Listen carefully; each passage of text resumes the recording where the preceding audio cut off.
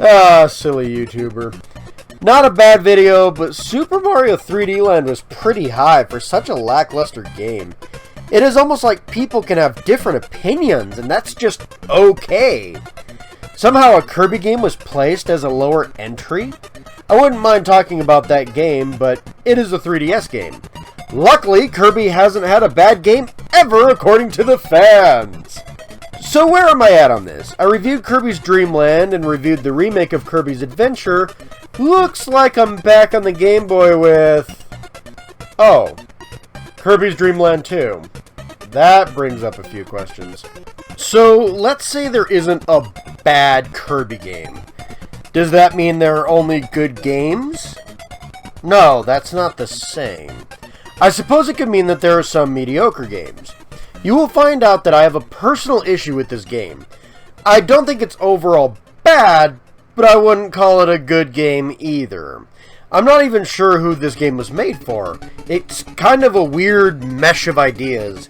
Younger early gamers won't be able to find the true final boss without help. Is it just too darn easy for experienced gamers? Maybe it's made for the Kirby fans. I could see that, I guess. It does try to expand the gameplay of Adventure. As stated before, there is a true final boss. So let's get right into it. Let's take on Dark Matter!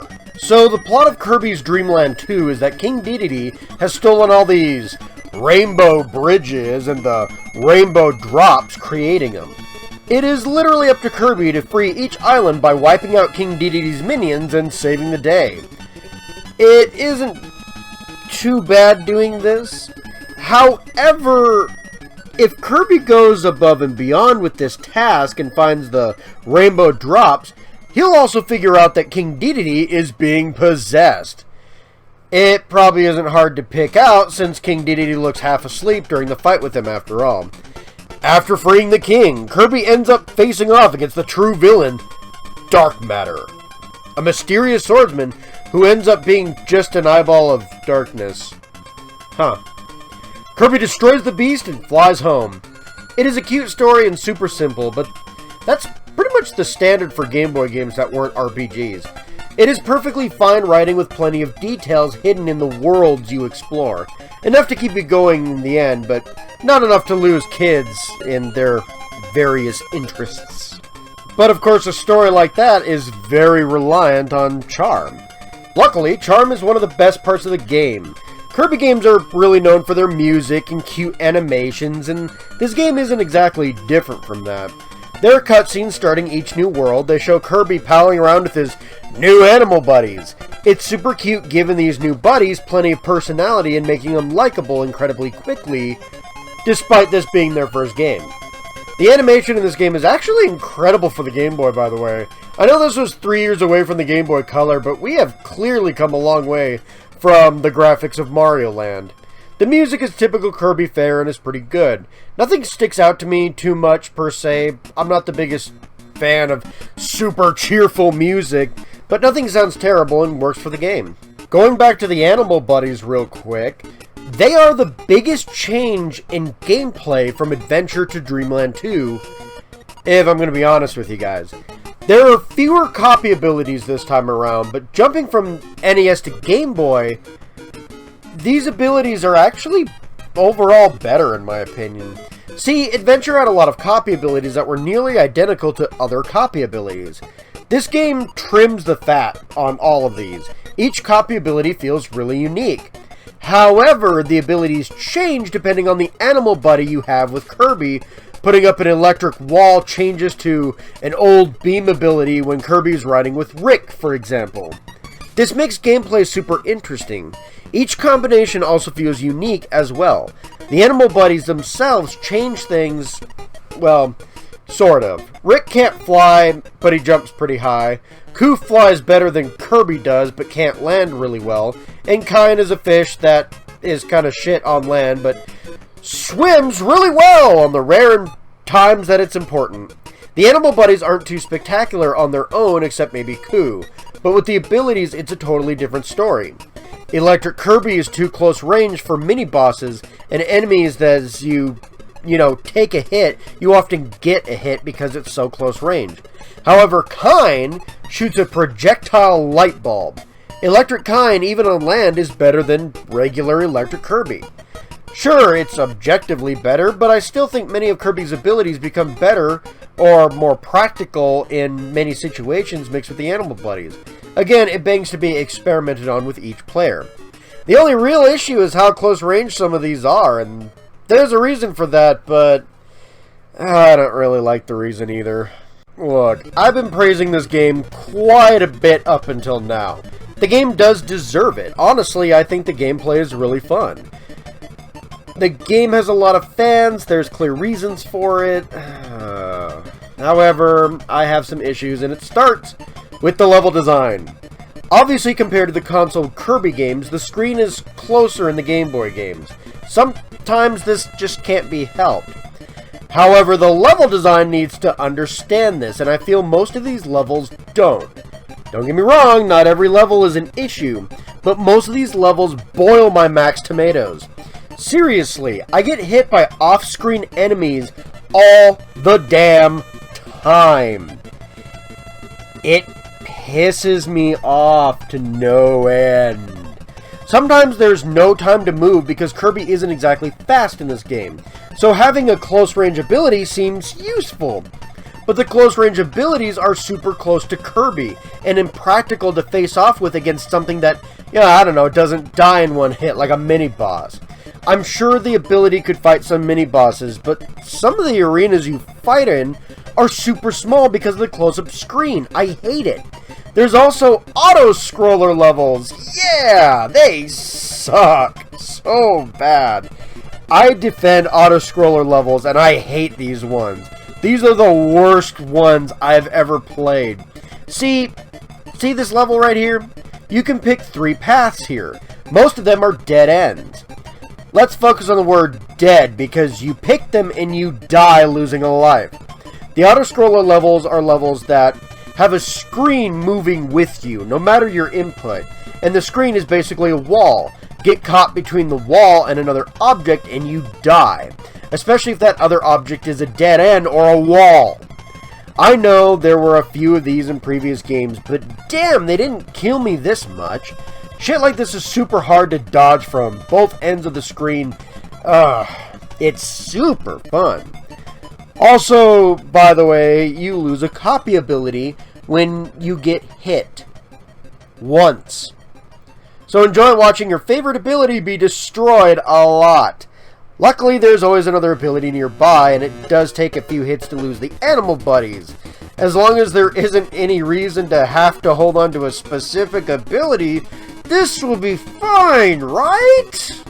Luckily, there isn't any reason to have a specific ability when you're trying to beat the game normally. Sure, there are a couple of times when, you can't get by a certain obstacle without a certain ability, but they usually spawn and respawn an enemy pretty close to that area, so you're not in any deep trouble. However, remember there are rainbow drops to find. Yeah. They aren't bad to find and collect in the first few stages.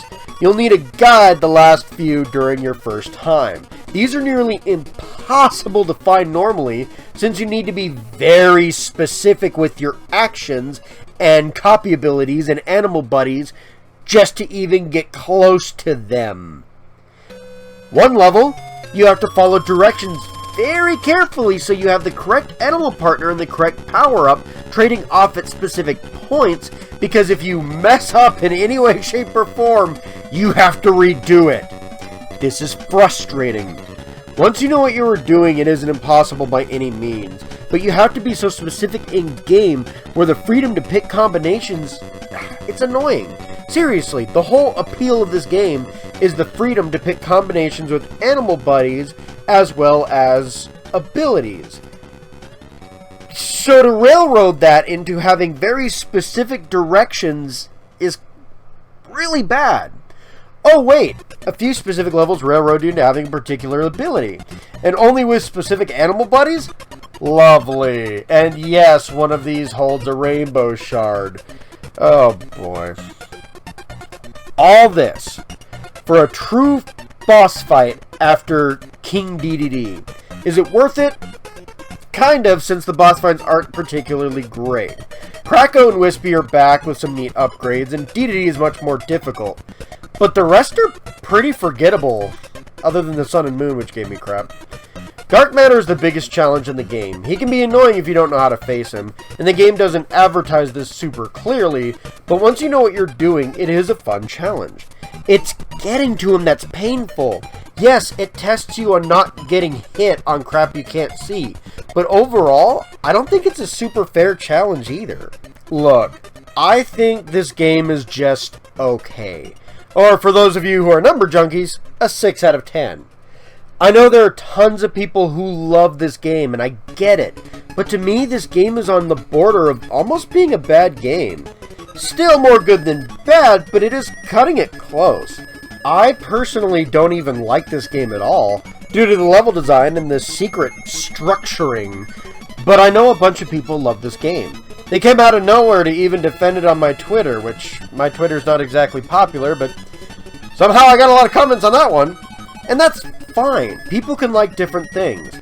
This game's gameplay and charm are fantastic, and the plot works fine. There's a lot of heart in this game. Because of that, I'm glad this game has the fans that it does. I'm just a reviewer after all, and as objective as I try to be, it's still just an opinion at the end of the video. Enjoy, you guys.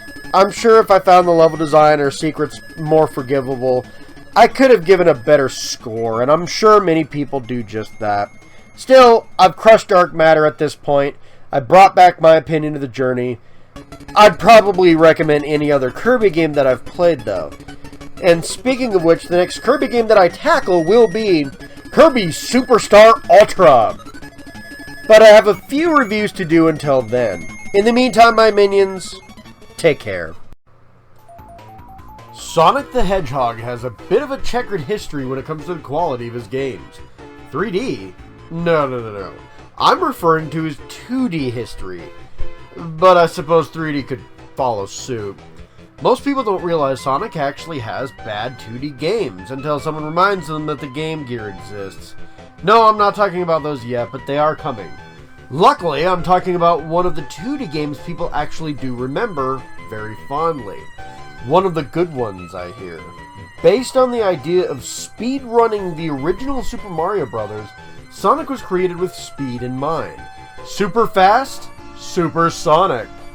This is the Sega Genesis original game, and I've played it plenty of times in my childhood, despite only owning a Sega Genesis rather recently. That being said, I didn't play the original game this time around, rather a port on this mini Genesis. Yeah. Still happy to have this original Genesis from friends, though. Thanks, guys. I'll plug their content if they start doing stuff on YouTube or Twitch, but most of my time with this are going to be ports. There are some good ones and some terrible ones, but the ones used in this run is probably one of the best ports I've played of the original Sonic. I played with a Genesis controller, which is also nice. I played this game many times, but shockingly, I've only beat this game twice. Once for this review, and once testing out my Elgato, oddly enough. There was a big reason I wasn't able to beat the game before, but I'll get to that flooded rat later on down the road. In the meanwhile, I am facing against Robotnik. Well, his Japanese name is actually Dr. Eggman. They changed the name here in the States to Dr. Robotnik. Both are fine, but the English games are even calling him Eggman to this day, so, I guess he's known as Eggman now. Well, I guess that settles it. Let's destroy his robot army, break the Eggmobile, and let's take on Dr. Eggman! So, Dr. Eggman is trapping little woodland creatures and robots to power his machines. I'm assuming they're running on hamster technology. Meanwhile, this cartoon anthropomorphic hedgehog says, "That's no good," and runs in to stop him. There are also weird gems. Dr. Eggman wants them, and I guess that's no good. So, grab those two. That's pretty much it. There really isn't anything behind the curtain. Wait a minute. Sonic the Hedgehog is blue and working to save the environment. And Dr. Eggman is red and an industrialist, right? Wait a minute, could it be? Sonic was created by the Japanese as an effort to help the Democrats. Of course, Dr. Eggman is the villain to trick kids into thinking Republicans are evil, who just want to take over the entire world with robots. Bum, bum, bum. Of course, Sonic's attitude in music was based on Bill Clinton, and Eggman was based on Theodore Roosevelt, but in PJs originally. Is this why Oil Ocean is a zone in 1992? To show people the danger of the Bush administration? You know, originally this skit actually started as a joke, but after some research, it's actually pretty accurate to the character designs, and the timing is pretty close to a main election. Bill won, by the way. Given all the triangles in the game, maybe the Illuminati hired Japan to help Bill win the next election by releasing 2 main Sonic games that kind of show this whole thing going down? Yeah, okay, now it's funny. Hate to get too serious in a review for a Sonic game. Honestly, though, I do like how Sonic isn't just saving some princess. He is trying to save small animals as well as the world from a mad scientist who has a doctrine in robotics. Never see a wily villain do that before, especially fighting a blue protagonist. Super original. Mega concept. Okay, I'll stop. Overall, though, I do like the story. Short and simple for the kids, but it isn't too awfully bad. So, there is a running joke that the music in Sonic is easily the best part of all the games. While this is definitely true for some of the later entries, this may not be the case in some of the earlier games. Not that the music isn't good. Hell, Marble Zone's theme gets stuck in my head all the damn time. The music is downright iconic in this game. So, you know, Sega, where the hell's my Sonic Dance Dance Revolution? Mario has one, come on! But honestly, the music may be the best thing, but I'd argue it's on par with the visuals. I may be a sucker for 16-bit visuals, but this game looks amazing. The background scrolling slower than the foreground, giving depth in the visuals. Impressive. The backdrops also look incredibly well. Not to throw my boy Mario under the bus, but Sonic's world and animations look miles better than Super Mario World did on the Super Nintendo. I know, technically Super Mario World came out a year before, but to us US kids, it actually came out afterwards. I can see why Sonic really gave Mario a run for his rings. Coins? Never mind. Even Sonic's movement animations are great, giving Sonic a really good 90s attitude. Or maybe Sonic developed the 90s attitude. Not bad, Sega. Not bad at all. What's even better than the animations is Sonic himself. Gameplay-wise, that is. Sonic plays very simply. You run, jump, and conduct. What isn't simple is how Sonic moves. See, the game is based heavily on Sonic's movements and how rewarding it is to move fast as well as explore. Sonic is really fast, like really fast. It is super easy to lose yourself in speed. But if you don't know when to react, you can get lost in many other different traps, not just the speed. If you find yourself around bad robot enemies, you can duck while moving to curl into a spiky ball and attack, or just jump because you also roll into a ball when you jump. As long as the enemy isn't spiked, you can hit an enemy anywhere and hurt them. It is up to you to dodge enemy shots from them and spikes that they may have. As long as you hit a part without spikes, you should be fine. The best part is how the physics engine at work in the game's coding. If you duck on a hill, you will roll down the hill, gaining speed as you go. If you run up a ramp and back down, you should be able to gain speed like this too.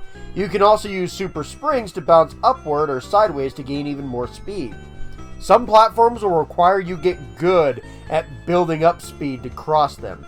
This is the fun challenge of Sonic. You have a lot more consideration when you're moving around. This makes the gameplay very intuitive and incredibly fun. There is a ton of depth in the gameplay. I could gush for hours on it. Yes, super fun, but there is a but coming up. No, it isn't mine. I'm talking about words. Perv. No, I'm actually talking about the levels. 3 of them are really good. Green Hills, Spring Yard, and Starlight are 3 amazing levels. They use the physics of the game in highly different ways, adding different challenges to work with. These are about speed and enhance the gameplay. A perfect complement. Now, the other 3 stages are just horseshit. Okay, maybe not that bad, but they're pretty bad. Marble Zone is slow, cramped platforming. Brain Scratch is full of nearly every enemy and tons of traps.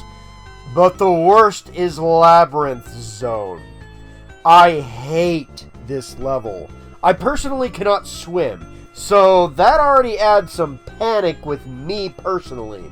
This level is slow like the other 2 levels I just mentioned, mostly underwater, so drowning is an issue, and actually has some traps that are difficult to see due to mostly being off screen. This level is easily the worst part of the game and the most difficult level in the game itself.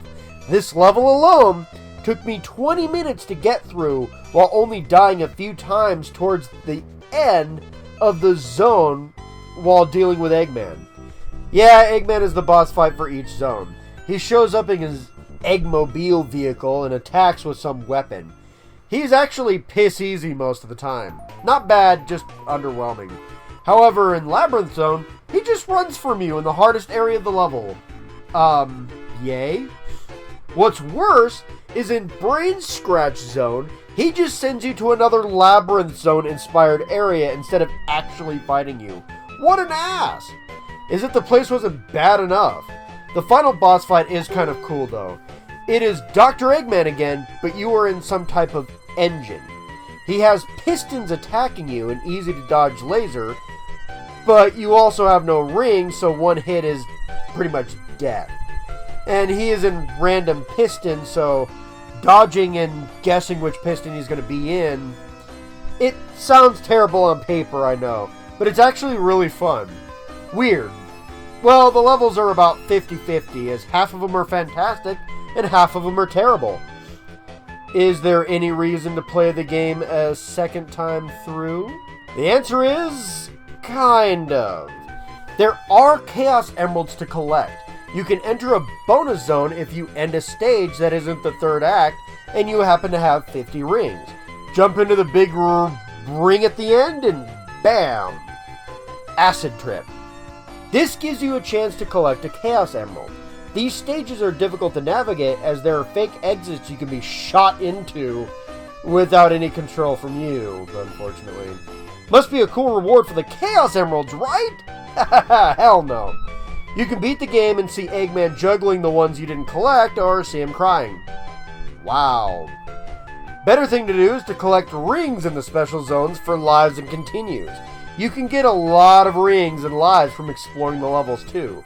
Upper zones have more goodies, but are more challenging platforming-wise. These are fun rewards that are helpful for your current run, for sure. However, overall, if you are good enough at the game, even they don't do much. Exploration is fun, but that's about it. Also, there's only 6 Chaos Emeralds, yeah. When they add a 7th to the next game, that's when there's more of a reason to collect them, which is why I'm giving the game slight grief here. Sadly, Sonic 2 made Chaos Emeralds way better, because in that game you collect them and you get Super Sonic. Yeah, Super Sonic's not in this game. Oops. Fun to collect them, but that's about it. They don't really serve much purpose, unfortunately. Honestly, I do like the original plot as much as it borrows from other things. I love the presentation and animation. The music is great and the gameplay is super fun. However, only half the levels really complement the gameplay. Sonic doesn't do well in slow or tight level designs, and half the levels are unfortunately like this. The other half are super fun though. Exploring is pretty fun, but outside of extra lives it isn't worth much. Even collecting the Chaos Emeralds doesn't do much overall. And speaking of overall, I'd say the game is good. Honestly, it was probably great until Sonic 2 came around. I'd still give it a solid 7 out of 10. even after all these years. Not bad. Not a bad start, but the next game I'll be covering may not fare as well. What? No, it isn't a 3D Sonic game. And it's not Sonic 2 either. I'll be heading to the Game Gear. Okay, really, I'll be hitting something even more obscure, the Sega Master System port of Sonic the Hedgehog on the Wii U. So much for competing with Mario, right? I have a few reviews to do until then, however. Until next time, my minions, take care! So, there was one big reason I wanted to play this game growing up, and two big reasons I ended up not playing the game. You know, Phantom Hourglass. This game is another portable game that uses the art style of Wind Waker, but unlike Minish Cap or the spin-offs that use this style, this game is a direct sequel to Wind Waker itself. This Link that we're playing is the same one that set sail to save his sister from a large bird in Wind Waker, and this time he's trying to save Tetra from a nasty fate. So, while I really wanted to play a sequel to one of my favorite Zelda games of all time, there were a few things stopping me. For starters, I'm not the biggest fan of 2D Zelda. I don't hate it, but it isn't a must-buy for me either. But the biggest reason has to be the touch controls. I'm not a big fan of touch control gimmicks in general. The touch screen is not my thing. Yeah, I know. I ended up not being a big fan of the original DS in general. But unlike many of the DS games, this game was entirely touch control. Hardly any button use at all. Look, I may not like motion controls, but at least they don't break immersion. What's weird is it seems like a lot of people that I've met defend touch controls of the DS over the motion controls of the Wii. Personally, I just don't see it. Regardless, it was only a matter of time that I play this game. I love Zelda games, hence why I came up with this excuse to play all of the games that I missed out on. So let's get this started. Link, Tetra, and her crew are investigating a big threat, and Tetra ends up getting kidnapped by it. So let's do this. Let's take on the ghost ship! Oh, wait. Hold on a minute. Didn't this version of Link already tackle a ghost ship? Tetra acting like ghosts aren't real seems silly, honestly. Actually, it is nice to see the humorous writing of Wind Waker was carried over. These characters are still just as silly as ever. That's awesome. Regardless, Tetra vanishes into the ghost ship while Link tries to pursue. He ends up in the ocean instead. Eventually, he washes on shore to an unknown island. There, he meets an old man and a fairy with no memories named Ciela. Ciela. I think it's Ciela. Ciela? Yeah, I'm just going to say Ciela. I really haven't seen this pronounced all that often, so we'll just go with that. Ciela ends up joining Link and is basically the stylus pointer for you on your adventure. You are instructed to find a sailor, and you do, eventually meeting Linebeck. He is trapped in a dangerous temple, and you save him. You eventually learn the temple is tied to the ghost ship and find clues there, leading to different temples. In these temples, you find different fairy guardians working for the Ocean King. In the third temple, you find a comatose fairy. After Ciela merges with it on behest of the old man from the start of the game, Ciela gains some of her memories back. This isn't too shocking since the old man gave you the Phantom Hourglass, an item allowing you into, the Ocean King's temple, proving the old man knows more than he lets on. After finding all three fairy guardians, you chase after the ghost ship. You encounter it before in some fog, actually, but, yeah, the game builds up the ship for a long time, and I do actually appreciate it.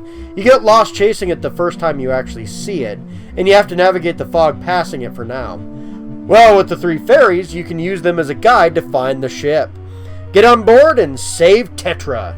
You succeed and actually save her, but her soul is gone, leaving her more or less basically a rock. This is where you start to learn some things. First off, and to anybody who played this wasn't exactly surprising at this point, Linebeck was only palling around with you to find treasure on this ghost ship. Since the rumors are false, he actually tries and leaves the game, which sucks because you're using his ship. However, the old man promises him a wish if he helps Link. Linebeck is back on board, although he hasn't done much being the coward and all. Yeah, Linebeck is there for comic relief. He is a coward and not experienced adventurer like he claims, and he is only helping you for his own sake. As for the old man, he's actually the Ocean King. See, one of his fairy guardians, Ciela, were attacked by a monster named Bellum, and this fairy split its life force, duplicating itself, giving him the idea to do something similar. See, Ciela was always a guardian working for the Ocean King, and the Ocean King is trapped inside of his temple. The monstrous creature named Bellum attacked him as well.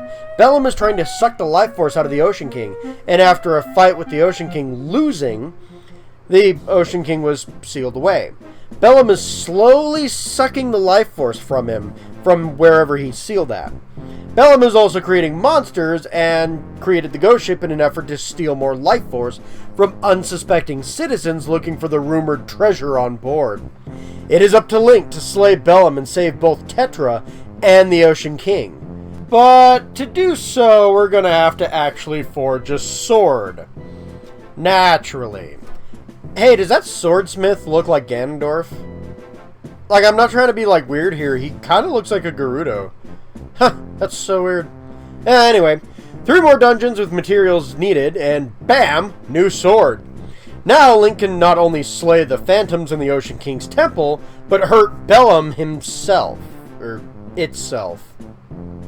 Yeah? Yeah. Itself. Sounds so weird to say. Anyway, after a long fight, Tetra is saved, but Bellum isn't fully dead, and yeets off with her to his ghost ship. After sinking the damn thing for good, Bellum ends up catching Link and Tetra, leaving Linebeck to gather his courage and stab the monster. In a rage, the monster sinks Linebeck's ship and possesses him in a last-ditch effort to defeat Link. Link kills the monster, saving Linebeck. The Ocean King's true form is revealed to be a whale-like creature, like some of the other powerful creatures in Zelda lore. And all this turns out to be a different world. The Ocean King sends Link and Tetra back to their world, revives Linebeck's ship as per his wish, and honestly sends Linebeck to their world as well. This is a good story. No. It's a great story. Not only is it overall plot pretty good, but the character writing is really great as well. Like, for example, CL hates Linebeck's cowardly nature. Well, of course she does. She ends up being the spirit of courage. Linebeck grows as a character, and this isn't out of nowhere.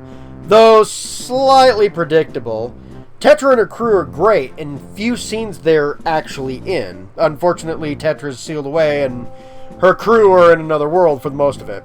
Honestly, though, A+ in the writing department all around. Not the greatest tale ever told, but done super well, in my opinion, for a video game. So, moving past the writing, let's talk about how the game looks. I had some issues going into this game about the looks, actually.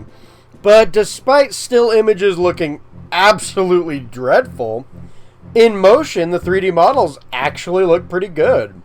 A lot of the reused music in the game sounds pretty decent, as well as the reused voice clips for various characters. The enemies and boss fights are well designed with the Wind Waker art style, but they're still original to this game and work well design-wise. However, the level design and the original music are kind of bland and boring. The dungeons, unless they have all sand or ice, all look pretty identical outside of their puzzles. Not all of them look the same, but it happens more than enough times, particularly around the first couple of dungeons. The music is also kind of bland too, outside of the tracks that were reused or, inspired by Wind Waker itself. Some of the islands look kind of similar to one another too, robbing any location of identity outside of the puzzles. Again, it happens mostly in the first couple of islands. It's serviceable, and since character models and enemies look on point, it does make up for it until an island or dungeon actually do stand out. I'm calling out the last few islands for looking original and being super memorable. Finding the spirits of Cobble Kingdom in their respective dungeon was amazing. What happened here? Then there's how the game actually plays. Oh boy, do I have a lot to say about this one. First off, I will say it is amazing what the touchscreen can do as a controller function. Drag the stylus to move Link, swipe to attack or tap enemies, grab items and use them, or tap the screen to jump up on something. This works most of the time without error. But there are some limitations. Sometimes I'm trying to click on something and Link ends up attacking it. It's not the biggest deal unless you're trying to hop away from danger or quickly grab something like, I don't know, a bomb flower. Yeah, it's fun to attack, trust me. I don't like it. Again, not the biggest deal, only really happens during the boss fights when the camera is forced to change. No, sadly, it is the items that are the biggest issue of this game. You click on the item menu, click on that item you want, then you put it in the item box, which for some reason, you only have one of. Yes, you only have access to one item at any given time. At least you have, access to the sword at all times, but this does become an issue. Then, after you do all that anyway, you click on the item again and aim it while the enemy is taking a few pot shots because you didn't expect that one enemy to show up that is really weak to the boomerang. I mean, seriously, how could I not expect that I need my bow out around this corner when walking in this room? What's wrong with me? Also, while puzzle solving, these tools work great. In combat, some of these don't work well as weapons, like the previously mentioned boomerang or bomb shoes. They're just too slow to use as weapons. I will state that this is easily the biggest problem with the game. The rest of the game works fine. Yeah, it isn't my favorite mode of gameplay, but it functions. It functions perfectly fine, other than item switching mid-combat. The issue is you have to do that a lot. So, temples and dungeons in this game are pretty good, other than one notable exception. The puzzles are clever and fun to solve outside of a minor few that are just absolutely frustrating, and I recommend a guide. And the boss fights are pretty fun, despite the camera change that messes with the controls a tad bit. The islands, while visually bland, have unique puzzles that make them fun to explore. Enemies aren't too bad to deal with, but can be annoying due to the item switching issue I mentioned earlier. Some of these dungeons are just super fun. Then there's the Ocean King's Temple. This temple just sucks the life right out of the room. Literally, actually. See, that's where the Phantom Hourglass comes in. If you run out of time on the damn thing, this temple sucks the life right out of you. So, questions. Do you like waiting around? 4 stealth sections with unkillable enemies? Time limits? Puzzles that reset every time you die? How about some of the most annoying puzzles? Annoying enemies built to stall you? Doesn't that sound fun? Let's do this dungeon 6 more bleeding times. Yes, you have to repeat this dungeon. Yes, all of the puzzles reset. Yes, this dungeon is always trash and doesn't get any better. Ever! I hate this dungeon with a passion. Like, hate this dungeon! It's practically ruined any enjoyment I was having with this game. Oh, having fun? Go back to the worst dungeon in the game, please. Hope we didn't break the pacing with this bullshit. You know what else is slow? The sailing. It returns in this game and it is just the worst. Awful beyond compare. You literally just sit there watching an animation. Every so often, something will happen. An enemy will pop out and attack. Hope your brain didn't wander off or fall asleep in the boredom while you're waiting for the enemy to actually show up.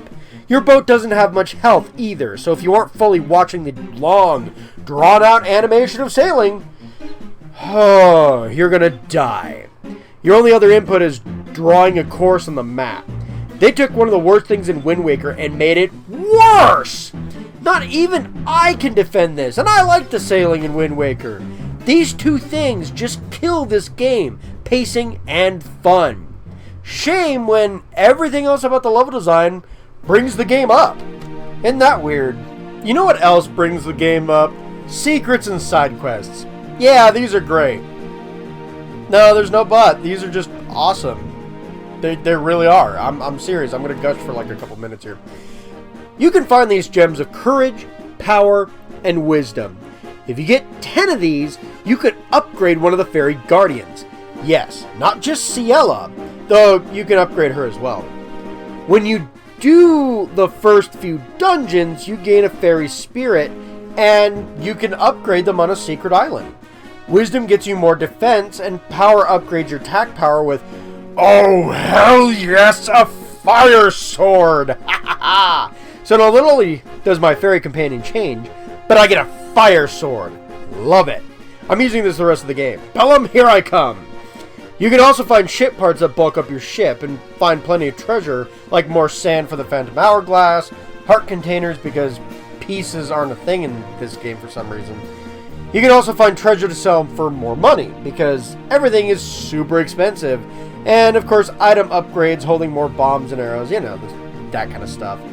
There are a few mini-games here and there as well, and they're okay. You can salvage treasure on the ocean floor with a crank, just don't damage it too much or it will cost you money. And the thing doesn't heal up between treasure hunting, you will have to pay for that too. Overall though, it's a small complaint on the grand scheme for finding treasure in this game. And the other minigames are actually pretty fun, so there. So, Phantom Hourglass is an interesting grab bag of ideas. For the most part, the game is good. 7 out of 10. It's just the biggest flaws are bigger parts of the game, and they end up standing out a lot more than they probably should. Level design is great other than one temple that you end up visiting all the time, and the ocean which you have to constantly travel in. Gameplay is perfectly fine, but get into battle when you need an item and it gets annoying really quickly. The game looks great, but the levels themselves are slightly bland. Luckily, the writing and side work are really good, with only a few minor flaws at most. I wasn't a fan of this game. I disliked this game. But I recognize there is a lot of good here. While overall I have issues with the game, there were fun moments. If you don't mind touch controls, unlike me, and, you like adventure games, maybe need something for the DS library, try this out if you haven't already. The only way to get this is to buy an original DS cartridge, or buy it on the Wii U for $10, which I feel is a fair price. Honestly, it is a good game, regardless of my personal feelings towards it. Try it out. In the meantime, I think I might want to look into something more associated with PlayStation. Maybe something with a bit more orange in it. In the meantime, Bellum has been slain, the ghost ship destroyed, and I'm looking for my next target. Until then, take care, my minions!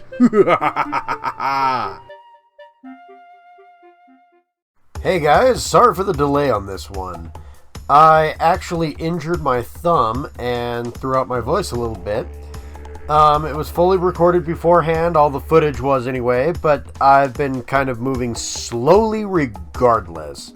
So, yeah, once again, sorry for the delay on this one. I meant to have this out last week, but it's coming out this week. At least I hope it's coming out this week. This week being the week after Halloween. Yeah, I've been kind of delaying this one. Anyway, anyone ever heard of an orange beast by the name of Crash Bandicoot? Yeah, him. Lara Croft and Spyro, as well as Crash, were super important back in the day. They all seemed like they were fighting for a part of being Sony's mascot, at least here in the USA. While I didn't hear much about Spyro, Crash and Lara were neck and neck. Still, I saw Crash a lot more for sure. Challenging Mario outside of Nintendo in a commercial, it seemed Crash was basically the next Sonic after the Saturn and Dreamcast crashed. Saturn and Dreamcast crashed. I didn't catch that writing, so I had to stop and laugh for a second. Sorry, guys. Anyway, he has attitude, was a platformer, and was easily the most popular character on the PlayStation 1. And I've never played his games. Ever. Oh, I was curious, of course, but I was a Nintendo fan, and unlike Sonic, I rarely got to play the PlayStation as a kid. And when I did, I never saw Crash Bandicoot. Yeah, somehow nobody that I knew who had a PlayStation also had Crash. It was weird. You'd think that would happen more, but no. And somehow they never had any of the other big PlayStation characters either, so no Spyro or Lara Croft. Yeah, somehow I missed out on the whole thing. But I have played original PlayStation games before, so there's that. Then suddenly, much like Sonic, Crash was on the GameCube with games the fans didn't really seem to like. And that was that. His popularity was hit hard when the rights of the character were sold off a few times to end up in Activision, a company known for producing crappy games for a quick dollar. However, lately Crash fever is building again. Not only did a remake of the first 3 original Crash games drop, but a 4th new game is suddenly dropping in 2020? It's actually already out now. Yeah. By the time this video comes out, it's already out. Sorry, guys. Weird, since it's technically not the 4th game, but still, it sounds like most people liked it outside of completing, you know, the game itself. The completionist issues were there. So, with Crash back, there's no better time that I try out one of these remakes and spin around with the rest of these fans, am I right? Ha ha ha! Let's do it! Let's take on Dr. Neocortex! So the plot of Crash Bandicoot is pretty standard. Unlike Sonic where you're saving woodland creatures, Crash takes the Mario standard and Crash is just rescuing his girlfriend. In the original game there were tons of plot holes though. Yeah, isn't that some shit? Plot holes in a plot about a girlfriend rescue. Crash's girl, Tiana, I think that's how you pronounce her name, Tiana, I don't know. I'm horrible at pronouncing names, guys, so I apologize if I butcher any, but I'm just going to call her Tiana. Shows up at the end of a bunch of bonus rounds, normally just standing there. But here in the remake, at least Cortex recaptures her. Still, is she escaping every time you get a bonus game? That's weird, right? Also, Crash doesn't seem too concerned with her when he runs, you know, out of the window at the start of the game. Yeah, Crash, you know, escaped at the start of the game and just kind of left her to rot. He doesn't seem too concerned when she's grabbed by Cortex at the end of the bonus rounds either. At least she fights back in the starting opening, but dang, Crash just left her. What's also really weird about this is we have no idea what Cortex is actually trying to do here. He's trying to take over the world. I get that. I'm just not sure how turning a bunch of animals into anthropomorphic cartoon characters is doing that. I fought most of his minions. They aren't too bad. Look, I get that all of this is supposed to feel like a Saturday morning cartoon, but I do think the plot gets a little too generic if I'm honest. Yes, Crash is the hero, but he ends up escaping Cortex only to go back to rescue his girlfriend, which he probably could have done right there and then, honestly, and then stops Cortex from being evil. Yeah, I guess that's it. Game's lucky the character designs are nice. Actually, pretty much every character looks really good here. Stretchy like a cartoon, and the updated graphics really help a lot. The game looks amazing. It kind of reminds me of another game, Earthworm Jim. One day I'll review it. Still, you can sell a game on charm alone, and this game oozes it. Animation is great, music is fantastic, different death animations that people go crazy for. This game has it all. All the cute little tidbits that are added onto the game. The characters are zany and fun despite the lack of a real plot, and while the characters don't talk much, you get a sense of personality just by boss movements and animations. Seriously, Neocortex is a fun villain, even if I don't understand what he hopes to achieve here. The original game actually looked good on the PlayStation 1 too, if I recall correctly, with vivid animations there as well. Glad to see this all transferred over really well. Sometimes on a remake or a port, the good things like charm or gameplay don't transfer over as well as people would have liked. Glad to see with charm, that's not the case. As for the gameplay, things seem to be in suit here as well. Given I can't fully tell, because again I haven't played the first game originally yet, but the gameplay here is pretty solid. Crash mostly moves and jumps. Most enemies he can jump on to damage and defeat, and jumping seems pretty solid. No near misses or anything like that. Crash also has a neat Tasmanian devil-like spin move. Yeah, it's an attack that wastes most enemies too. Can't jump on it? Spin it to death. Not to go back to the charm, but I love the sound effects enemies make when you defeat them. The classic cartoon ricochet sound like Crash is shooting them out of a gun. Nice. There really isn't much to talk about on gameplay. There is a map screen. Cool. Everything works well. Nice. Crash is about the right amount of weight to his movements. It is super simple, not exactly breaking the mold, but it's fun to control Crash while going through levels. However, the levels themselves cause some issues. Nothing is exactly wrong with the levels per se, but there are some problems. For starters, the camera angle. Some of these levels in particular, the ones with the camera being behind and slightly above Crash, kind of messes with your depth perception. It just kills some of my momentum because I can't really see where I'm landing some of the time. It's not the biggest issue, but it happens enough to be noticed when, I think the platform is a lot closer than it actually is. There would be an easy fix for this if Crash had a more distinct drop shadow. He doesn't. In the original, it seemed like he may have had more of a shadow under him, but it's hard to tell. Perhaps it is just the cost of modern graphics. Regardless, making precise jumps on the 3D sections is a lot more difficult than it probably should be, and in some areas it's damn near impossible. I hate the high road. Both bridge levels in the game gave me crap, but the later one takes the cake of being the most annoying level in the game for me. Eventually I cheesed it and climbed onto the rope railing to get some, past some of this nonsense that they expect of you. Also, your hitbox has changed. Yeah, Crash needs to be directly over an enemy to jump on them successfully, which isn't normally an issue unless you have to jump on them like, these turtles in the bridge level. The worst part is, this still only happens on a few stages.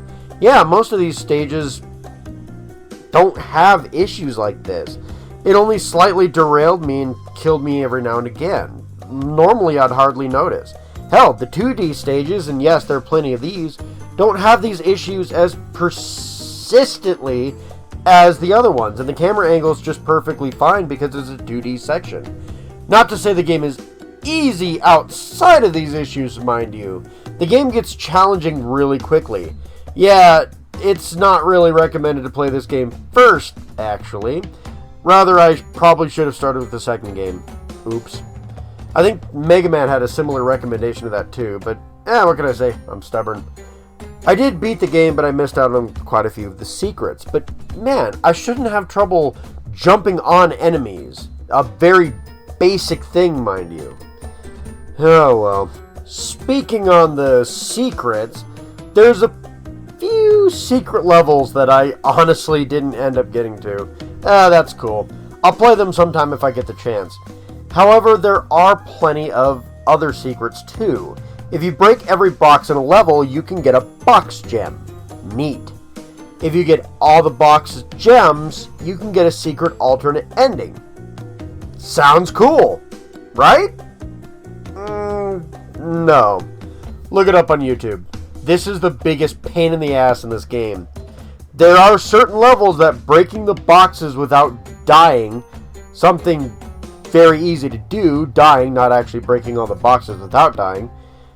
And these levels will give you a colored gem. Look, Crash doesn't have much health. He can get an Aku Aku mask to help tank a hit or two, but these are rare in this game. Die once, and you have to restart the entire level.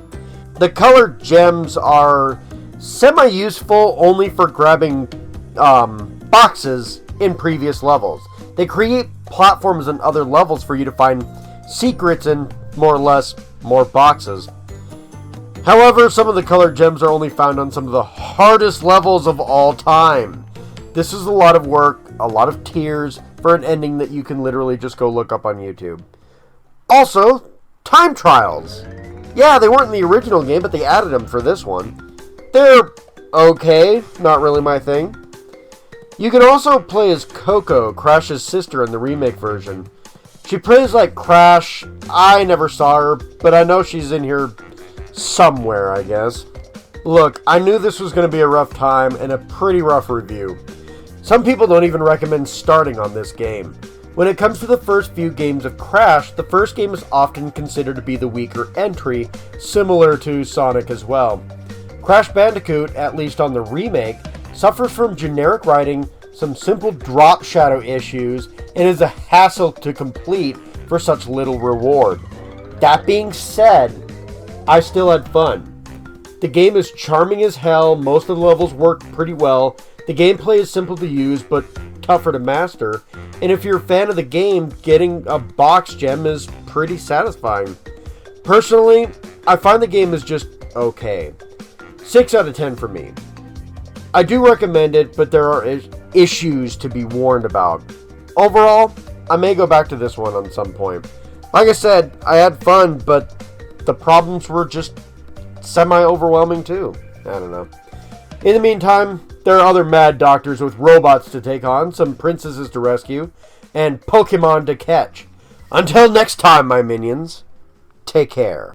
People have asked me very often how long I've been playing video games. Honestly, I'm not entirely sure, but there it is in my first memories, so I typically say all my life. I mean, really, my life didn't begin until I was getting extra lives in video games, am I right? Born with a controller in my hand.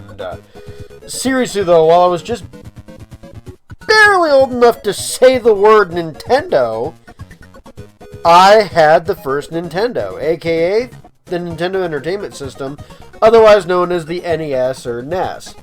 I didn't spend much time on the NES, mind you. My first memories of playing Mario Bros. 3 in a house we moved out of when I was 4, so yeah, my mom says I probably shouldn't even remember that house, much less, anything else around it, but I do. I don't totally recall the place perfectly, and the same goes for the NES. I know I played the main Mario platformers, Dr. Mario, Kirby's Adventure on the thing, and a few other games that I'll talk about in a little bit, but that's about all I recall. Regardless, I'm taking a look back on the first Nintendo and seeing how inspirational it was, looking at the type of games it had and some of the history behind it, as well as the legacy it left. That being said, I can't get every detail in a video, so I highly recommend you look some of the stuff up yourself as well. But I'm going to try and keep this video interesting with some facts, some games, and some fun. With that out of the way, join me as we take on the NES. So most of what I know and can see about the NES's history is the American history of the NES and the impact it made here in the States. However, part of this is largely due to the part that Japanese markets kind of never got the NES to begin with. Yeah, rather, the Japanese actually got something called the Famicom. The Family Computer Disk System, or Famicom, was originally a disc-based gaming system using floppy disks until cartridges became popular and cheaper instead.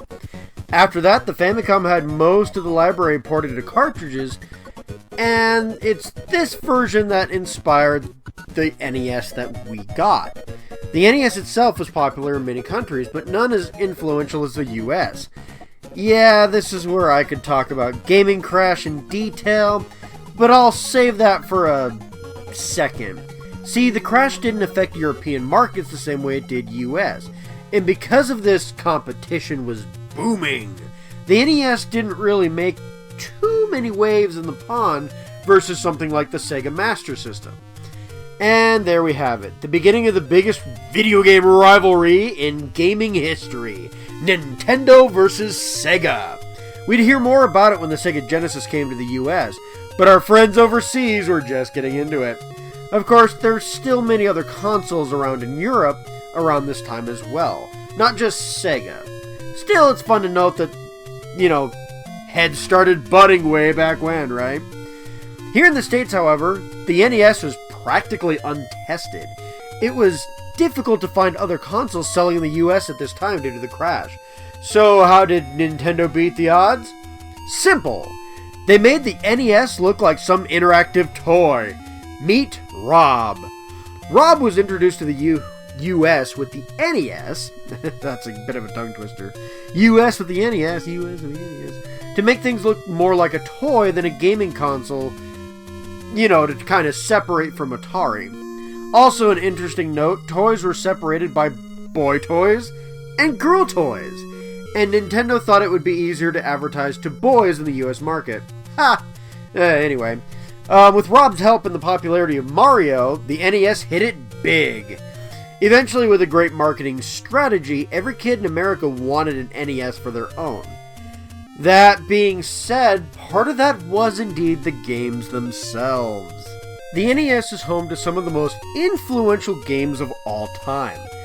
Not everything was a home run, however, and I decided to start out with the negative first. Dr. Jekyll and Mr Hyde was a game released about 2 months before my very own premiere. It is not liked. The controls are confusing, there are useless attacks, and actions taken in the game, and overall the game is super difficult despite being a rather short experience. Although, playing it now, I seem to be really oddly good at it. That's weird. And, frankly, after playing it, it's not as bad as I once thought it was going to be. Go figure. This is a common theme, though, among a large portion of the NES library.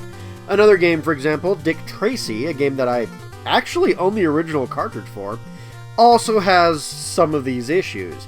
It is confusing and incredibly difficult due to a bombardment of enemies shooting at you. This game only has one chance for you to pick up all the clues in a level to find the bad guy and arrest them. But you lose all progress in a level upon death. Hell, let's be honest, I couldn't even figure out how to get out of the damn car. Why were games like this? Well, it's simple. Video rentals. Many video rental locations also allowed video game rentals, and Nintendo and many other developers saw no money for them. While Nintendo discouraged this practice, it didn't try anything until Blockbuster was a thing, to which they tried to sue Blockbuster entirely. It didn't go well for Nintendo, and in the N64 era, it seemed water under the bridge since they had a healthier relationship afterwards. Ironically, a lot of you younger viewers probably won't even know what the hell Blockbuster is, but I digress. Regardless, many developers, especially ones with shorter games, decided to go another way around this situation and take a stand, more or less. What they did was they made their games incredibly difficult. This would hopefully encourage a sale, as children couldn't beat the game over a normal weekend rental. However, some of these games aren't considered to be fun to begin with. This is probably the biggest issue these developers had. However, with also little development time, I'm sure some of these companies didn't lose too much money. It kind of puts the, quality seal of approval, another marketing ploy by Nintendo, into question. Yes, these things are on all officially licensed games because previous consoles just let anyone develop for their console. Nintendo forced stores to only sell approved video games and made that seal to make it look like there wouldn't be as many bad games as there supposedly was on Atari. Oops. Regardless, some games did perfectly well due to being based on other media material. Dick Tracy was one of those. I mean, it sold fairly well. So was Where's Waldo. Yeah, this game wasn't great. The fun of, the Finding Activity book just didn't translate well due to the muddy graphics, not handling the multiple characters on scene very well. I did actually play this back in the day, I believe. I have memories of renting this one. And then there's the LGN games, like Roger Rabbit, another rental of my past. Many movie tie-in games are handled here in the States by this company, and oftentimes they weren't great. They were confusing, difficult, muddled, sometimes didn't even work. While some of these games were produced by known companies like Rare, if it was published by LJN, it was expected to be a rushed mess. Again, another reviewer, yeah, we'll mention him eventually, but doesn't really like this company, that's for sure. This practice with licensed movie games is still a mess today, actually, with many tie-in games being panned critically, all starting with the NES. However, not all games were negative. So while many NES games do have a bit of a negative stigma to them anymore, the NES is the birthplace of many Nintendo characters in their first games. Link, Samus, and Little Mac all come from this console.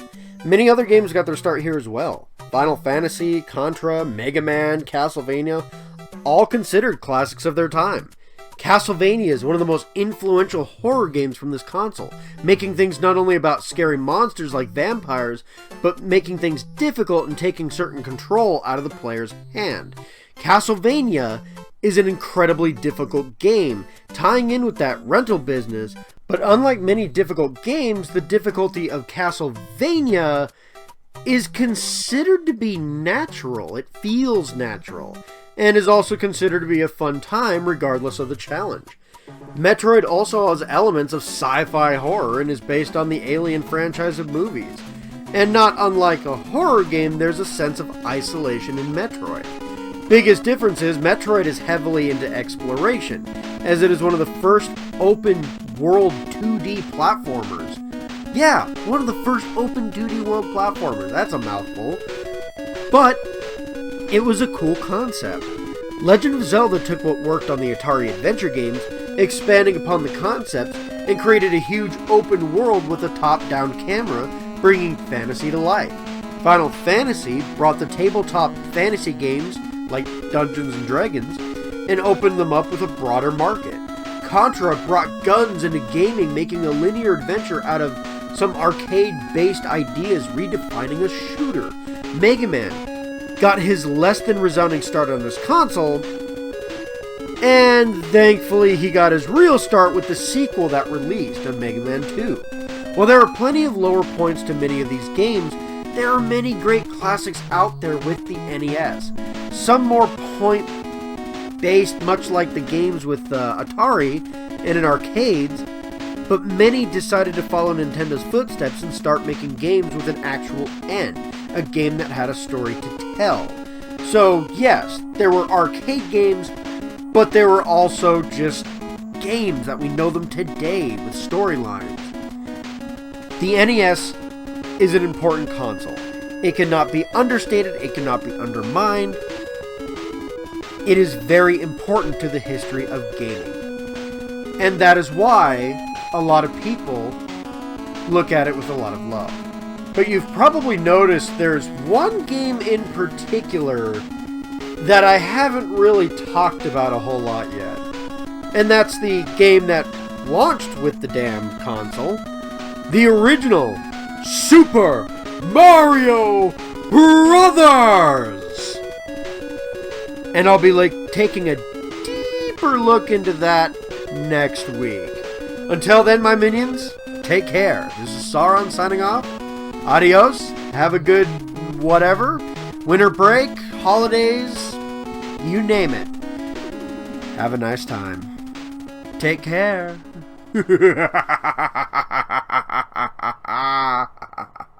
Just a warning, I'm going to be doing this review just a tad bit differently than I normally would.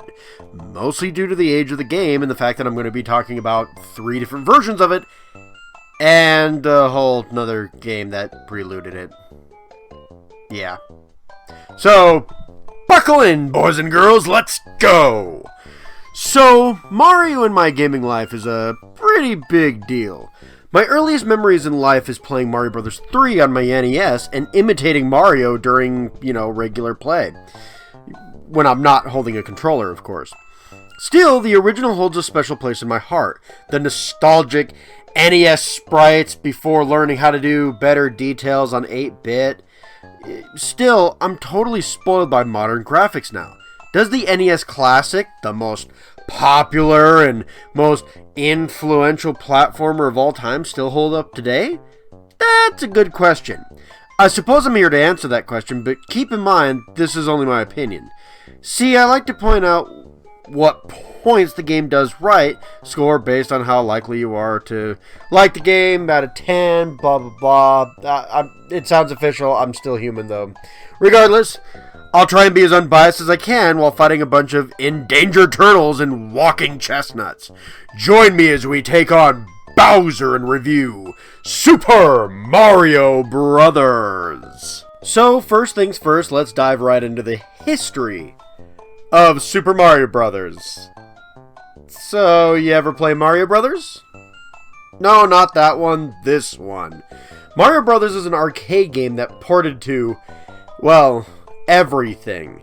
This game is where Mario and Luigi really got their starts and, you know, killing turtles.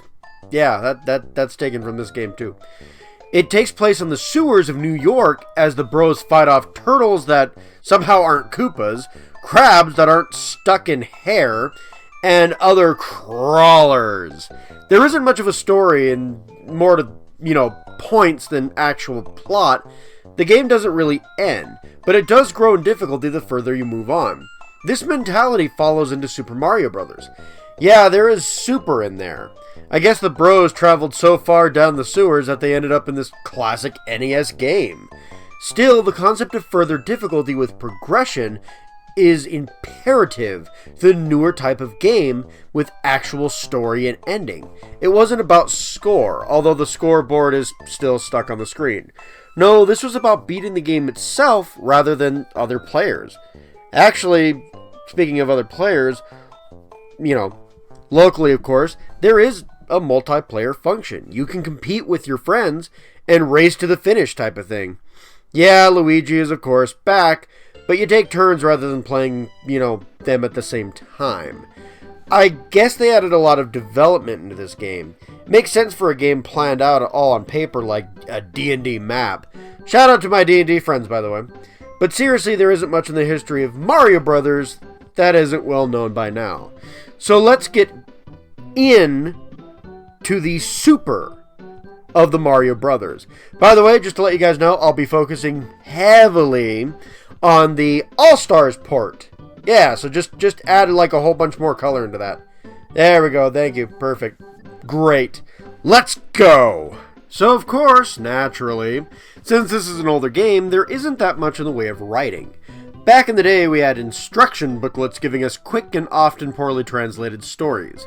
This one isn't poorly translated, however, it just isn't good, at least not anymore. Bowser invades the Mushroom Kingdom, turning people into blocks, and kidnaps the one person able to stop his curse, Princess Peach. So as a random guy from out of nowhere, this jumping Italian plumber by the name of Mario decides that he can defeat basically Bowser's entire army and maybe with some help with his brother, save the princess. So basically every brick you break is murder, and Bowser has enough magic to curse everyone but 7 toads and a princess. Does the princess undo the curse? Who knows?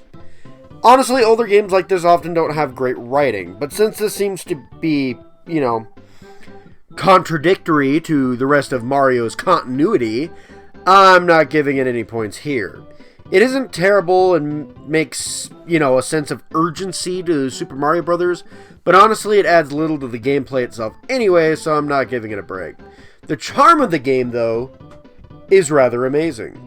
The graphics are nostalgic, and levels do what they can with very early NES graphics, making levels at least look fairly different. The enemies are identifiable from each other, and the sprite quality is pretty decent. Also, may I add, the music is often catchy and is now basically iconic to Mario himself. Bowser is also a fearsome villain, and the flagpole as a goal, as well as firework Easter eggs, is a nice little touch of fan service as well. What this game lacks in writing, it makes up for in charm and character, making the experience fairly memorable. However, I probably shouldn't give the writing too much flack, since later Mario games don't necessarily do a whole lot with the writing either. No, unfortunately, you're playing a platformer game, and Mario established early on that platformers are all about the gameplay. Yes. How does this game control? For an early NES title? Perfectly fine. You basically have 2 buttons and a D-pad to work with. The D-pad points you left or right, and you have 1 button to jump. You can often jump on most enemies to take them out, but these plants coming out of pipes, and oftentimes these Hammer Brothers, are impossible to kill like this. If you jump wrong or get sideswiped by an enemy, you take damage. Mario is pretty fragile outside of Smash Brothers, so oftentimes you take damage from pretty much anything like fire, turtles, or these walking nuts. You will die. However, if you eat a mushroom, you get bigger and can tank an extra hit. Bigger means bulkier, but you take a hit and you're back to small. Also, you can break toads and blocks if you need to, when you're bigger. There you go. If you hit a box with a power-up while you're already big, instead of a mushroom, you also gain the fire flower, which gives you an extra attack. You know that button not used for jumping? You can pretty much use it for shooting fire. Once you have a fire flower, that is. Having a fire flower power-up, and you shoot fireballs. You know, Mario's signature move. This can kill things that are hard or impossible to jump on. The only thing it won't kill are these missiles called bullet bills and these things called buzzy beetles. Regardless, it's a powerful move to have in this game. That same button, when held down in any form, also allows you to run. This happens regardless of whether you have a power-up or not. Running is a good thing as you can build up momentum and jump higher and further. This is very important to a platformer. You basically have to pay attention to how fast you're moving to accurately jump on platforms. It isn't too complicated as Mario's weight in the game feels pretty natural to his movements. Overall, besides a few points that you feel like you should be on top of a foe and you're just not, you hit it to the side and die instead, you should have no issues with the gameplay this time around. Now, the obstacles that you're playing with may or may not be a different story. The level designs are a basic mix of platforming challenges testing how well you can land on moving or stationary platforms. Yeah, they have enemies on them, but they are more like moving obstacles than anything. See, you have a few enemies. Goombas are literally cannon fodder. You can just run off platforms, you can jump on them pretty easily, you can accidentally land on one and kills it.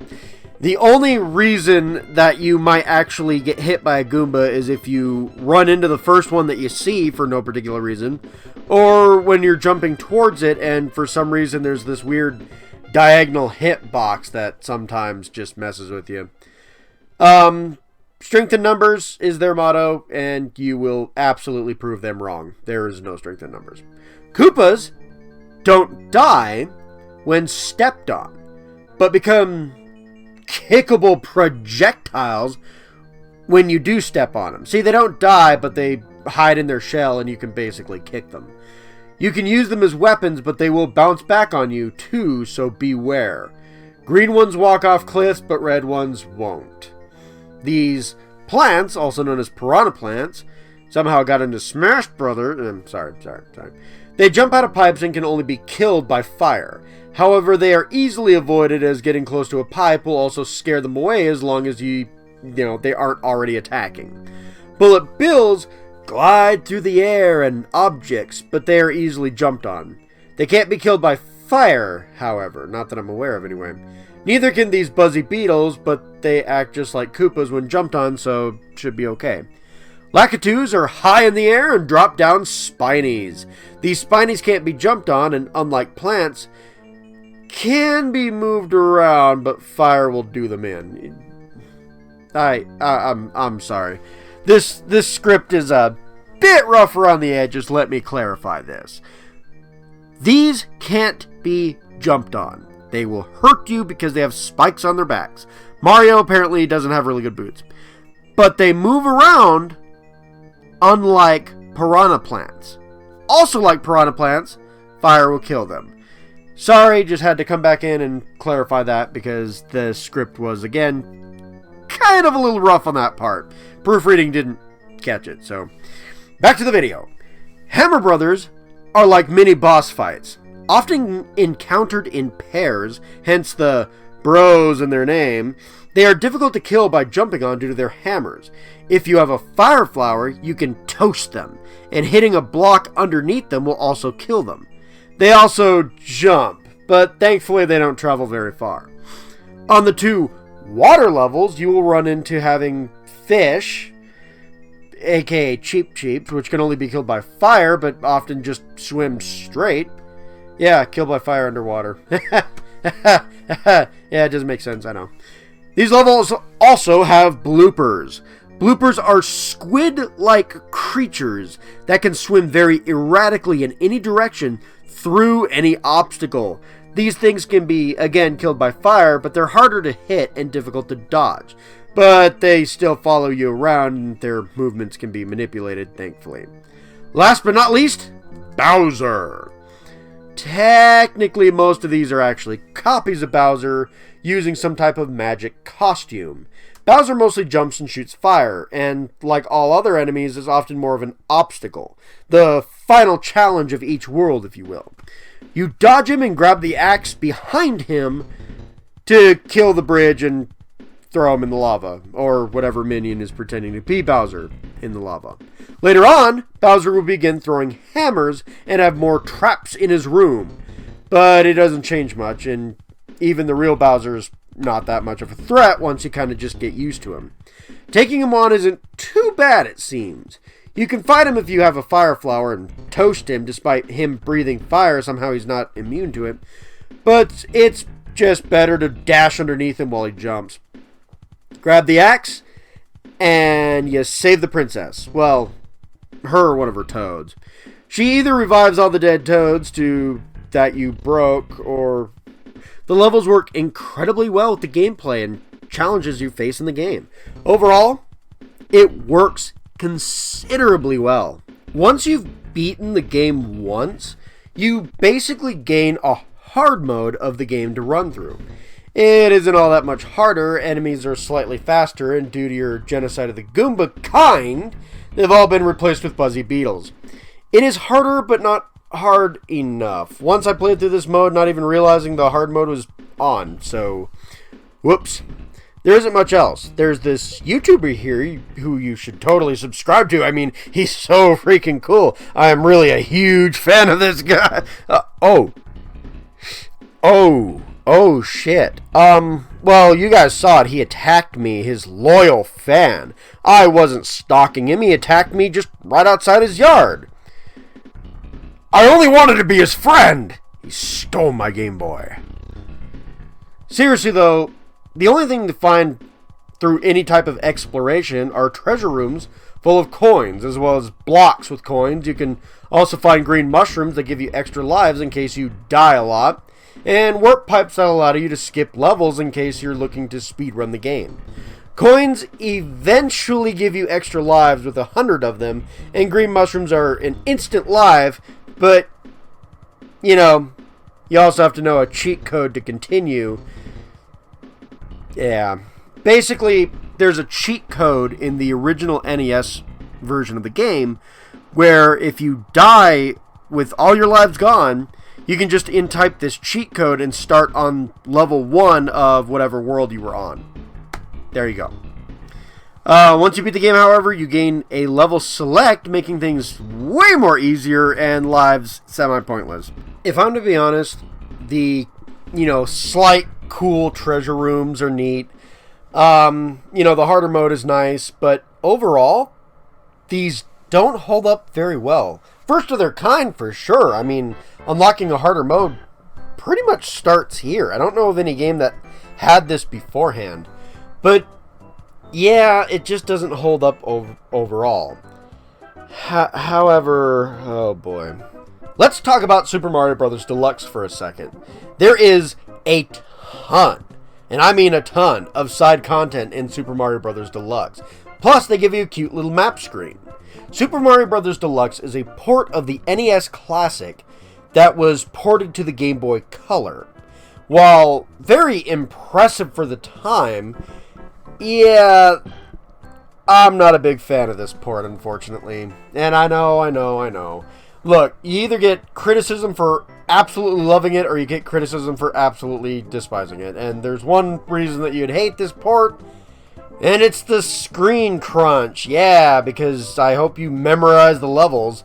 There is no way in hell that you have enough time to stop when an obstacle just kind of pops into existence on the side of the screen, because the side of the screen is way, way closer than it really should be. However, when it comes to the side content, Deluxe is absolutely an improvement. You can race boos, which I couldn't figure out how to do. You can find red coins throughout levels, which is kind of nice. And if you really do enough points in the game itself, you can actually unlock a playable version of Super Mario Bros. The Lost Levels. It's basically 2 games in one. So, I mean, it's better to just, buy Super Mario Brothers and Super Mario Brothers The Lost Levels on your DS. But if you only have a Game Boy Color, this works fairly well. So there you go. But overall, I'm not a big fan of the Deluxe version. If I had to say it, I would still say that the best version of the game is easily the All-Stars port. The All-Stars port is a remake that, boosts everything's color and makes some of the gameplay less conspicuous, although it's still there from time to time, just saying. Yep, this is the best version, but if you don't mind screen crunch, Deluxe is probably the best version. Savvy? Savvy. Let's wrap this up, shall we? Overall, Super Mario Brothers is a fun time. It lacks writing, of course it does. Not only is it Mario, but it's early Mario, which is vague as all hell. And, it doesn't have the greatest unlockables or sense of exploration when you find something kind of cool. But there are things here and there, and there's reasons to explore for sure. But, overall, I'm just kidding. It's pretty good. 7 out of 10. Yep, good. Now, again, I stress that the main version that I normally go through is the All-Stars version. Don't get me wrong, the NES version has its nostalgia and how cool it looks and everything like that. But the All-Stars version is just kind of better. The nice parallax scrolling backdrops look really nice. The music is kind of updated. It's all pretty nice.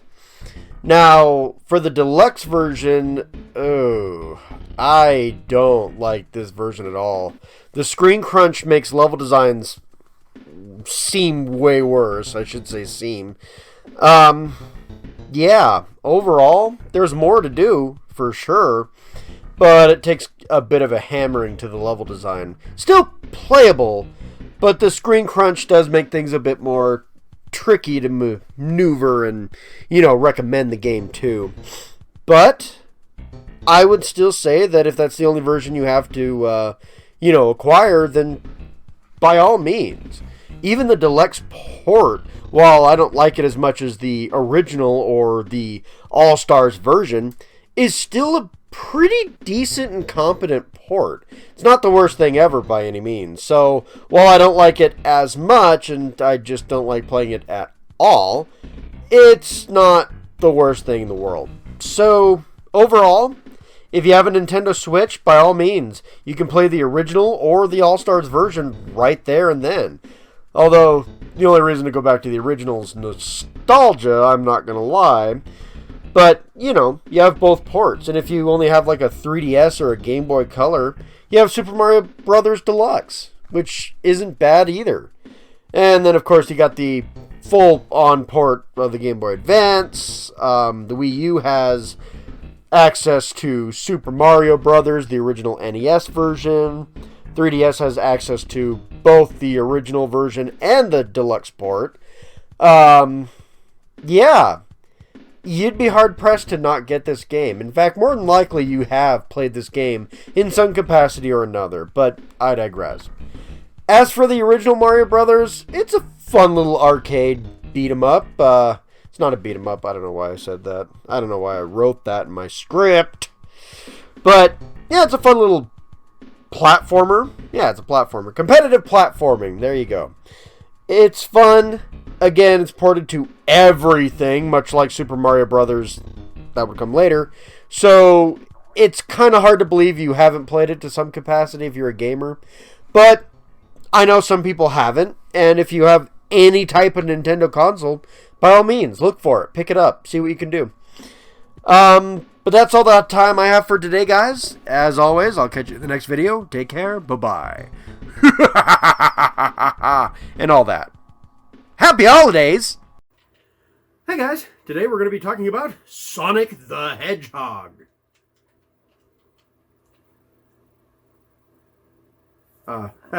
Not this Sonic the Hedgehog. I've already reviewed this actually.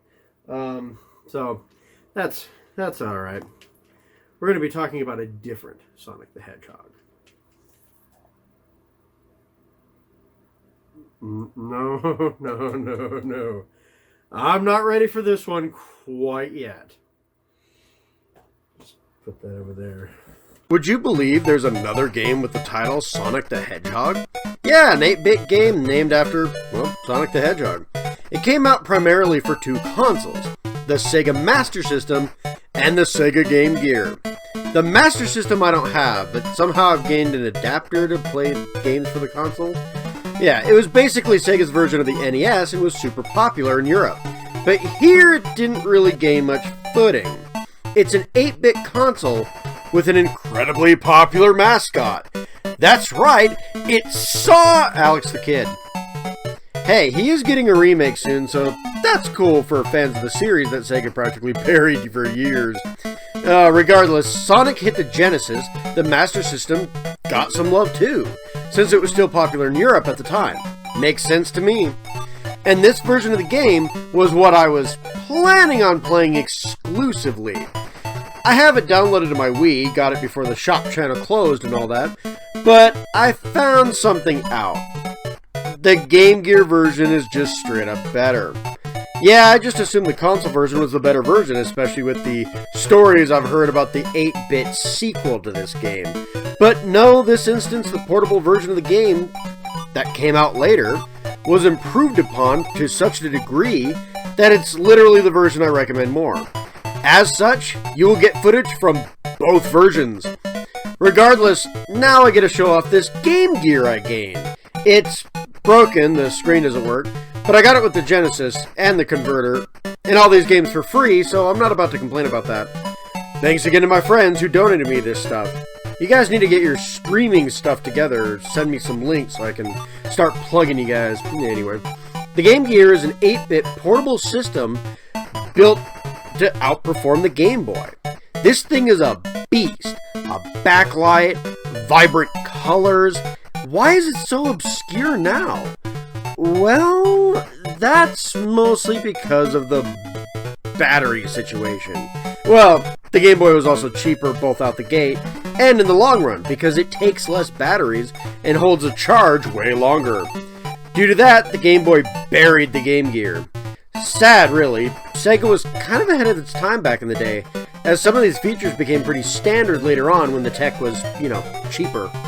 Regardless, I'm here to talk about a video game, and since this is more or less an abridged version of the classic Sonic the Hedgehog, I think my title is appropriate. Let's take on Dr. Eggman! Round 1.5. So, the plot is exactly the same as the 16-bit version of Sonic the Hedgehog. Shocking. Seriously, this is just the 8-bit version of the Genesis Classic. The reason this is getting a separate review is due to the levels, secrets, and some of the gameplay being very different. The story is literally the same, however, and it isn't given a different light like some of the portable Mega Man games or some of the Mario games that are portable. This is okay, but it still could have been different or added more. The only depth in the world building this game adds is a non-interactive map screen. It kind of shows where you are on this island, but not much else. Again, acceptable for what it is, but not really great either. Meanwhile, the game does actually look pretty good. On the Master System, there's plenty of detail and color for an 8-bit game, and Sonic himself looks pretty good. The music is really good too, taking into account the lesser sound card of the system. Some of the enemies are much smaller now, making them absolutely adorable, but I don't think that was done on purpose.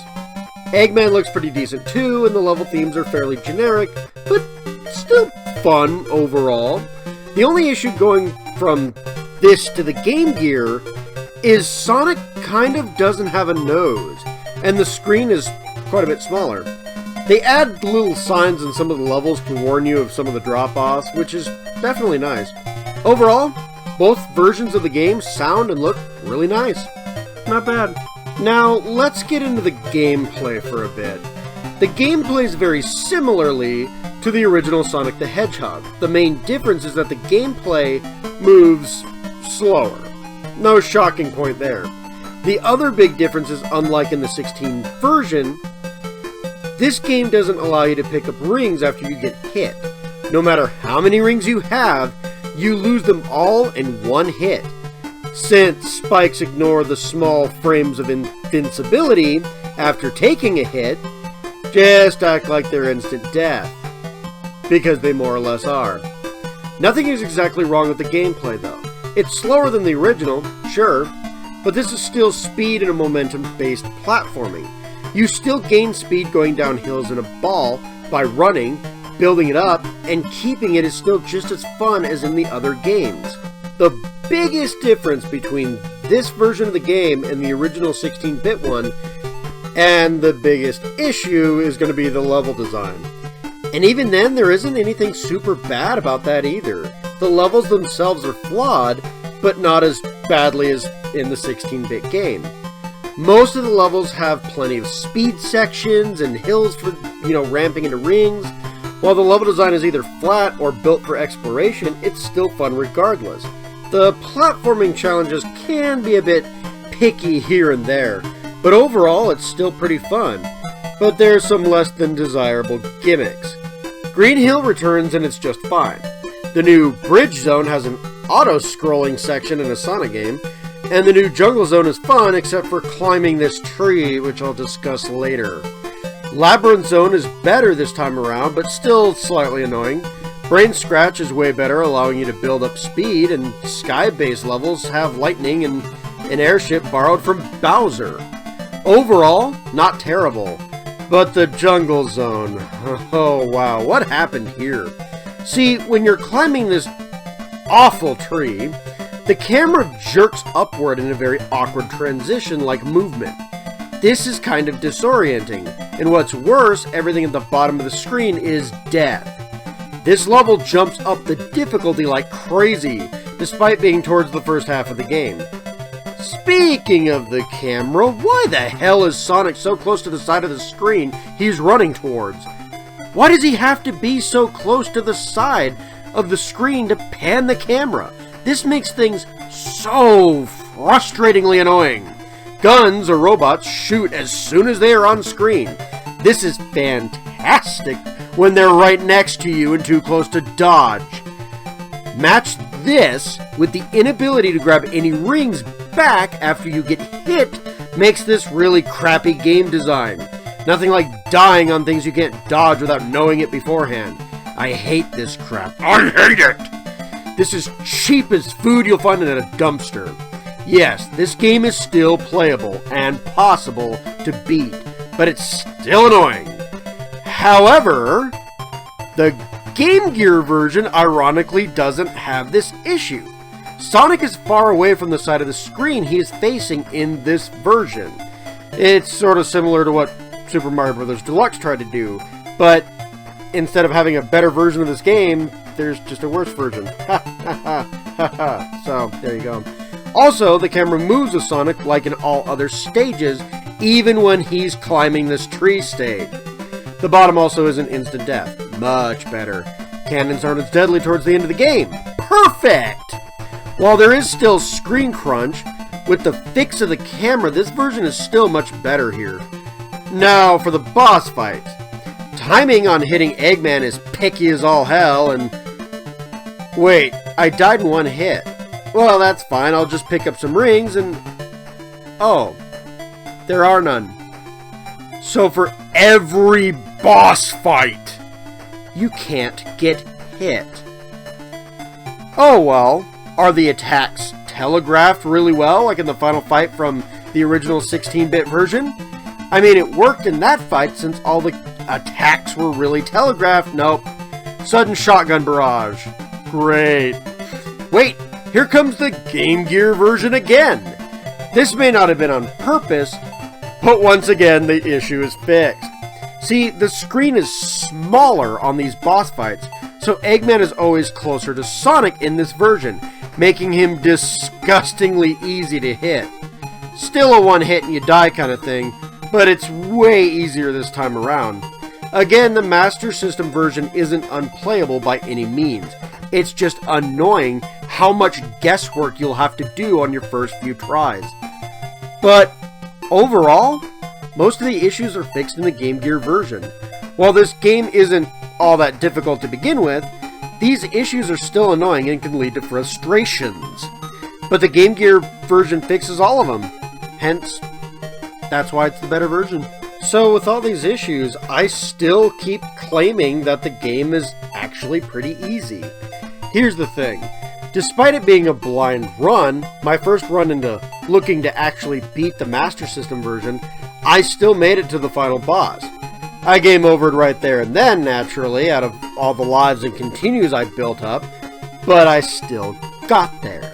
See, if you finish a stage with, I'm guessing about 50 or more rings, then you get a bonus stage.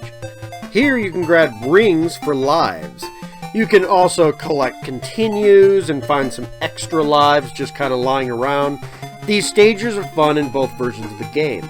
I had so many lives and continues, I literally trialed and errored my ass to the final boss on a first run. Given, once you know how the boss fights kind of work, they aren't that hard anyway, but still, this helps a lot and is worth getting, in every stage when you can, because, yeah, when you're dealing with the Master System version, you're going to need those lives and continues. Although, I'm not going to lie, in the Game Gear version I didn't use one continue because, again, a lot easier. Now for the Chaos Emeralds. There's once again only 6 of them. They do nothing! You get points at the end of the game for them, and that's about it. I keep collecting 3 of them for some reason. I think it's the same 3 if I'm honest. They're just kind of lying around certain stages, semi-hidden. No special rooms to get to them. You find out how to get to them, and bam, they're yours. Shame, since exploration is kind of a big part of this game. So, if you can't really tell, I didn't much like the Master System version of this game. Yes, the screen is bigger. Normally, that's usually better.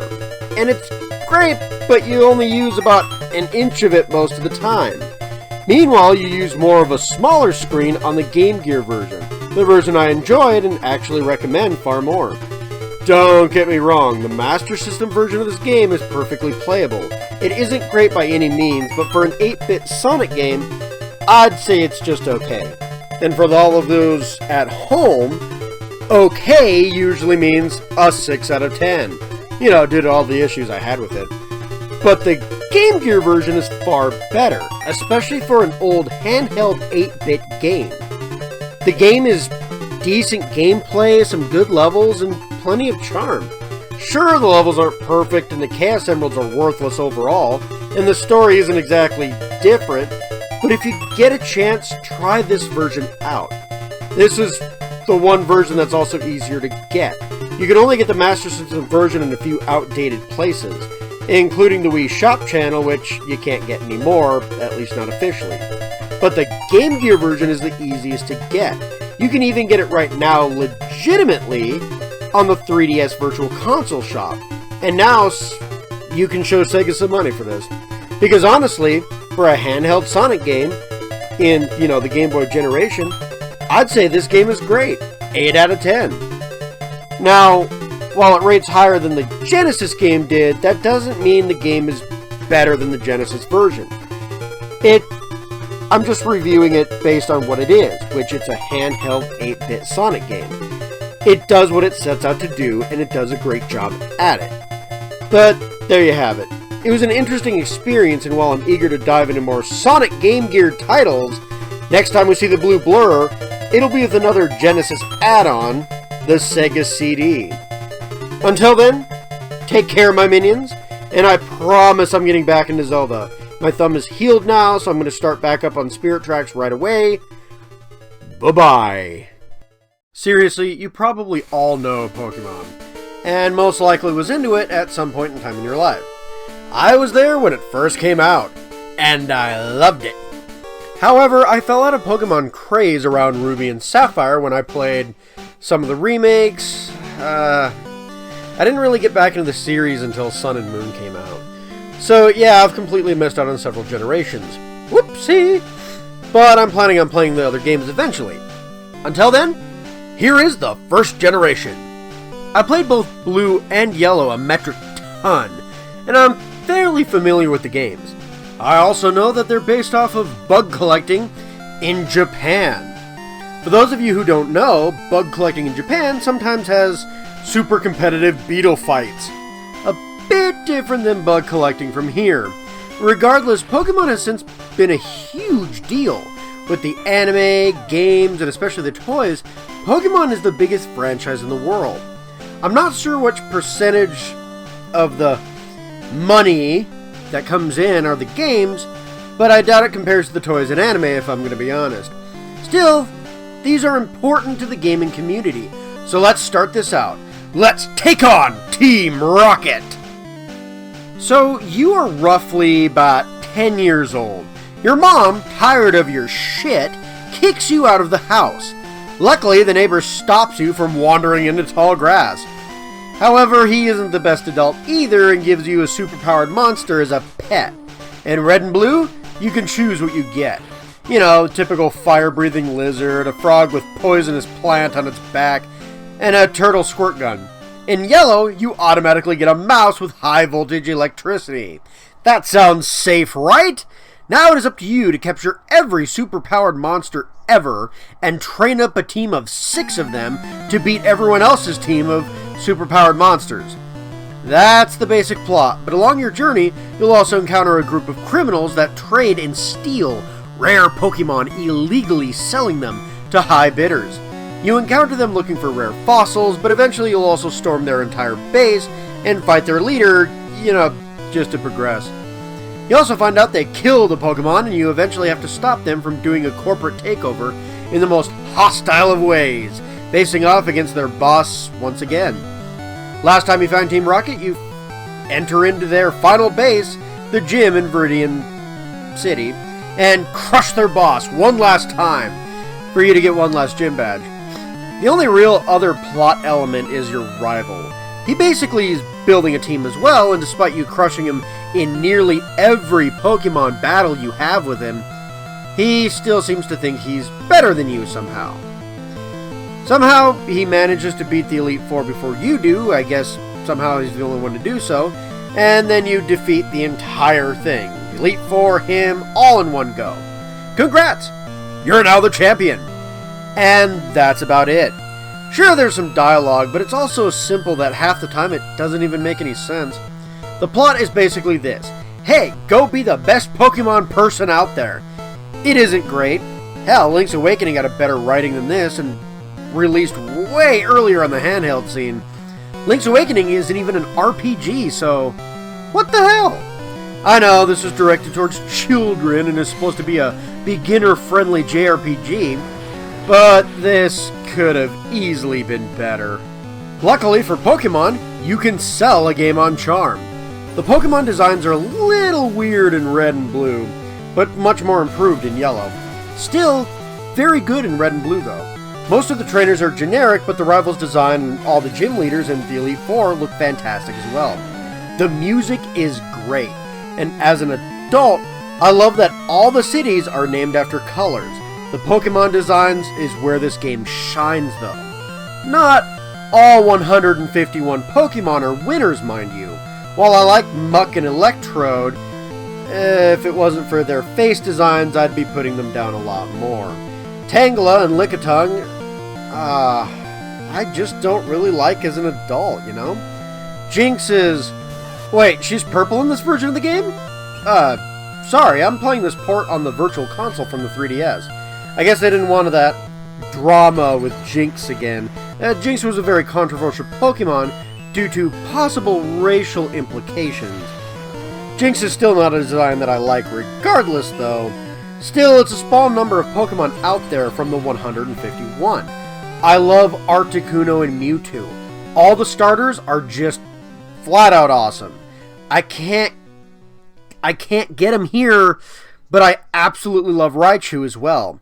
Eevee and all of its evolved forms are really cool, including my rival's Jolteon, although Vaporeon is still my favorite. There's a Pokemon for everyone out there, and you will most likely find at least some that you like in this game. However, finding Pokemon that you really like isn't just enough. This is a JRPG after all. Japanese role-playing game. Let's explain the gameplay. Each Pokemon have different elemental powers that, kind of define them a little bit. For example, Pikachu is electric. He can still do moves like Slam, which are normal type moves, but he does bonus damage to a foe if he uses an electric move. Electric moves are great against flying and water type Pokemon, but aren't exactly effective towards grass types, and let's face facts, they won't even touch ground type Pokemon. This is the rock, paper, scissors style of advantages with different elementals. Some attacks do added damage, some do less, and some do regular damage. This also depends on the stats of the Pokemon. Each Pokemon have different moves they can learn and different stats. Attack stat is used for physical type moves like normal moves. Defense is how well you block, or how well your Pokemon blocks, against physical type moves. Speed just determines who moves first. HP is how many hit points a Pokemon has. And then there's the special stat. Oh shit, there is the special stat.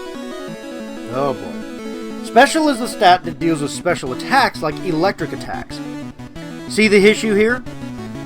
One stat for both special attacking and special defense. If your Pokemon has a high special stat, they will not only hit with special attacks like a freight train, they will also take special attacks like a wall. Pokemon like this are very dangerous. So is there a type of Pokemon with almost always high special stats? Yes! The most common is Psychic. Now, it'd be great to have weaknesses to these type of Pokemon, right? Weak, Pokemon that can attack Psychic types really well. Yeah, good luck with that. The only weakness you'll find is Bug and Ghost moves. Ghost Pokemon are incredibly rare. There's only 3 of them in the game, and they're all from the same family line. They're also part Poison Pokemon.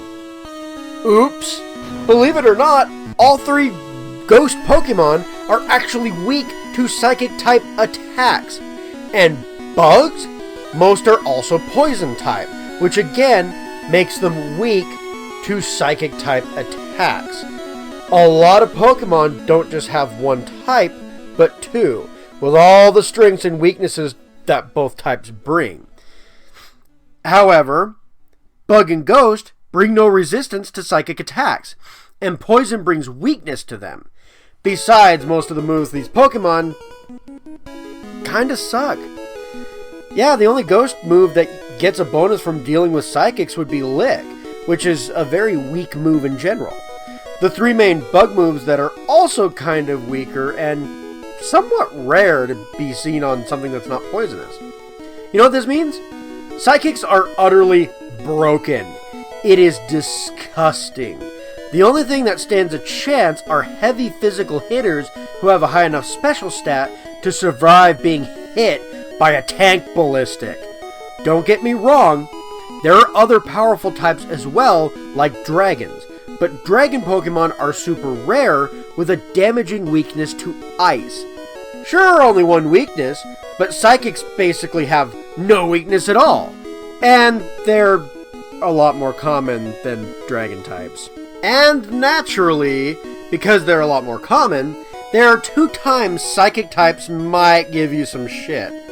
2 boss fights that you should worry about. See, to get to the Elite Four, you need gym badges. To get a badge, you have to wander into a city, take on a powerful Pokemon trainer. And it's more or less a boss fight, if you will. There are 2 that always given me some shit. In Pokemon Blue, I've always had trouble with Misty. Yes, I typically have a Pikachu at that point. Pikachu's stats are kind of crap, and Misty's Starmie is part Psychic. Great. This thing's special stat is high enough to withstand most of Pikachu's attacks in Blue, despite it being super effective and doing double the damage it normally would. However, in Pokemon Yellow, that Pikachu has higher stats and can clean up Misty's gym well enough. However, in Pokemon Yellow, it's Sabrina this time around. For no particular reason, her Pokemon are way stronger in Yellow. See, there are these things called levels. When a Pokemon fights enough, it gains a level which boosts its stats, some higher than others. Sabrina's Pokemon in blue are properly leveled to match what your Pokemon will most likely be around. She may have a few levels higher, but nothing too major. In yellow, her Pokemon are all level 50. That's literally 7 levels higher than her strongest Pokemon in blue and red. That is 7 stat boosts.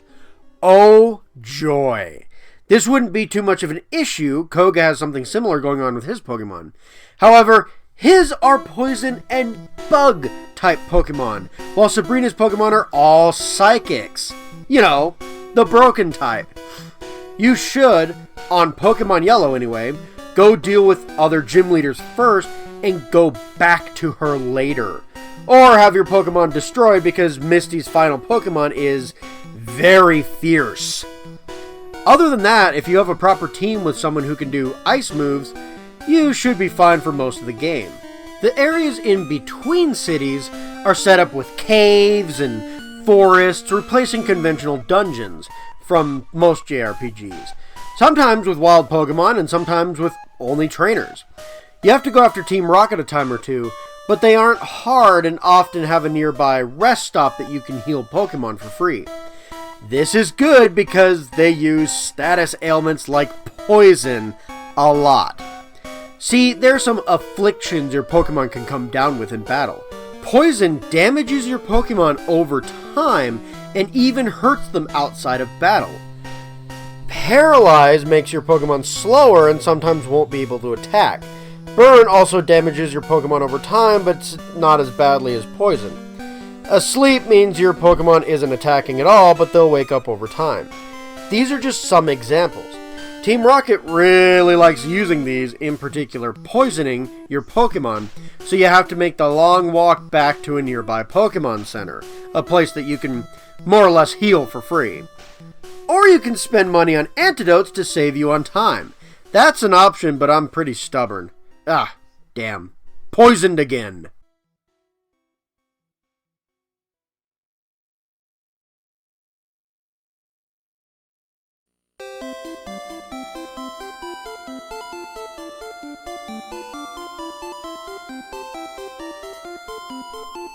Anyway, other things that are problematic are HMs in the game.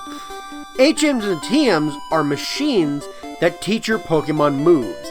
TMs can be used once. HMs can be used forever. You will need to burn off a move slot or two to use most of these HM moves. See, you can have a Pokemon just to learn these HM moves, or you can spread these moves out among your team like I did. Venusaur with Cut, Fear with Fly, so on and so forth. Fly, Surf, and Strength aren't terrible moves by any means. Cut isn't great though. Why do your Pokemon need these moves? Simple. See this shrub blocking your way? Since you are 10 and apparently can't buy a hedge trimmer, you need your Pokemon, in this case Venusaur, to cut the damn thing down. You have to do this a lot. And every time you have to go to your menu screen, select a Pokemon option, select an actual Pokemon with the move you need, and then select the move. Yes, this gets tedious a lot. You need Surf because you can't swim. You need Strength to do boulder puzzles in the last few dungeons. You literally only need Flash once to navigate one dungeon, making Flash just absolutely annoying. Fly is optional, but the most useful as it lets you fast travel to any city you've already been to. And then there's Dig. Well, Dig is actually a TM, but can be used very effectively replacing escape ropes, an item used to emergency escape a dungeon. That was kind of a tongue twister. I only really need it when I'm catching a rare Pokemon I've been searching for, and I'm informed only then that my PC box is full. See, you can only catch 6 Pokemon and hold them at a time. The rest are stored in a PC server. However, you can only fit a certain number of Pokemon on the box. If your box fills up, the game doesn't tell you until it is already full and you're trying to catch a Pokemon. I hope this doesn't happen on a rare legendary.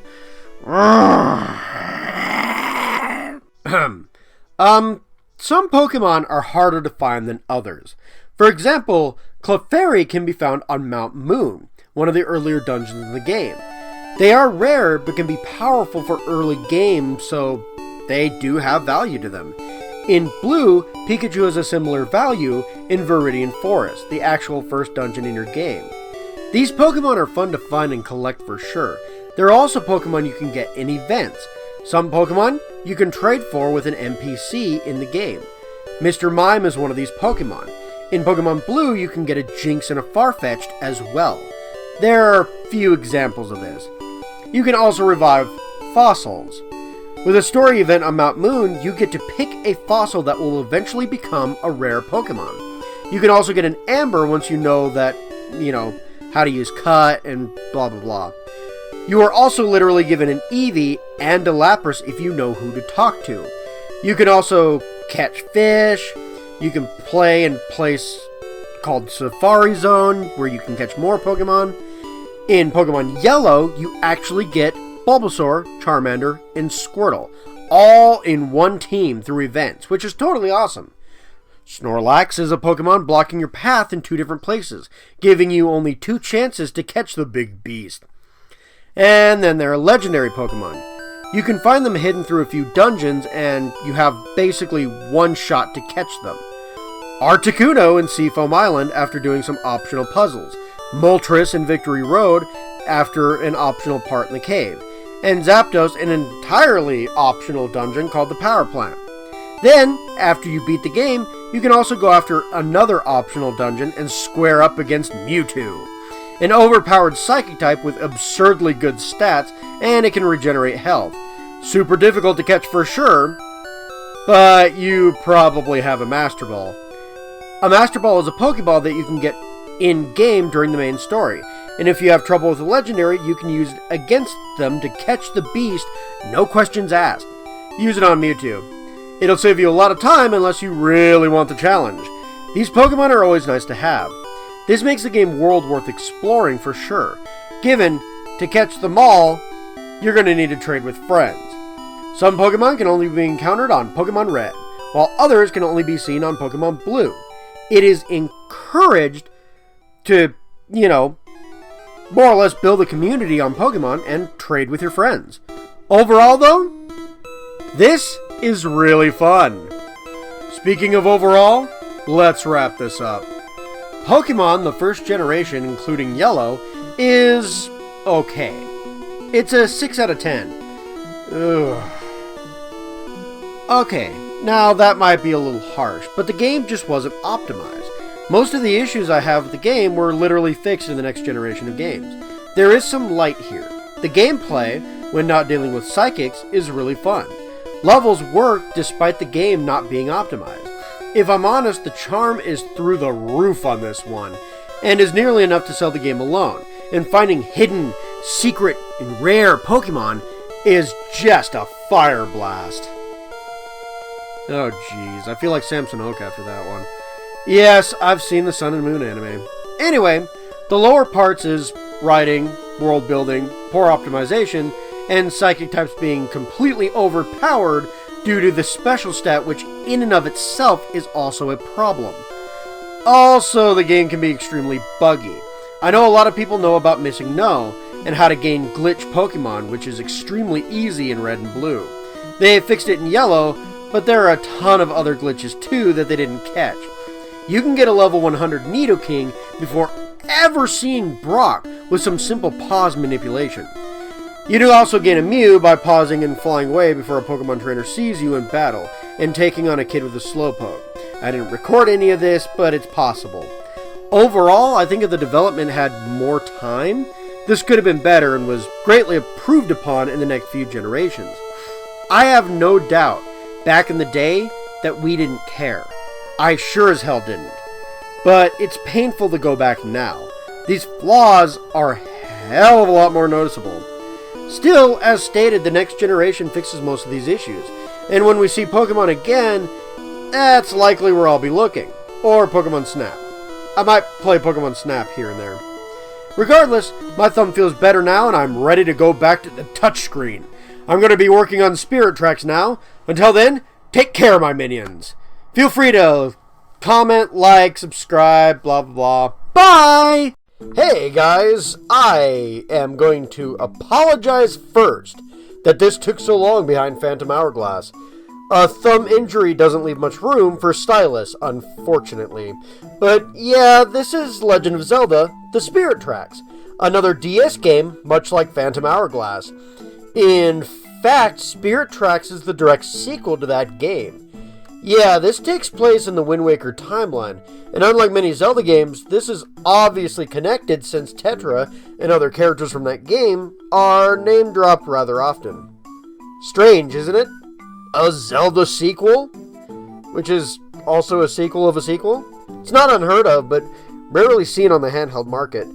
Maybe Phantom Hourglass sold well. If you recall, I thought the game was okay. It had some promise, but was plagued by issues. Well, that's the nice thing about sequels, I suppose.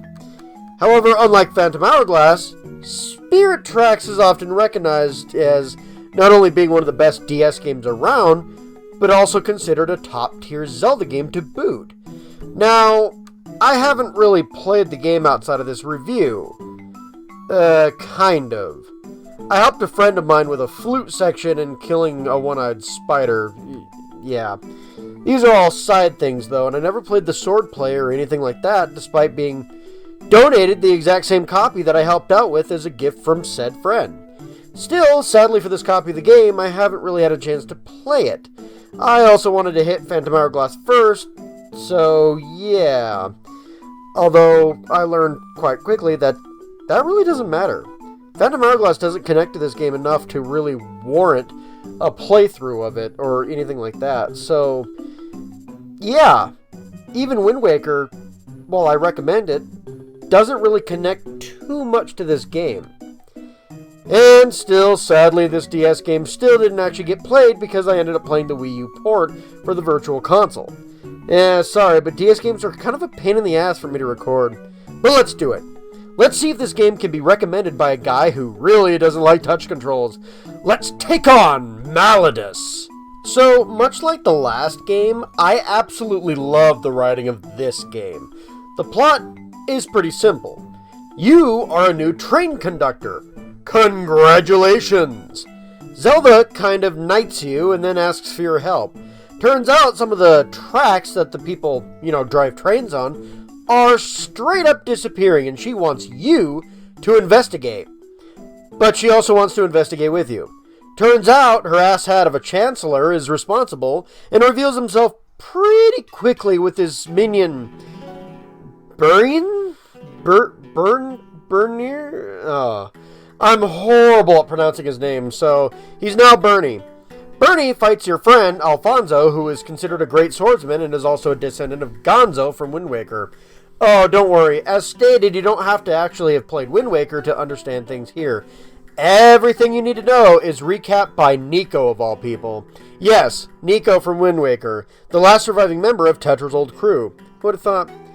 Anyway, Alfonso is defeated and Zelda is killed.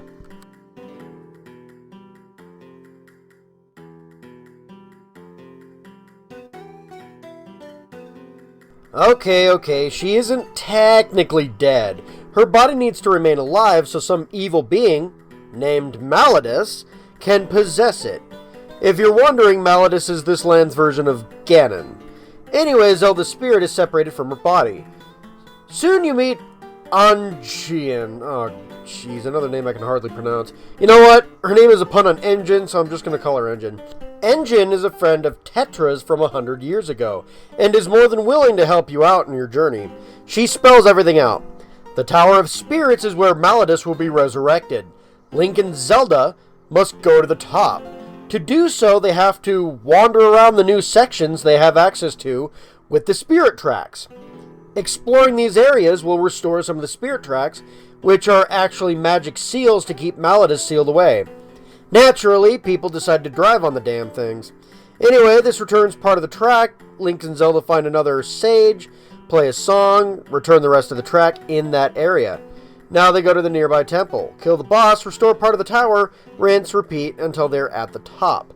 Yes, you're basically repairing the tower one piece at a time. The plot mostly stays put until you're about one temple away from restoring the entire tower. Suddenly, Bernie comes to stop you, but Engine, who is revealed to be his former trainer and master, tries stopping him so you can continue. When you come back, you face off against Bernie himself and defeat him, and find that Engine is safe. Sadly for Bernie, who is only bad now due to his lust for power, Malladus doesn't give a crap about him. Yeah, Malladus possesses Zelda's body and injures Bernie. Then the Demon King and the Chancellor take off in a demon train. Now the only way to separate him from Zelda and her body is with a powerful bow, very similar to Zelda 1 on the NES. Neat. You go through one last temple to gain the bow, go through one last segment of the Spirit Tower to gain a compass Bernie made to track down the demon train, and then go after the bad guys. Eventually, during the final battle, Zelda gains her body back, but Bernie himself is literally killed trying to help. Yep, he tries to redeem himself and is vaporized for it. You eventually stop Malladus, and Engine decides it's time for the sages to return to the world as spirits. So yeah, they kind of died too. That's kind of sad for how lighthearted the Wind Waker style of Zelda normally is. But the story is pretty good. Character writing is good as well. Zelda from Skyward Sword is my favorite version of the character. The Zelda from Spirit Tracks is now my second favorite incarnation of Zelda. I still have a few games to catch up on, but dang, what an upset. I wasn't expecting this version of Zelda to be this adorable. She's still a kid and certainly acts like it, but it's cute. She even tries to stay behind at first because, princess tropes, but eventually she joins you as your companion character. I certainly appreciate her company in the adventure, and her fear of mice and bugs even plays a part in the gameplay. Nice. Engine is a lot like Tetra, Alfonso's a lot like Gonzo, and Bernie is actually a fun character. Even the Chancellor, who is grouchy asshat at first, turns into a crazy-ass villain. I love these characters, returning or new.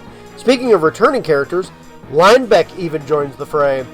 Now, it's Linebeck the Third, aka Linebeck's grandson, but he may as well be the same character. Love it. Now, these aren't just references. They're actually characters in this game, very unlike Minish Cap. Great. So, when it comes to the charm, I love the way the game looks and sounds. The music is way better, in my opinion, to the Phantom Hourglass OST. My favorite being the overworld theme. Such a great theme. But the rest of the music is lively and upbeat as well. Pretty good stuff. I also like the small detail of the horn on the train. I know that seems silly, but it's a nice touch. I also like how you can see the Tower of Spirits from a wide variety of locations. Actually, each area has their respective settings. The forest area has forest-like monsters, the ice area has ice-like monsters. The creatures you face here are each different based on the area itself, making all the locales feel different. It is a stark improvement over the last game for sure. Also, once again, the character models look pretty decent with plenty of animations and cutscenes. There's life to these characters. This is matched with the music and settings, making these games charming as all hell. So, in the last game, I complimented the gameplay quite a bit. It was the switching of items that caused me problems. See, switching items happened in real time, so while switching items it was easy to take damage. This time, pulling up the item screen pauses the game. Fixed. Literally, this caused me so much issues in Phantom Hourglass. This is a simple fix, but it helps so much it's laughable that it didn't actually happen in Phantom Hourglass. So with that small change fixing one of the biggest issues I had from the previous game, what else is there to talk about? Well, for starters, there are new items. The boomerang and the bow return, but everything else is pretty much new. This portable fan blade, which needs you to blow into the DS or Wii U gamepad mic, yeah, it gets a little dizzying trying to use it too much. I'm not a big fan of it, I'm not gonna lie. The other items are a sand wand to move sand with the touchpad and a whip. The whip is just awesome and a fun weapon which also allows for swinging puzzles. Bombs are also back, but they're nearly optional as bomb flowers are in places you absolutely need bombs. Huh, weird. You can also play music again. Yeah, you get a pan flute of sorts that you need to blow into the mic again to use. Thing is nearly broken though, so beware. You can also conduct a train. This is oddly fun and satisfying. It is similar to the boat from Phantom Hourglass, but you have tracks to follow instead of just going wherever. The train has some basic controls, but it is more free-moving than the boat, as the train won't stop just because your drawn-out path stopped. Basically, it follows the path, but it can also pass where you drew. You can also turn differently on tracks on a whim if you want to go exploring. Now that's more fun. You still get a cannon too. Last but not least, Zelda is playable. For the most part, you can control her as she possesses a phantom. Yeah, those phantoms. They were the worst enemy in the last game, and they return here, but are now playable thanks to Zelda. And nothing can stop her either, outside of her phobia of mice and bugs. Way to go, development team. You took one of the worst things from the previous game and turned it into one of the best things here. The only issue I have here is that Zelda has to literally have Link hit another phantom to change minor powers. And yeah, you control both Link and Zelda at the same time, really pounding in the concept of teamwork. You can draw a path for Zelda to rampage through or call her over. So yeah, as a person who doesn't like touch play, this is actually really fun. Hurts to say that, I know. Still, I get cramps from playing too long, but at least the game is worth playing.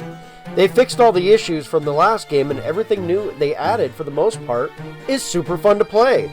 The only issues I have are minor ones, like the pan flute, in this department of the game. And it's really, really good! However, the levels centered around the gameplay may not get such an easy pass. For the most part, overworld dungeons, even the Spirit Tower is much better and really fun to play through. Each area has you doing something completely different. With a train. Yes, you have different puzzles and challenges with your train. It's actually awesome. Each dungeon uses new and old items for much more varied and creative puzzle solving. Excellent. These are some great dungeons. The boss fights are really fun too. This beetle, this skull tower, not you, this plant, and especially this magma monster that you snipe from a rail cart. My favorite in the game, bar none. Each fight needs to use items in specific and fun ways, making these fights really good for Zelda standards. So, what's the problem? Small things first. Like-likes are horrid in this game. They almost always devour my shield before I can get it back. This boss fight is an annoying mess. The only regular boss fight I don't like, and for good reason. Some of the things you have to do are fetch quests to pad out game time. Speaking of padding, the biggest issue I probably have is how padded out the final areas are in the game. See, the game itself is short. There are only 5 dungeons proper. However, after the final dungeon, there is another Spirit Tower segment. It's a long one. There is a lot of back and forth among several different floors due to you needing to switch Zelda's powers among phantoms. Some phantoms have fire. Some roll into a ball. Zelda will need all of these abilities for you to beat the final tower section. What sucks is that the phantoms are all gathered in one room. You grab a phantom, then head to the next floor, which is a series of hallways. Long ones. Zelda isn't Winnie the Pooh from Chain of Memories slow, but she isn't running any marathons in that armor either. Means not only do you have a long hallway, but you have to wait for her as well. This burns a decent chunk of time. Then, after the hallway, you have to finally reach the floor you needed the phantom in. You have to do this at least twice in this section. More if you don't know what the hell you're doing right away.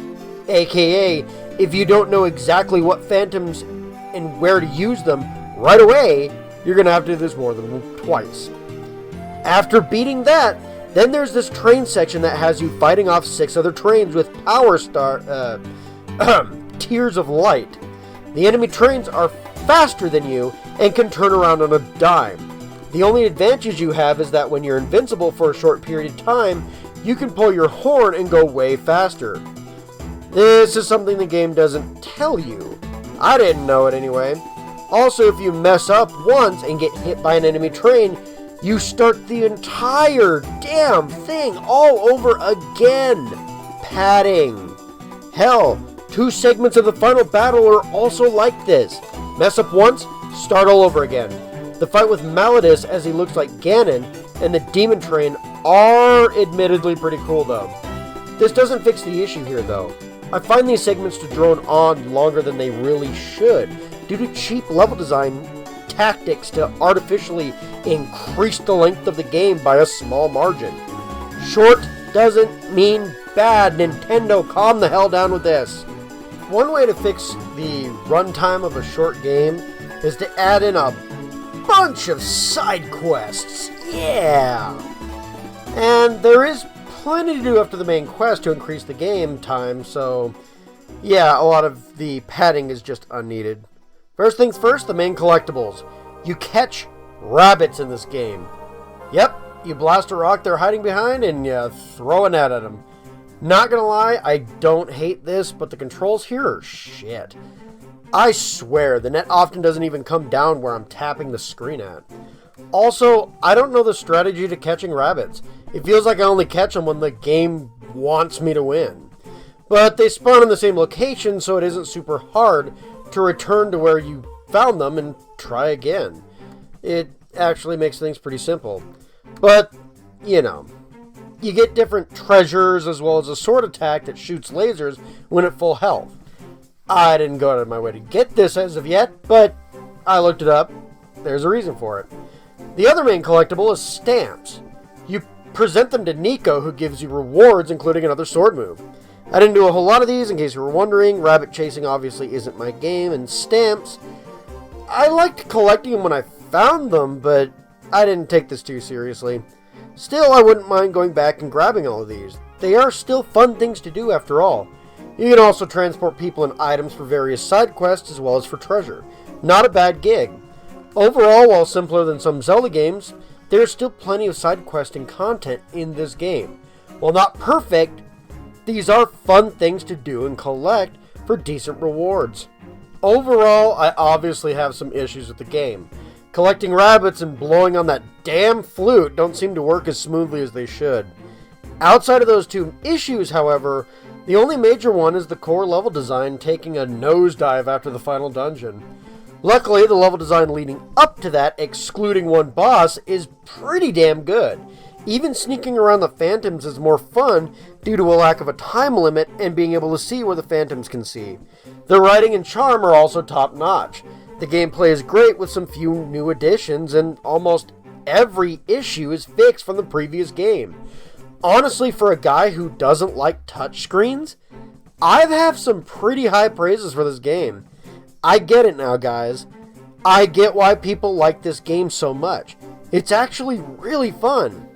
If you like touch controls but haven't played this game, what the hell are you waiting for? A train? This is a really good DS game. Actually, really amazing. I really enjoyed my time here. With only one major issue, I gave this game a 9 out of 10. It's amazing. It's pretty good. If you like Zelda games, I'd say give this one a shot. So you can, you know, if you can grab a DS or 3DS, or if you have a Wii U, you can buy it before they close the shop, which is inevitably coming eventually. Meanwhile, the next time we look into Zelda, hopefully soon, I'll be looking at Majora's Mask, the remake for the 3DS in particular. Until then, I have a stop or two to make.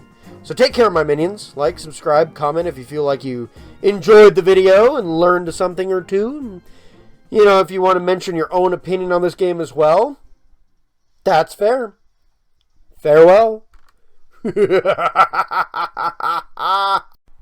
So, Kirby Superstar is considered one of, if not the best, Kirby game of all time. Yes, it is actually that popular. The Super Nintendo had some of the best games of all time, honestly, and a lot of people think that Kirby is one of those who peaked on the Super Nintendo. Not only that, but this is the last mainline Kirby game that Sakurai directed, the father of Kirby. I have to play this, right? Well, I have a few years back. Not through the entire game and somewhat casually, but I still played it. However, you aren't seeing footage from that game. No, this is a remake of said game, Kirby Superstar Ultra. Go beyond, am I right? Seriously though, for those of you who have played both, Ultra seems to be easily considered the better version. The art style has changed, which is a mark against it, but with so much more, this is a great version of said game. The only issue with this version is it's harder to have access to it. Unless you have a DS or a 3DS and have the game, you can't officially play it. But I still feel a need to cover this version of the game since it had a decent chunk of added content to it. So here I am to review this version of the game. It is time I looked into this collection of smaller games. Yeah, this is an arcade-like bunch of mini-adventures that I will defeat.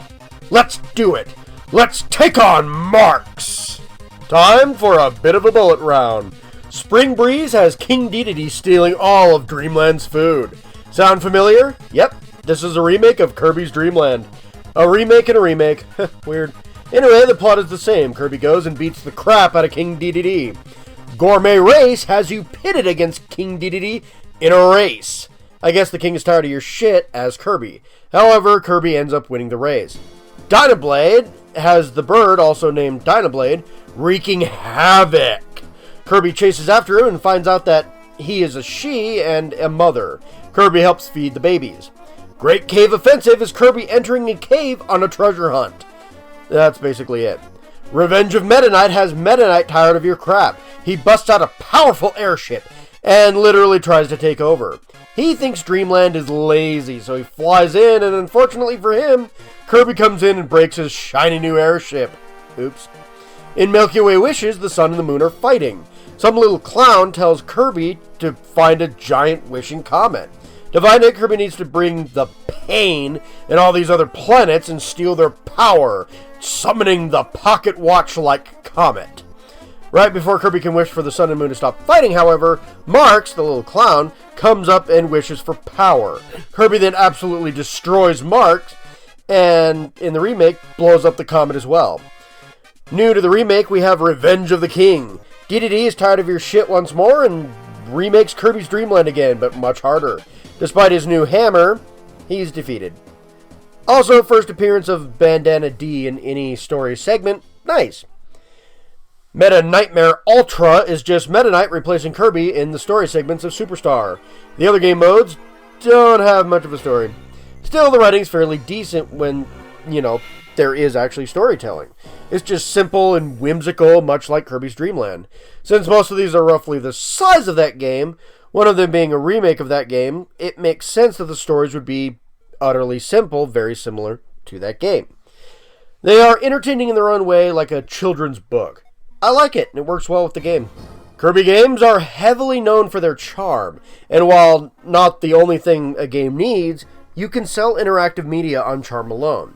The only thing that the remake doesn't have is a slightly more appealing and unique art style that the original game does actually have.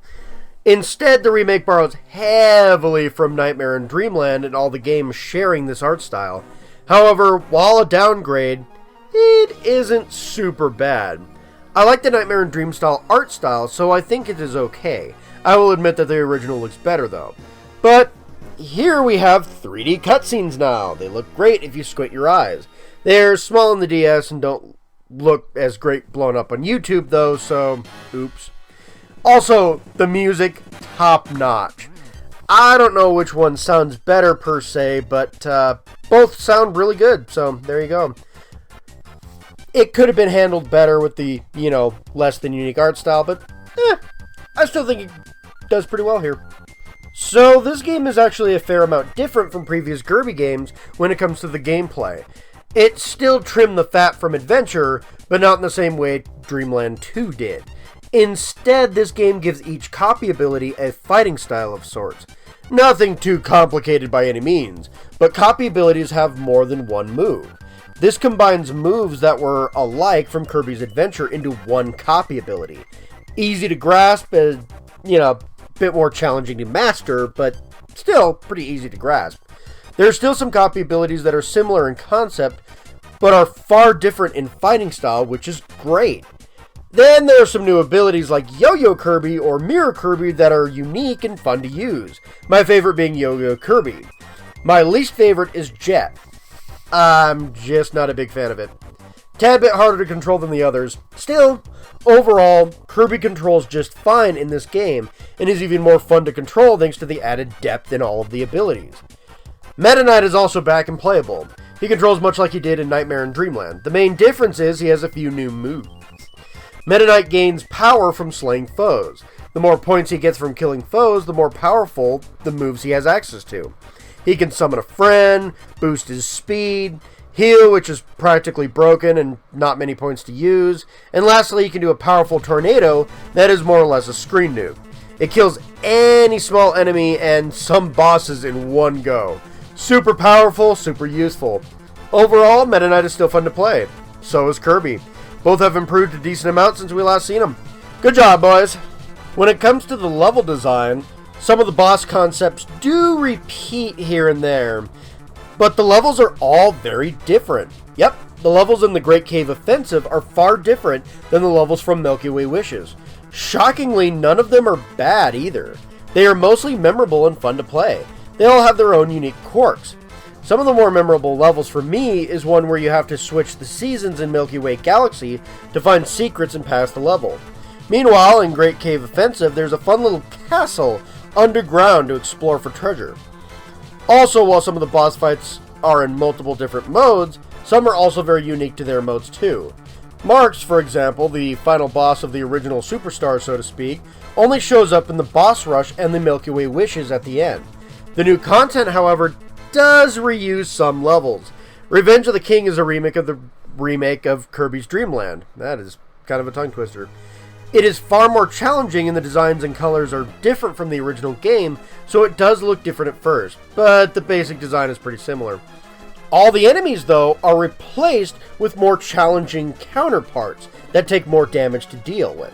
The King Dedede boss fight at the end is also pretty great as well. They even added back Kabuki. Welcome back, dude.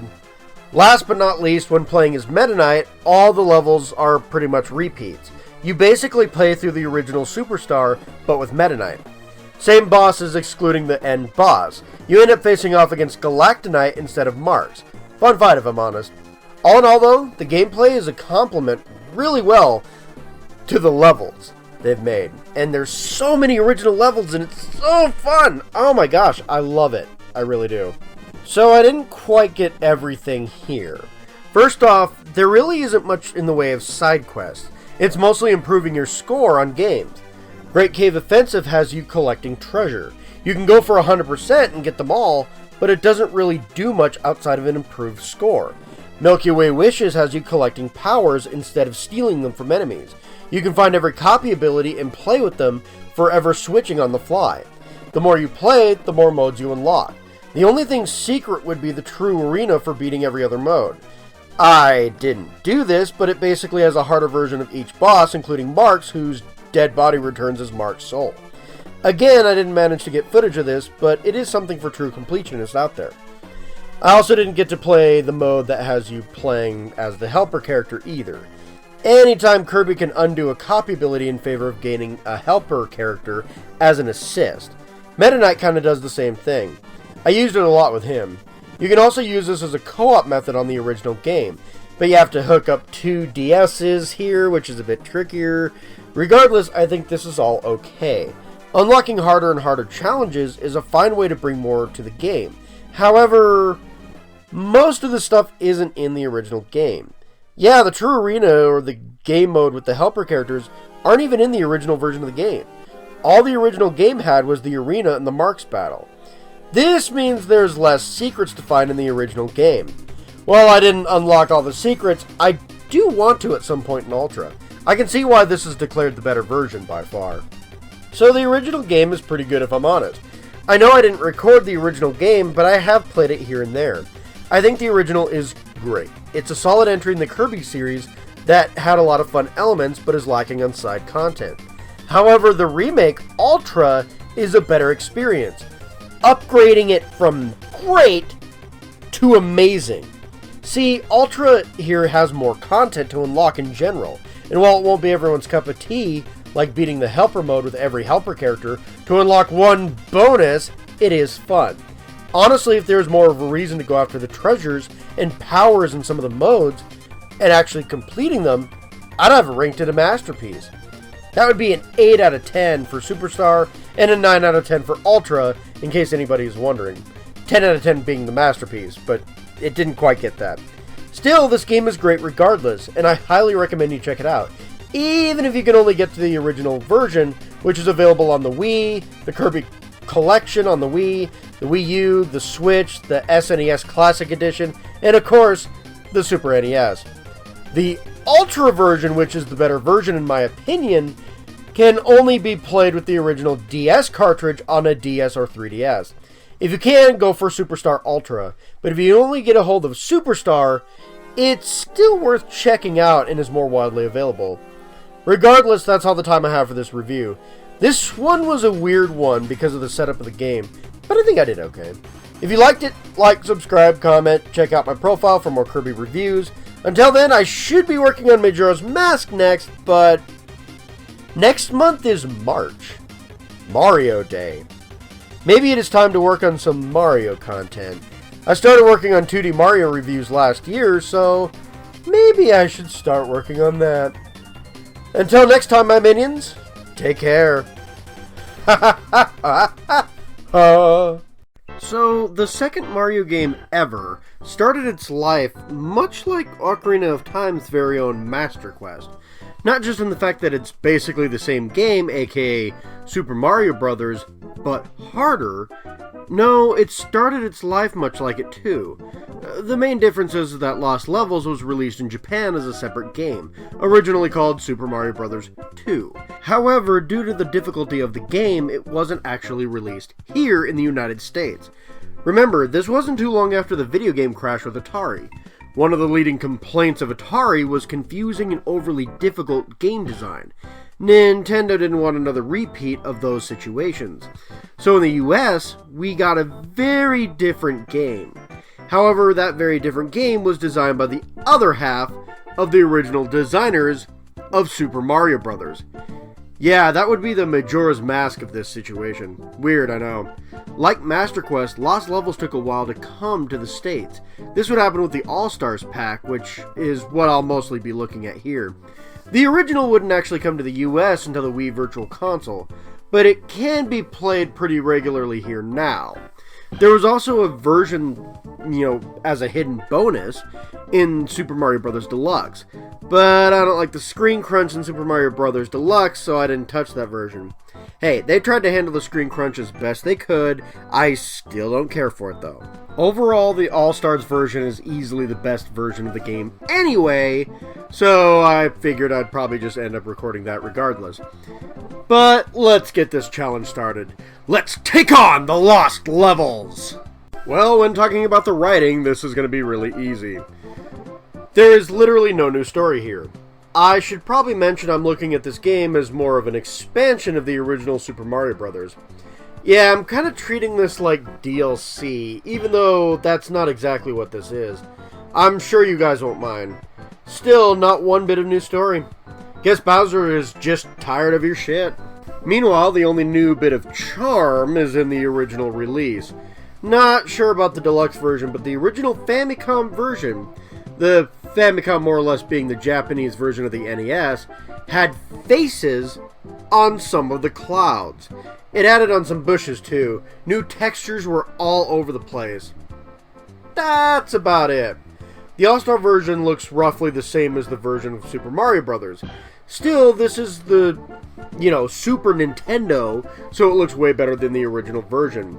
I'm somewhat nostalgic for the NES sprites, but outside of that, the SNES version just looks straight up better. Meanwhile, the gameplay honestly hasn't changed much. Mario still runs and jumps roughly the same. He has momentum to his movements like the first game. Luigi has much more momentum, however. Yeah, Luigi is playable again, but instead of being a two-player thing, Luigi actually plays differently than his brother this time around. Which is weird because now that means this game is single-player only, even though the first game was two-player. Anyway. First appearance of his trademark higher jump and slicker momentum, making trickier landings a lot more difficult. Naturally, most people claim Luigi is the hard mode of this game, but that higher jump, though, it is so useful. So naturally, I played the entire game as Luigi. Ha! It's just a shame, though, that some of the levels seem to cater to Mario a lot more. Don't get me wrong, some of them cater to Luigi as well. Look, the level design is easily the biggest draw here, and sadly, this is also the biggest issue of the game. The levels kind of suck on this game. They are full of beginner traps. It's horrid. First thing, hidden blocks. Anyone ever play Kaizo Mario? It's a fan ROM hack of Super Mario World. In English, a hacker edited Super Mario World to be absurdly hard. Well, there were a lot of invisible blocks in that hack. Basically, there were a lot of blocks that literally blocked progression, making things insanely difficult. It isn't as bad here, but it does happen.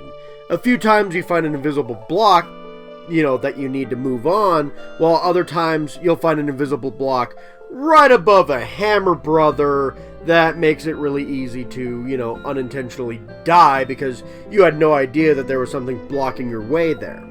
Other things include super aggressive enemies, blocks constantly in your way that you can see, and dumb gimmicks like wind physics and water that you just die in.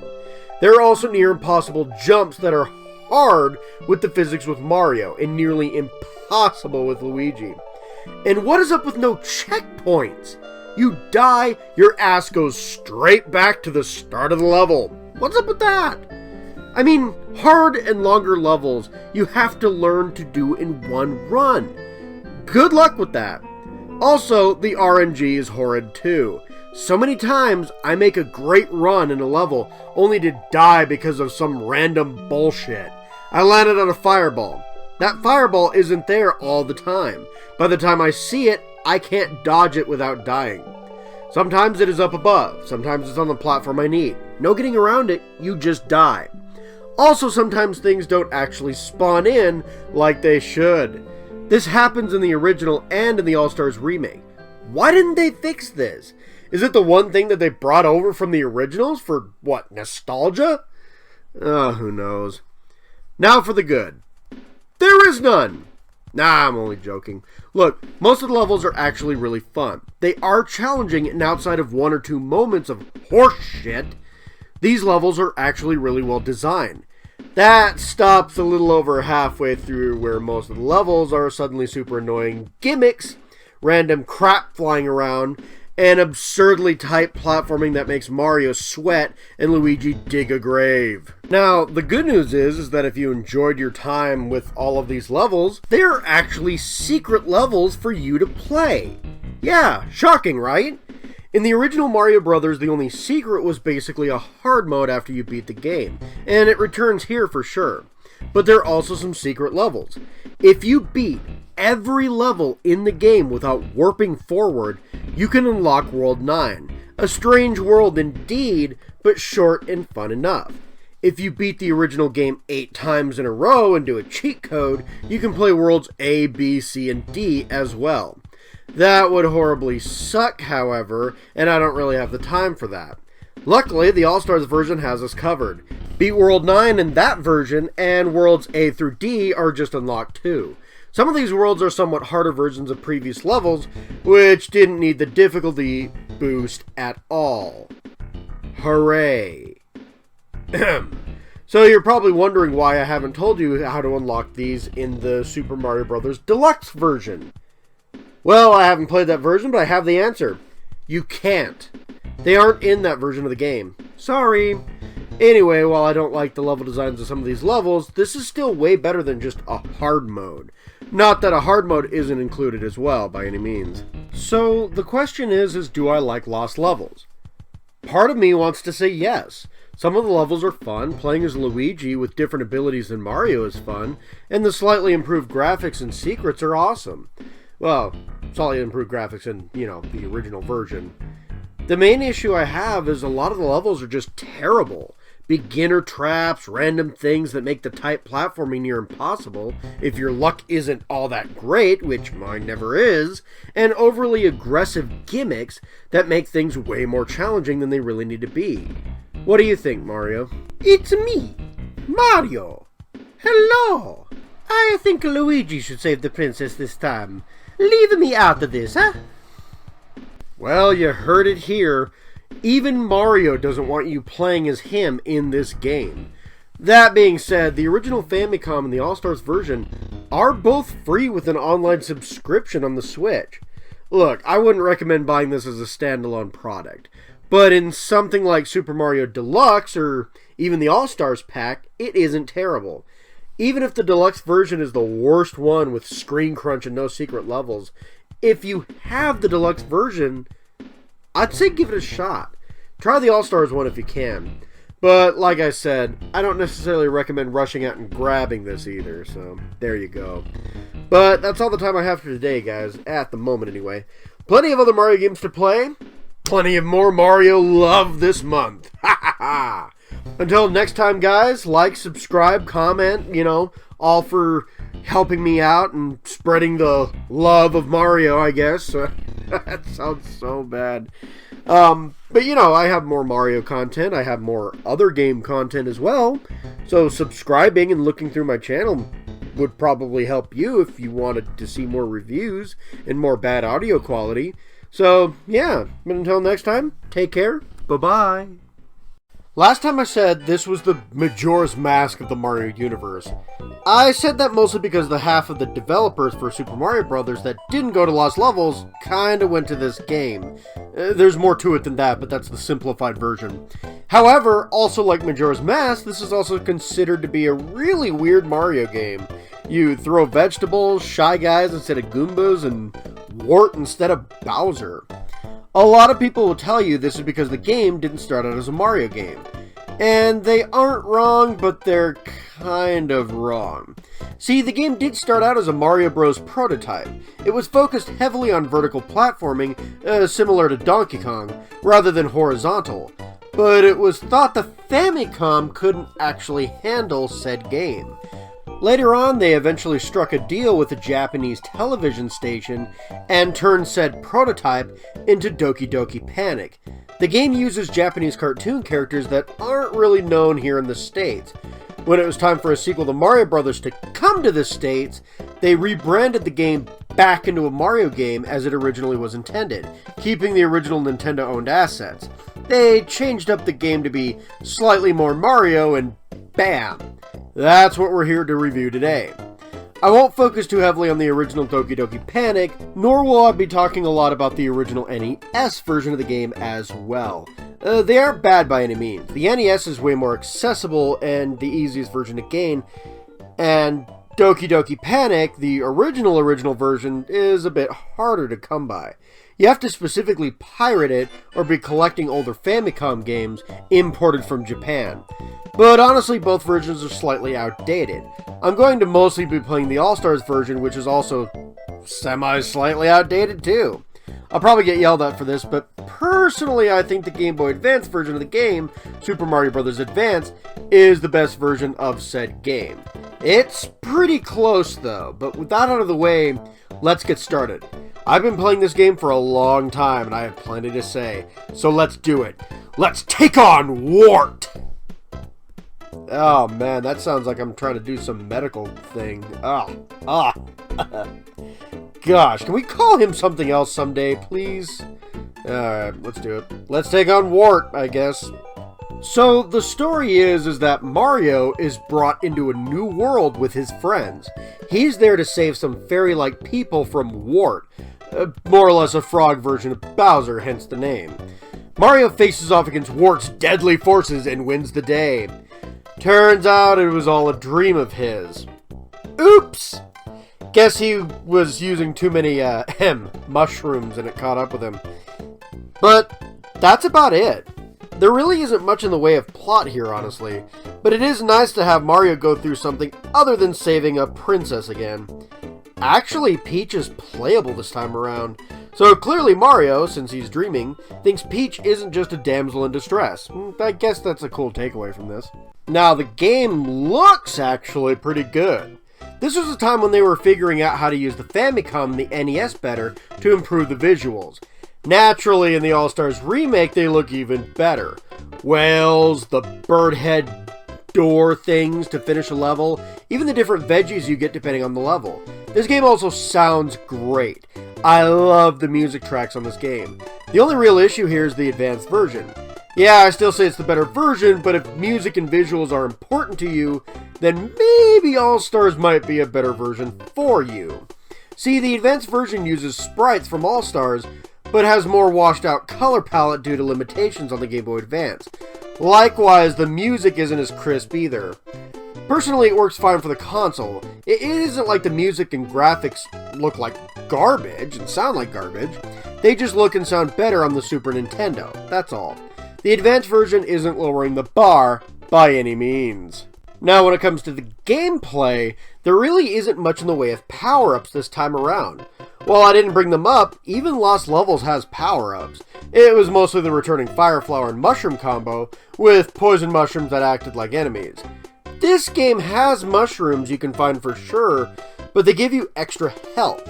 You have a bit of health bar this time around, and hearts can actually heal you up this time. See, this game is unlike many other Mario games. You automatically can take 2 hits. To defend yourself, you need to have to pick up and throw objects. You can jump on enemies' heads for sure, but other than riding them like a platform, it doesn't really do much. You can always pick up said enemies and throw them like a weapon, I suppose. Other than that, it is basic platforming.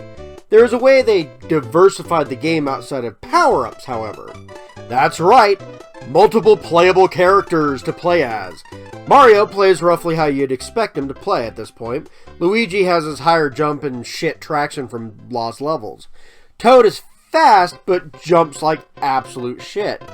And Princess Peach, in her first playable debut, has the best jump, literally able to levitate, but her speed is garbage.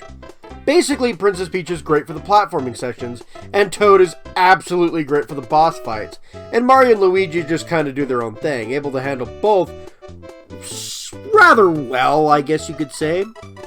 With this and special items like power blocks that you can throw to nuke the screen, and cherries eventually giving you a star that makes you invincible, much like the original Mario Brothers games, you are basically ready for anything that this game has to spit out at you. And by anything, I'm talking anything. Look, these levels are weird. It's a dream, remember that. Also beware because some of the levels are rather difficult too. Some of them have you landing on like small fish moving up and down, jumping over logs, riding enemies. There's some tight platforming at times.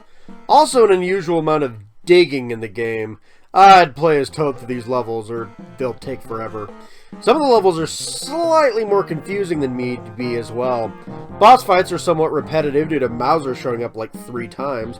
Also, Clawglip sucks as a boss. It is possibly the most challenging boss here. Hate landing on those rocks that he's trying to throw. Mauser shows up even more in the original Doki Doki Panic. And the Game Boy Advance version has Robo Birdo? Yeah, a brand new boss fight to lower the amount of repetitive bosses. Oh, that's cool actually. Robo Birdo is a fun boss fight too. Props. But Birdo shows up as a sub-boss a lot. She isn't terrible to fight. Sometimes she helps you out, and she has 3 different forms. Pink only shoots eggs, red shoots eggs and fireballs, and green only shoots fire, meaning you'll have to find something else to throw at her. Honestly, I like how they handled Birdo in this game. She isn't always super original, but parts of the challenge is facing off in a weird platforming area with her. And since she has different forms, this makes things very interesting. However, most of the levels are actually pretty good. Clever platforming challenges and different enemies to keep you on your toes. Sure, there's some stupid enemy placements here and there, but overall it's actually pretty good. And even with the tight platforming, I'd probably complain a lot more if we didn't have Princess Peach to more or less fly over everything. But even in the more tight areas, they don't happen all that often. Overall, not bad here. Flawed, but still good.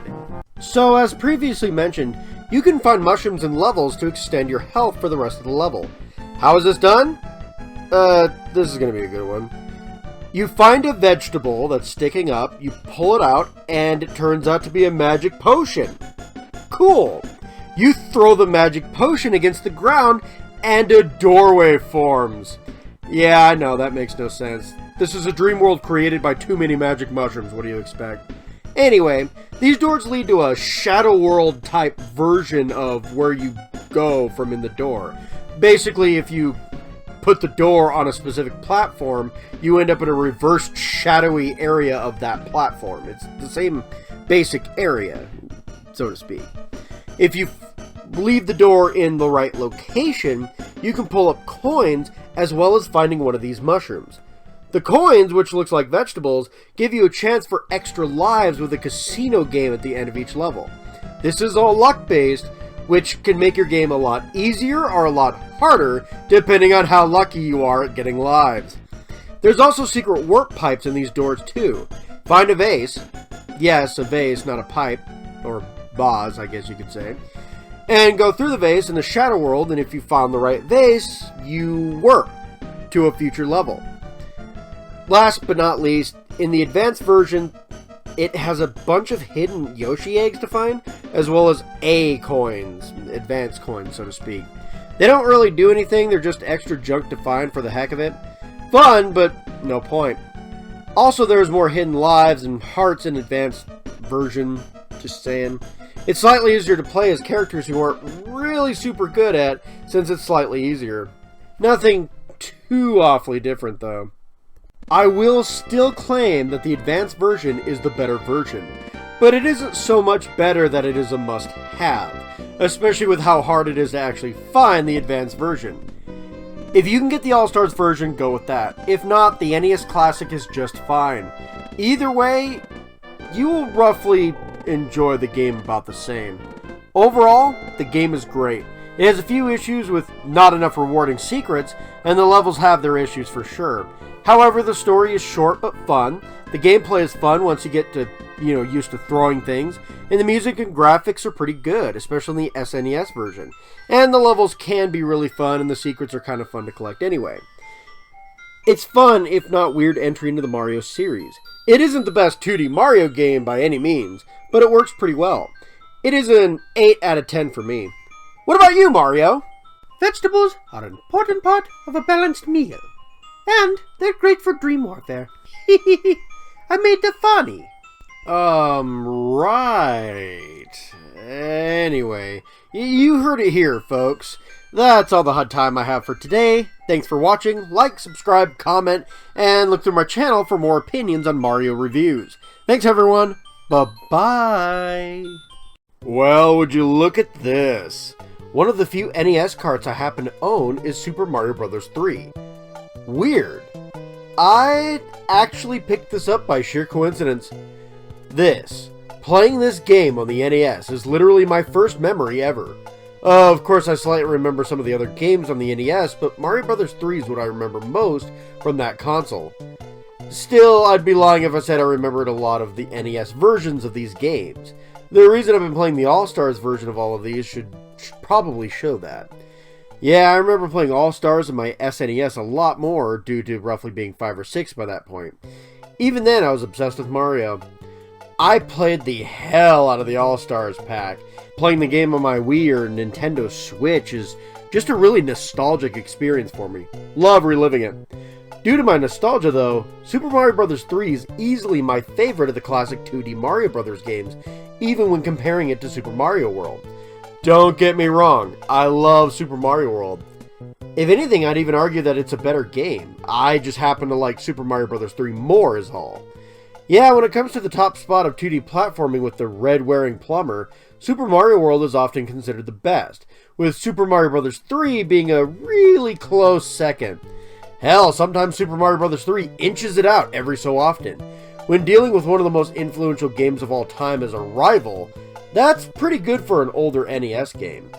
I'm sure some of you may wonder if I'm going to bring up The Wizard, a feature film about the video games, which, was secretly an advertisement for this game. But truth be told, while I want to see it, I've never had the pleasure. Oh well, on my hit list for movies for sure, but that'll come at a later date. For now, I have this game to tackle. The last NES Mario game actually takes a lot of concepts from Super Mario Bros. 2. The one that we got here in the States. Yeah, vertical platforming and horizontal platforming are back, along with being able to carry certain blocks and shells similar to the veggies from previous games. So let's do this. The main enemies, making their first appearance, we have Bowser's 7 adopted children. Let's take on the Koopalings! So the story this time around is actually very different from many Mario games. Bowser and his newly adopted children decide to take over other kingdoms. Yeah, they aren't going after Peach right away. They're taking over the other kingdoms near the Mushroom Kingdom. Why? Power wands. Turns out the kings of all these areas have powerful magic wands, and the Koopalings are trying to steal them. The Koopalings bring in an army that Mario has to stomp out, and Mario will also have to take out a very powerful airship and defeat one of the 7 Koopa kids to get his wand back. Well, not his wand, but one of the king's wands. If not, the king will probably look like a monster for the rest of its miserable life, and in the All-Stars version it will be a creature from Super Mario Bros. 2 or Super Mario World. That's kind of a nice touch. Anyway, every time you free a kingdom, Peach will send you a letter with a helpful item until you defeat the last Koopaling.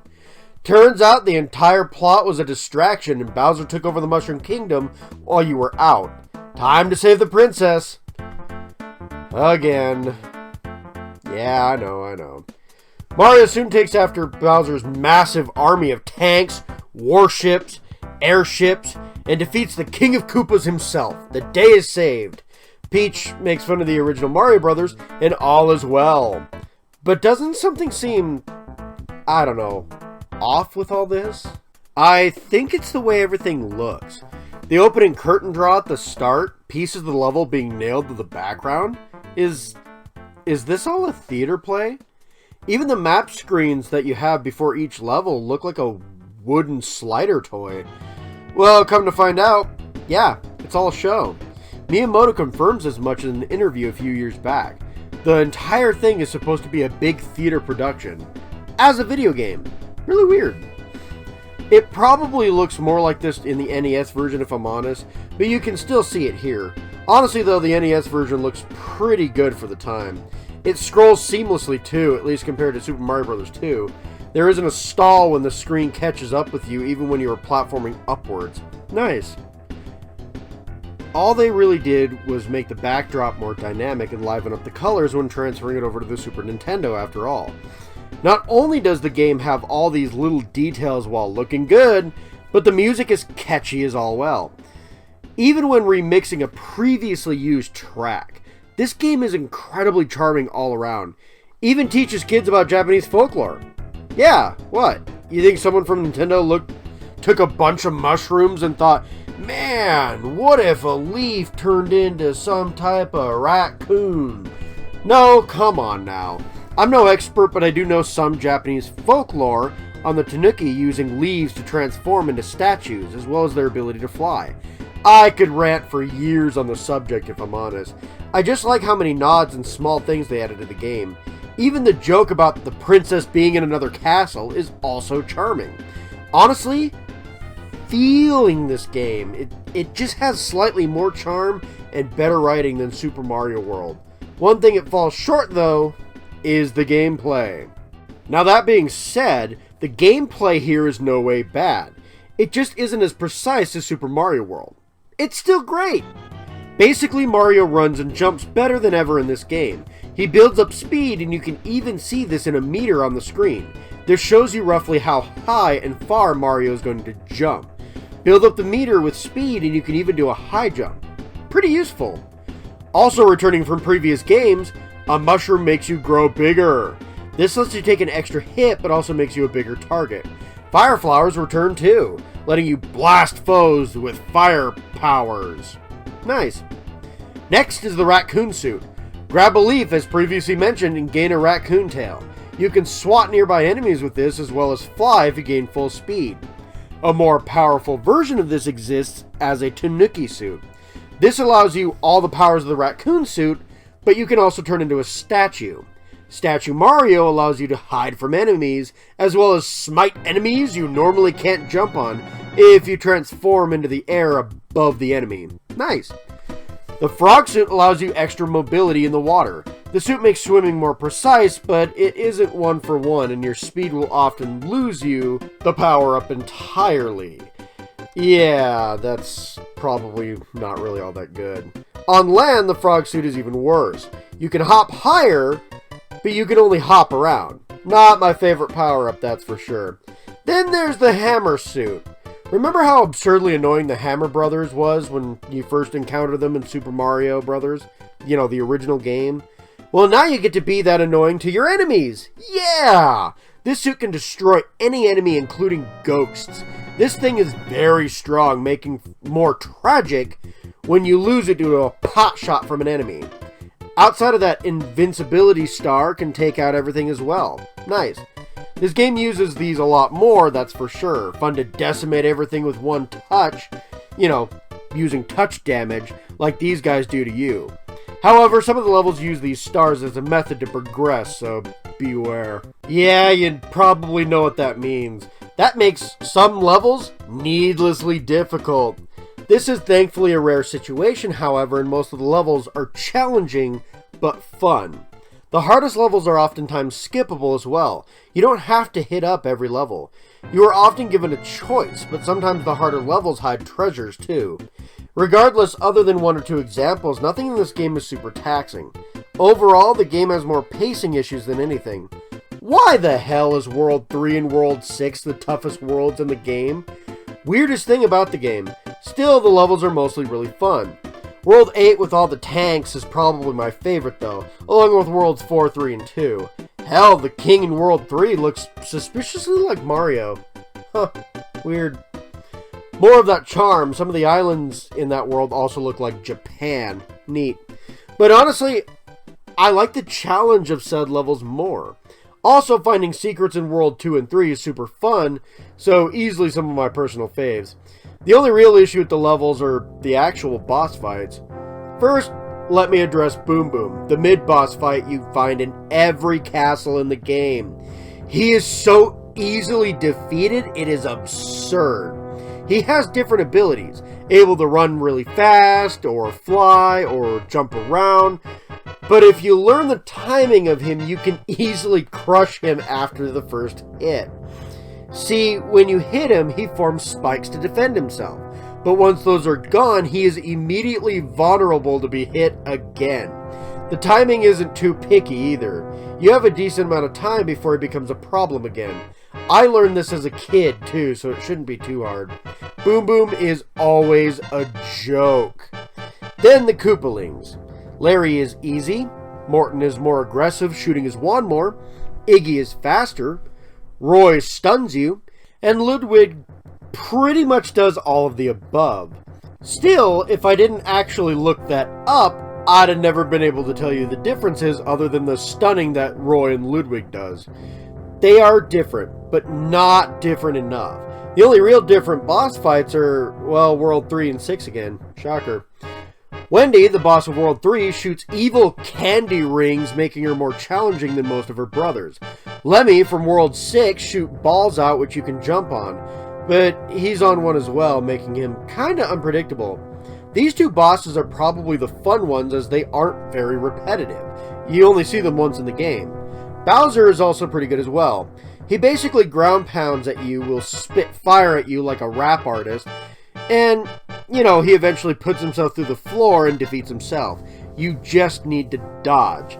But sometimes when he jumps, he will change the timing of his fire compared to his jumps, so it kind of makes it a slightly trickier situation than I might make it sound, just to let you know. Overall, serviceable but lacking for sure. Thankfully, the levels more than make up for it. Oh, and remember how I talked about liking finding secrets in my games? Naturally, since I brought it up, you can probably bet there are a ton of secrets in most of these levels. Lives? You can gain a ton of these in this game. Coins? They only get you more lives, but there are plenty of those around as well. There are places to get tons of coins, and the bonus areas you can find a lot of lives. They actually mostly look pretty different from one another too. Later levels even have secret power-ups like the Tanuki suit. This makes levels so fun to explore. Never know what you'll find. All of which are very useful to a point. However, it's pretty easy to drown in lives in this game if you know what you're doing. Worse yet, there are a bunch of places you can literally grind for lives, which I find isn't really needed in this game. There are also places in the overworld to explore. You can find toad houses for free power-up that is stored for later use if you're, having trouble with a level. You can find places to spin roulette mini-games for lives, which, if your timing is good, you can actually get a lot of lives. And if you get enough points, you can also get a card-matching game to appear for more lives and power-ups. You can beat up Hammer Brother mini-bosses on the world map for more useful items. You can get enough coins in certain levels and get a white toad house. White toad houses give you a very unique and powerful item. Princess Peach will also send you some of these at the end of each world, other than World 7 and World 8, obviously. Find a cloud to skip a level, giving you shit, or a P-Wing to give you infinite flight in one level. Even a music box to put Hammer Brothers on the map, put them to sleep so you can pass them without fighting them. Then there are the magic whistles. You can find 3 of them and skip basically to the end of the game. One is behind one of the first levels in the first world, one is in a secret area in the first castle, and one is hidden in the overworld map to World 2. Basically, you have to defeat a Fire Brother to get it, and it's probably the only place that you're actually going to find a Fire Bro, so there you go. Nice. There's also a secret coin chip, but I didn't manage to spot it on this run. Pity. Last but not least, the Game Boy Advance port. I haven't talked about this much, because there aren't many differences to talk about, sadly. It was the last port, and they didn't really add too much to it, other than a few quality of life additions to, helping you find secrets. However, the footage you are currently seeing isn't the regular game. That's right, new Mario levels. However, good luck getting any of these. Back in the days of the Game Boy Advance, there's advanced machine, I guess, called the e-reader, an interactive trading card add-on for the Game Boy Advance. The thing was a total piece of crap, if I'm going to be honest. A good idea, but not utilized well enough. They tried connecting the Advance port of Super Mario Bros. 3 to the thing. It was a pain in the ass because you needed basically the e-reader, 2 Game Boy Advance setups, so 2 Game Boy Advance consoles, Super Mario Bros. 3, obviously, and cards. You could find some power-ups to help your adventure out, but the real joy was new unlockable levels. However, we didn't get all the level cards here in the States. Oh, joy. However, there is a way to officially access the e-reader levels, which is more or less brand new content. I said officially, so put your damn Dolly Roger down. You actually gain access to all the new levels immediately without any e-reader cards on the Wii U Virtual Console port of said game. Yep, that makes the Wii U port a bit valuable, and since I have the port, I can play said levels. They are challenging, sometimes lost levels like, but they're fun and add new Mario content, so I'd say it's worth the effort if you have a Wii U. Look, no game is without its flaws. But when the only thing that comes to mind is the boss fights are slightly repetitive with 5 of the 8 main boss fights, yeah, that's an issue, for sure, but it's not a big enough one to hurt my enjoyment of said game. They do get progressively more difficult, technically.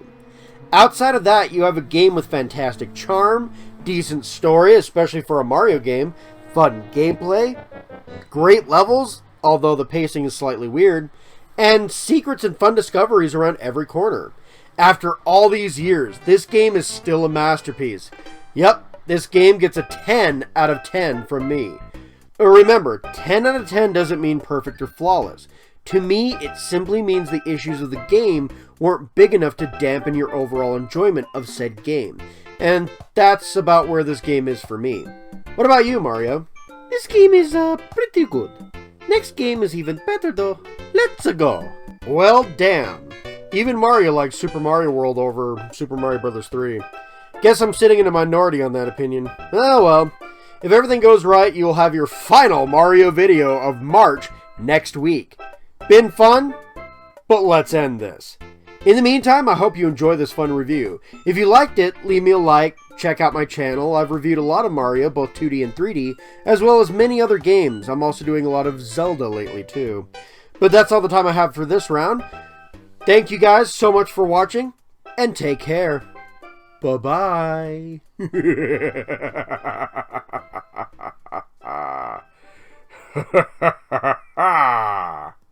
Ah yes, Super Mario World.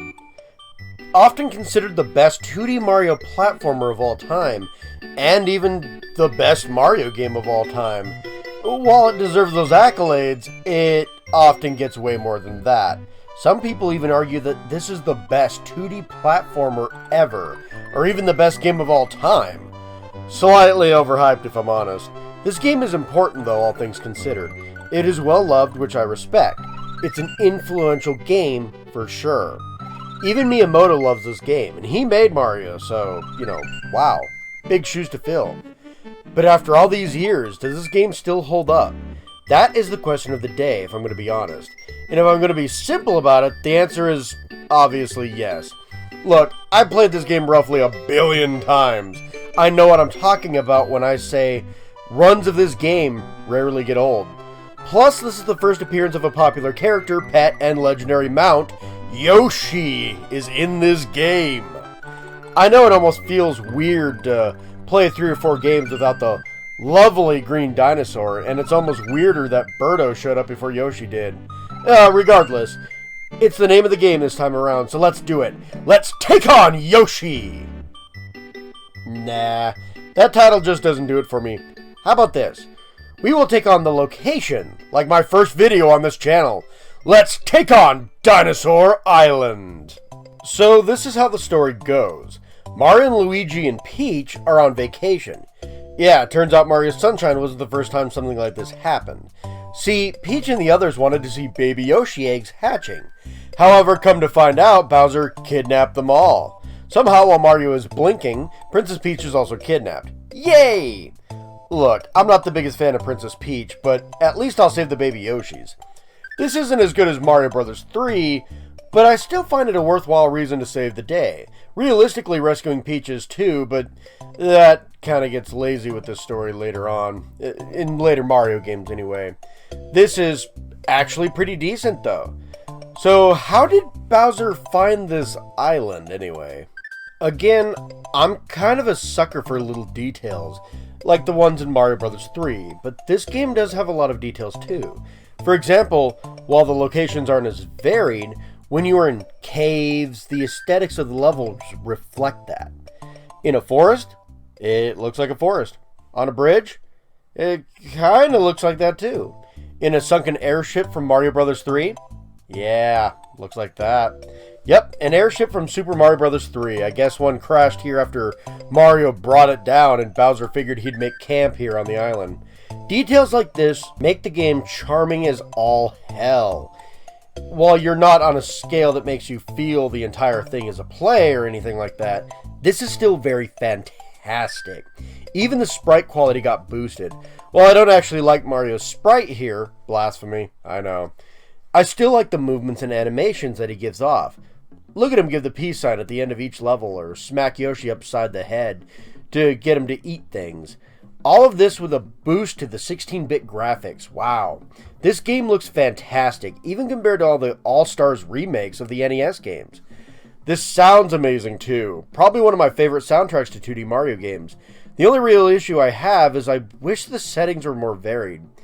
Yeah, this is one of the few things Mario Bros. 3 has over this game. The settings here do feel natural, but I feel it gets slightly boring to see caves, forests, lakes, and the like. They do change things when you run into slightly unsettling ghost houses or castles of sorts. Don't get me wrong here, this game is still charming as hell. I just wish there was more varied settings is all. Although, I may be careful on what I wish for, since the setup of Super Mario Bros. 3 is shamelessly copied in the new Super Mario Bros. Later down the road.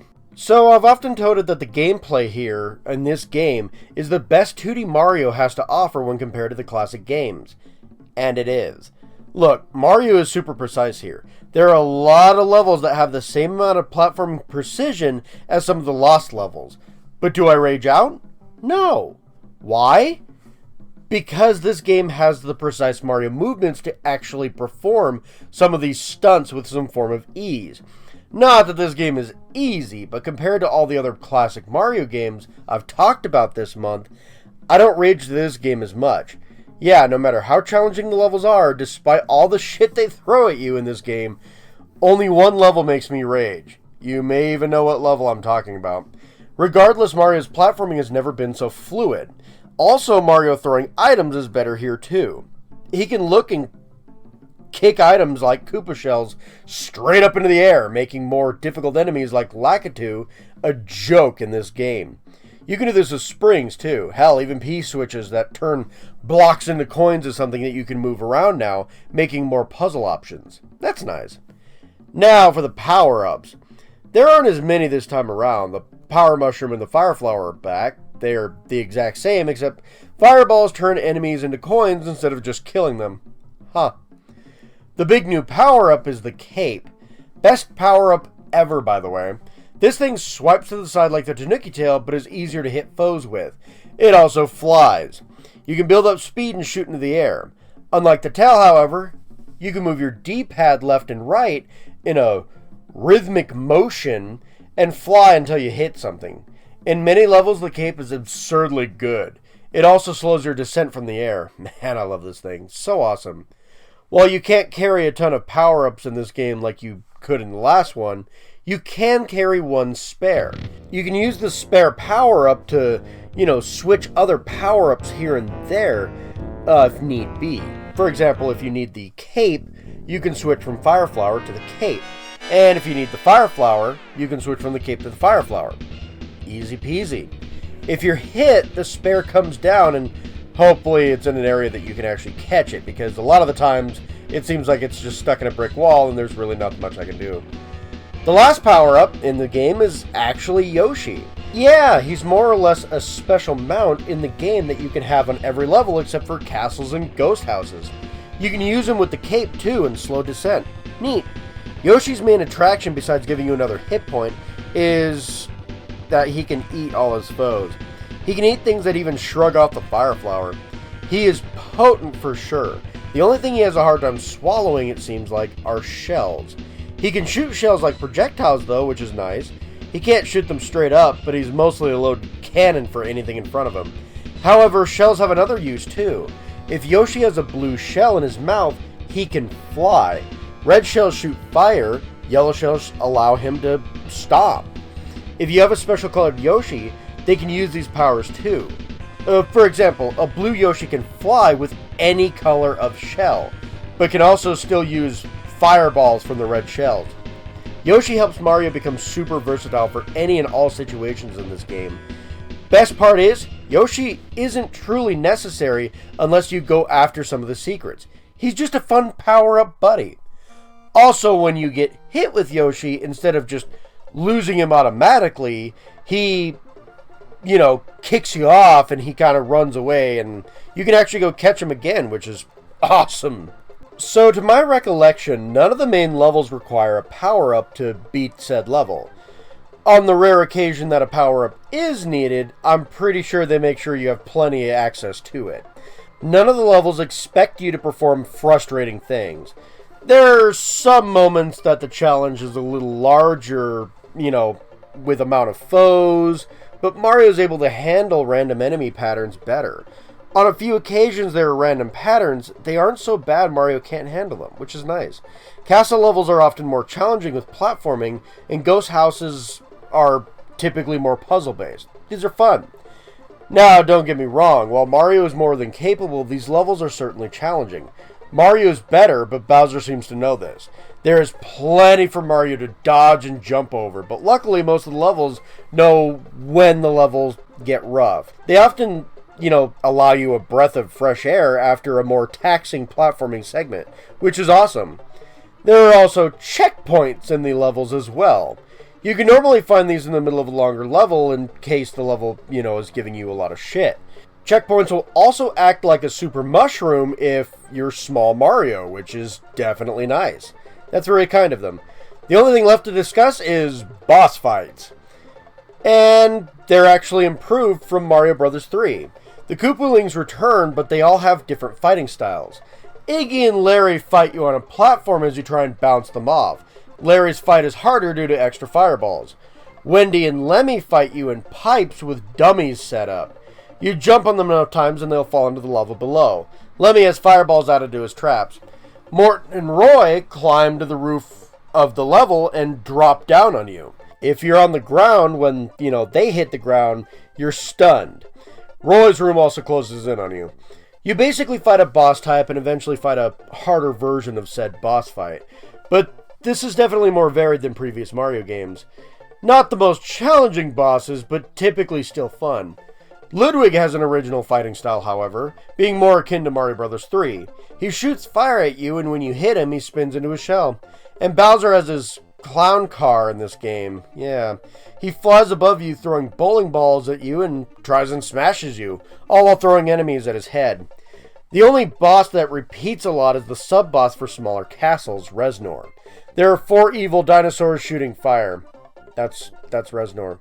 You smack the platform they are on from underneath to kill them. You take out 2 of them and the floor starts to vanish. It sounds scary, but once you get used to them, they aren't bad.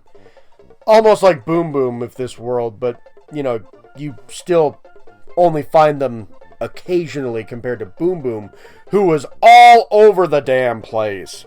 You also mostly fight Reznor during secret pathways rather than the main, linear path, so that's nice. And it's about this time that you're probably wondering, wait, Sauron, there are secret levels in this game? And to that I say, yes! Unlike Mario Bros. 3, the alternate pathways in this game are hidden by secret exits and stages. If you notice, red level spots on the overworld map indicate the level has a secret exit. I only found this as an adult. I didn't realize this as a kid, making me feel really stupid. Just saying. Find this secret exit, which is usually a puzzle involving bringing a key to a keyhole, and bam! Secret level! Most secret levels lead to shortcuts in the game, but can also lead to a star. This star takes you to more hidden levels, each with a secret exit and a different colored Yoshi. These can lead to the end of the game early as all hell, or even hidden challenge levels. This is where one of those levels gives me shit. See, there's a power-up that rarely appears. It turns Mario into a temporary blimp to cross bottomless pits. Unlike the cape, this is a limited time power-up. It's more like the Power Star. Oh, right, the Power Stars return here, making you invincible. It's rare and not used as much as the last game. Anyway, these challenges are really, really tough, and the blimp one is bull dookie. But the rest are very challenging, but they're also still fairly fair. I actually like these levels about as much as I hate them. Anyway, beat all the secrets and turn the entire game into Halloween. Yeah. Koopas look like Mario, Piranha Plants look like Jack-o'-lanterns, and Bullet Bills look like Pidgeots. Well, bullet-like versions anyway. You know, Pidgeots from Super Mario Bros. 2? The bird on the magic carpet? No? Anyway. While not as focused as the last game, hidden lives and coin rooms are also findable. They are often different and fun, but some of them are the generic minigames. You can find a Guess the Block minigame in many of the levels, and if you get enough points by hitting the tape at the end of this goal, you can also play another minigame for extra lives. Last but not least, there is a ghost house with a secret exit that leads to a emergency power-up area. That's really neat. Okay, that wasn't last. Last is the block buttons. You can find palace shaped like P-switches. Play the level for a chance to gain lives, and beat it to make new blocks appear in various stages. These blocks make more difficult platforming sections far easier. It doesn't make the game super easy, but it does ease up on some of the more difficult sections. This also allows you to get more power-ups as well. If you unlocked all the yellow or green blocks, they give you mushrooms and cape feathers respectively. While I like the secret coin, power-up, and extra live rooms more, and there's definitely less emphasis on them in this game, the secrets here are still very awesome. Find a hidden exit or two, and not only do you unlock new levels, but you can find permanent helpful blocks or shortcuts. And beating all the challenging levels paints the map with my favorite holiday. I love this. This is pretty awesome to be rewarded like this. Hey guys, this is off script and everything like that. I'm recording this on a different day because, guess what? I forgot entirely to talk about Mario's new jump and the Game Boy Advance version I didn't even put it in the script. So, bear with me here. This is just kind of a side tangent. Mario has a new jump in this game. He can basically do a spin jump. What that means is he jumps and he can kind of bounce off certain obstacles as well as decimate foes entirely. He can actually destroy Koopa shells like this too. Yoshi kind of does it, but he just does it automatically and he doesn't spin while doing it. But yeah, Yoshi can kind of just move over certain hazards with relative ease. So there's that. As for the Game Boy Advance version, there are not a whole lot of differences at all with the Game Boy Advance version versus the Super Mario World. It's mostly just the washed out colors and the less quality in the music that you'd expect from the Game Boy Advance, and they give you an extra side task to do. So just wanted to kind of throw that out there. I didn't completely forget, but yeah, I just kind of spaced putting those things in the video. So they're going here. Cool. All right, back to the regularly scheduled broadcast. Thank you. Bye-bye. Well, not bye-bye, because I still got to wrap this whole thing up, right? Yep, alright. Let's wrap it up! There is very little wrong with Super Mario World. While I think Super Mario Bros. 3 does some things better, Super Mario World still stands tall. The gameplay and level design mixes together in a very fluid experience that gets more and more challenging the further you progress in the game. Finding secrets is rewarding by giving you new levels, more blocks to help with harder levels, lives, and a new theme to make the game look awesome. The writing is pretty decent, even if my preschool girlfriend dumped me for a ninja because the baby Yoshis were considered ugly. Yeah, my preschool life was weird. The game is also incredibly charming. I may like the writing, charm, and the secrets more in Super Mario Bros. 3, but Super Mario World is no slouch on any of these subjects. Super Mario World is a masterpiece. Probably more of a masterpiece than the previous game is, and is most likely a better game overall, but I recommend it about the same. Super Mario World is highly recommended if you enjoy 2D platformers. It gets a 10 out of 10 from me. Mario, what do you think? I like it a lot. Thank you so much for playing my game. Well, there you go. That's all the time I have for this marathon. This was fun. I'm glad I did it. And there might be another Mario marathon sometime in the future. Until then, take care, my minions. Until next time, bye-bye. Oh, and like, subscribe, comment if you actually like the content of my video. I apologize. My throat was really dry when I did a lot of these lines. Time crunch. You gotta deal with what you gotta deal with. But, yeah, so I apologize if I didn't sound all that great in this video. But, thanks for dealing with me on my tangent Mario marathon out of nowhere. And, yeah, I'll be giving you guys an update relatively soon on what I'm planning for the rest of the season, as well as what I'm planning on for next season, and what I'm going to have to start doing to keep myself sane. So, till then, take care. Bye-bye. So, this is an interesting situation. I always thought I'd talk about Pokemon Snap long before we ever saw a sequel. Well, now to do that, I have to talk about this game now. Later this month, we'll see a sequel to this game. This is great, since I think this game really needed a sequel really, really badly. Not that the first game is bad, but I don't think it's aged well. So, let's talk about it, shall we? This game is actually made by HAL Laboratories. Yeah, the guys who made Kirby. They made a lovely game, but due to lack of focus, one of the developers decided to suggest that they use Pokemon for the game. This person was Iwata, from what I can tell, who passed away some time ago. Shame, he seemed like a great developer and a really cool person. Anyway, originally the team didn't like the idea, but eventually all became Pokemon fans. Huh, interesting, I guess. Meanwhile, I got the game for the N64 version right away. I beat it, and then put it down for some time. I think I may have played the Wii Virtual Console once, but I wouldn't remember very well. Want to know why? Because this game is incredibly short. I clocked in roughly 2 hours recording for this video, but I do know how to get all the Pokemon as well. What kind of game is this? Well, it's an on-rails arcade-like first-person shooter. No, not that kind of shooter. And you aren't shooting Pokeballs either. You're actually taking pictures. Yes, this is a photography game. You are taking pictures of Pokemon while throwing fruit and other things in effort to get a good picture. Some of the times you have to use puzzle-solving elements as well. But before I get into level design, let's actually start the review. So let's do it. Let's take on Mew! That's right, the mythical schoolyard rumor itself, Mew. The opening cutscene shows bits of the creature off for sure.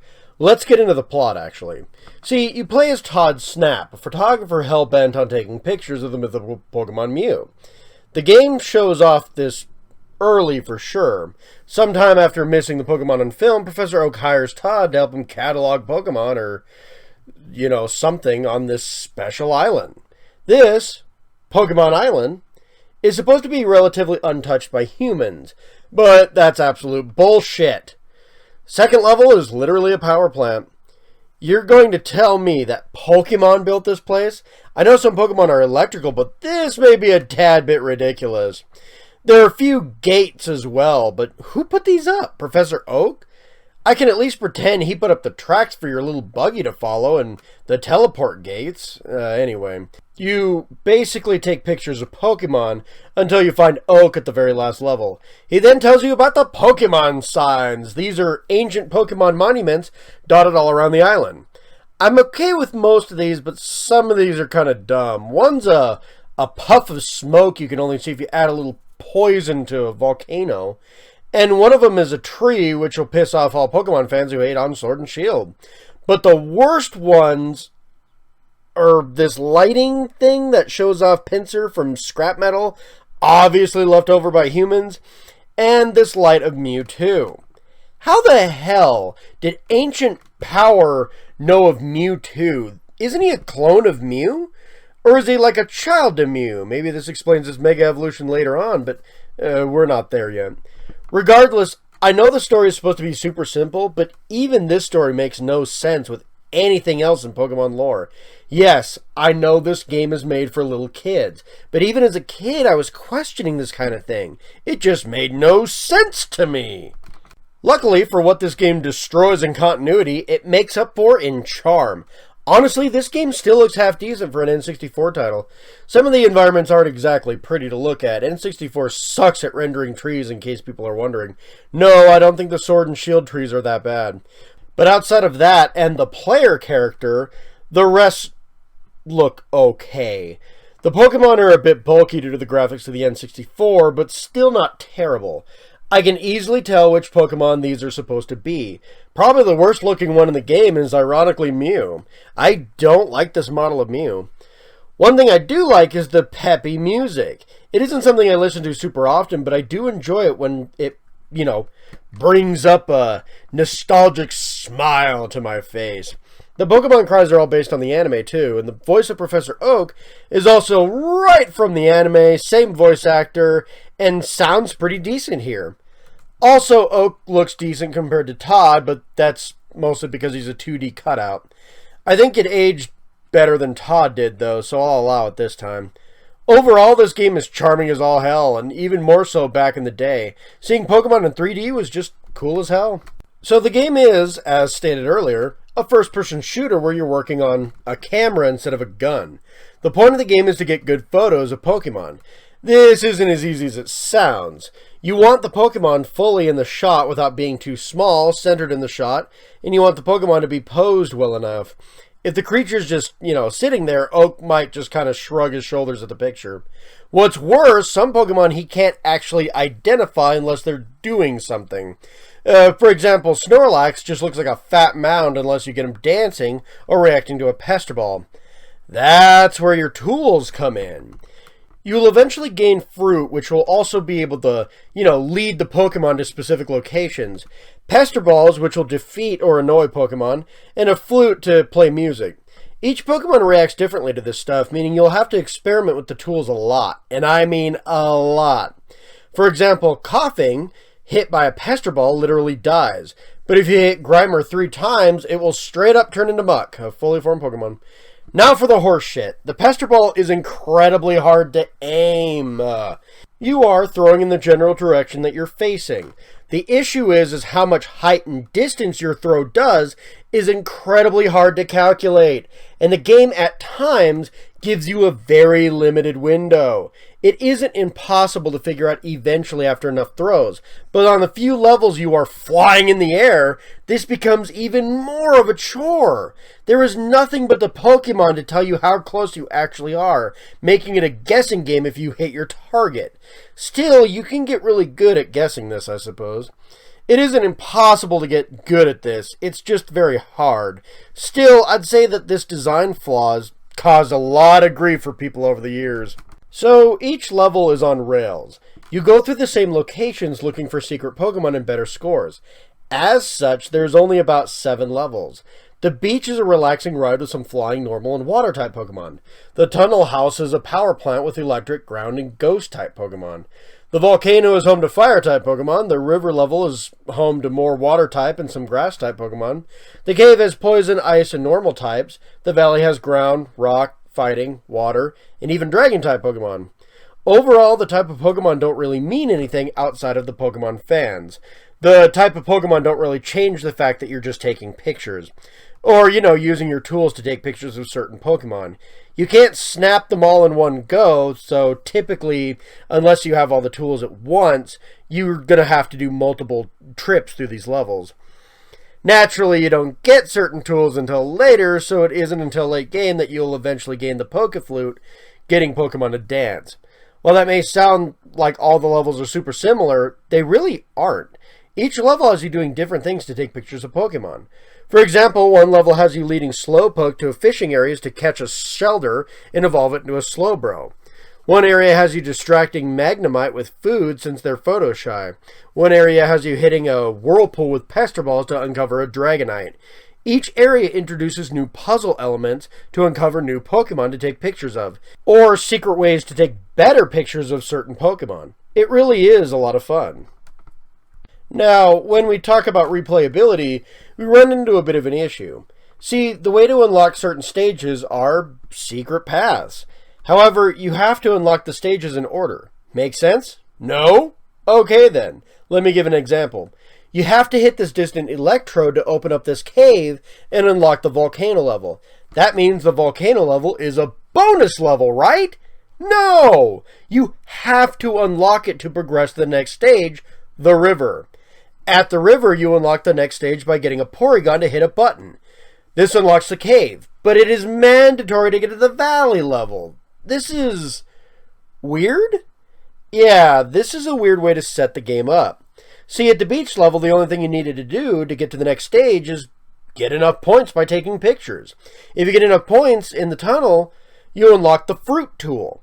You need the fruit tool to blow open the volcano level and go there. But it is slightly hidden? Again, this method is just bizarre. It repeats until the end, too. Once you access the valley level, you can reach one final secret exit. This takes you to Oak's cabin. It looks relaxing. Here, he tells you about the Pokemon signs. 6 hidden monuments in the 6 levels. This unlocks a final hidden level, which is mandatory for you to beat the game and see the credits. This game is really weird. Anyway, taking pictures of them unlocks the last level, Mew, which is like a boss fight. Good luck, though, as with the cave, aiming Pester Balls enough to crack Mew out of his bubble and get a good shot is incredibly difficult. Could have called this review Sauron Takes on Depth Perception. Jeez Louise. Luckily, this isn't exactly the end of the game. Once you snap a picture of every Pokemon in the game, including the hidden ones, you get a challenge mode. You can more or less try and beat high scores. I told you this was kind of arcade-like, right? Beating the high scores for another credit roll with little change and little reason to do so outside of bragging rights, is not my thing at all. Not a bad reward, but for a game sorely lacking in content, actual hidden levels or a new mode or two would have really helped. So, overall, it probably seems my thoughts on Pokemon Snap are a bit negative, and compared to a lot of people, yeah, they are. The story makes no sense, the gameplay has depth perception issues, and the secrets are pointless or entirely necessary to beat the game. That being said, the levels are pretty good for this type of game, and the charm is naturally through the roof since this is Pokemon. And while I have issues aiming Pester Balls, the camera work is fantastic. I'm sure a lot of these issues came from changing the entire direction of the game to filter around Pokemon. However, a sequel could fix a lot of these issues. There is a lot of promise with this style of game for sure, mixing on rail shooters with puzzle elements and photography. It's a unique idea for sure. Personally, I don't think the first Pokemon Snap game is super great. In fact, I think it's just okay, or a 6 out of 10. It has a lot of promise though, but the sequel never came. What the hell? Why not? This game is now old enough to drink and smoke, guys. Ugh.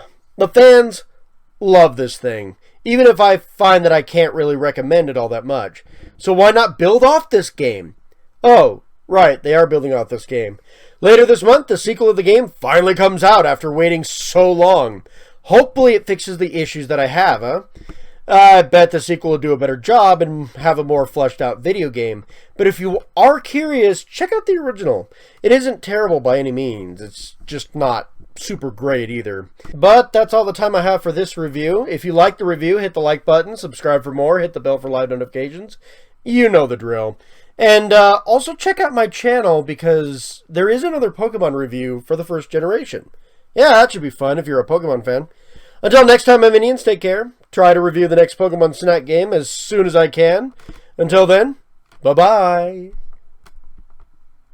So, does anybody have a favorite comic book character? Mine was always Spider-Man.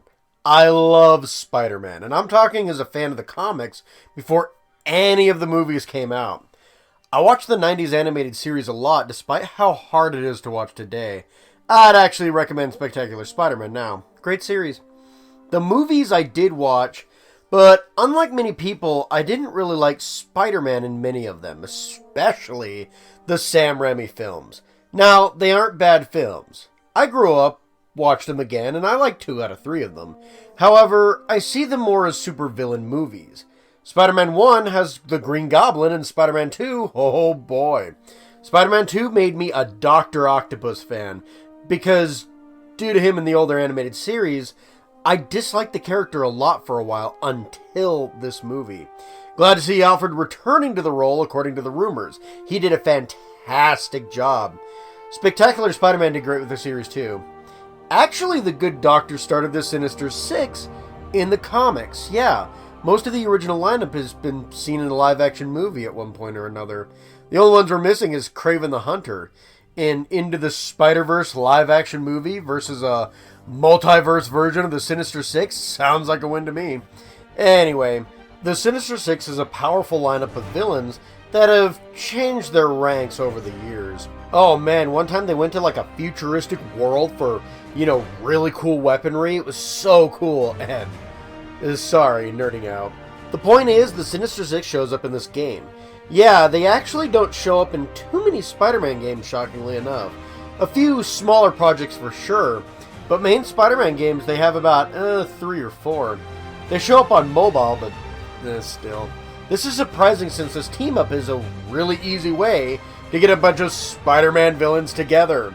They show up in the trailer for this game, but it's about all I'm willing to spoil for now. If you want spoiler-free opinions, here we go. This game is amazing, which is generally a 9 out of 10 on my rating scale. If you like open-world 3D beat-em-up games, this may be up your alley. If you are a Spider-Man fan, I highly recommend this game. Hell, my biggest issue probably won't even bother you. If you are looking into getting into Spider-Man, however, this game may help with that. I'd still say my main issue is a smaller one, but you may be slightly lost on who some of these characters are. Everything else is spoiler territory, which I'm spoiling this game rotten. So let's do it. Let's take on the Sinister Six! So, get this, you play as Spider-Man in this game. I know, shocking, right? Peter here has been doing this for about 8 years now. His ultimate goal is coming to pass. He's about to help take down Wilson Fisk, aka the Kingpin. Most people think he is a Daredevil villain, and they aren't wrong, but he's also heavily associated with Spider-Man. You can learn more about Wilson Fisk in the Daredevil TV series on Netflix, a show I highly recommend if you don't mind the darker, violent tones. However, he first appeared in a Spider-Man comic, so there you go. Spider-Man takes little time in taking him down with the help of Yuri, a police captain.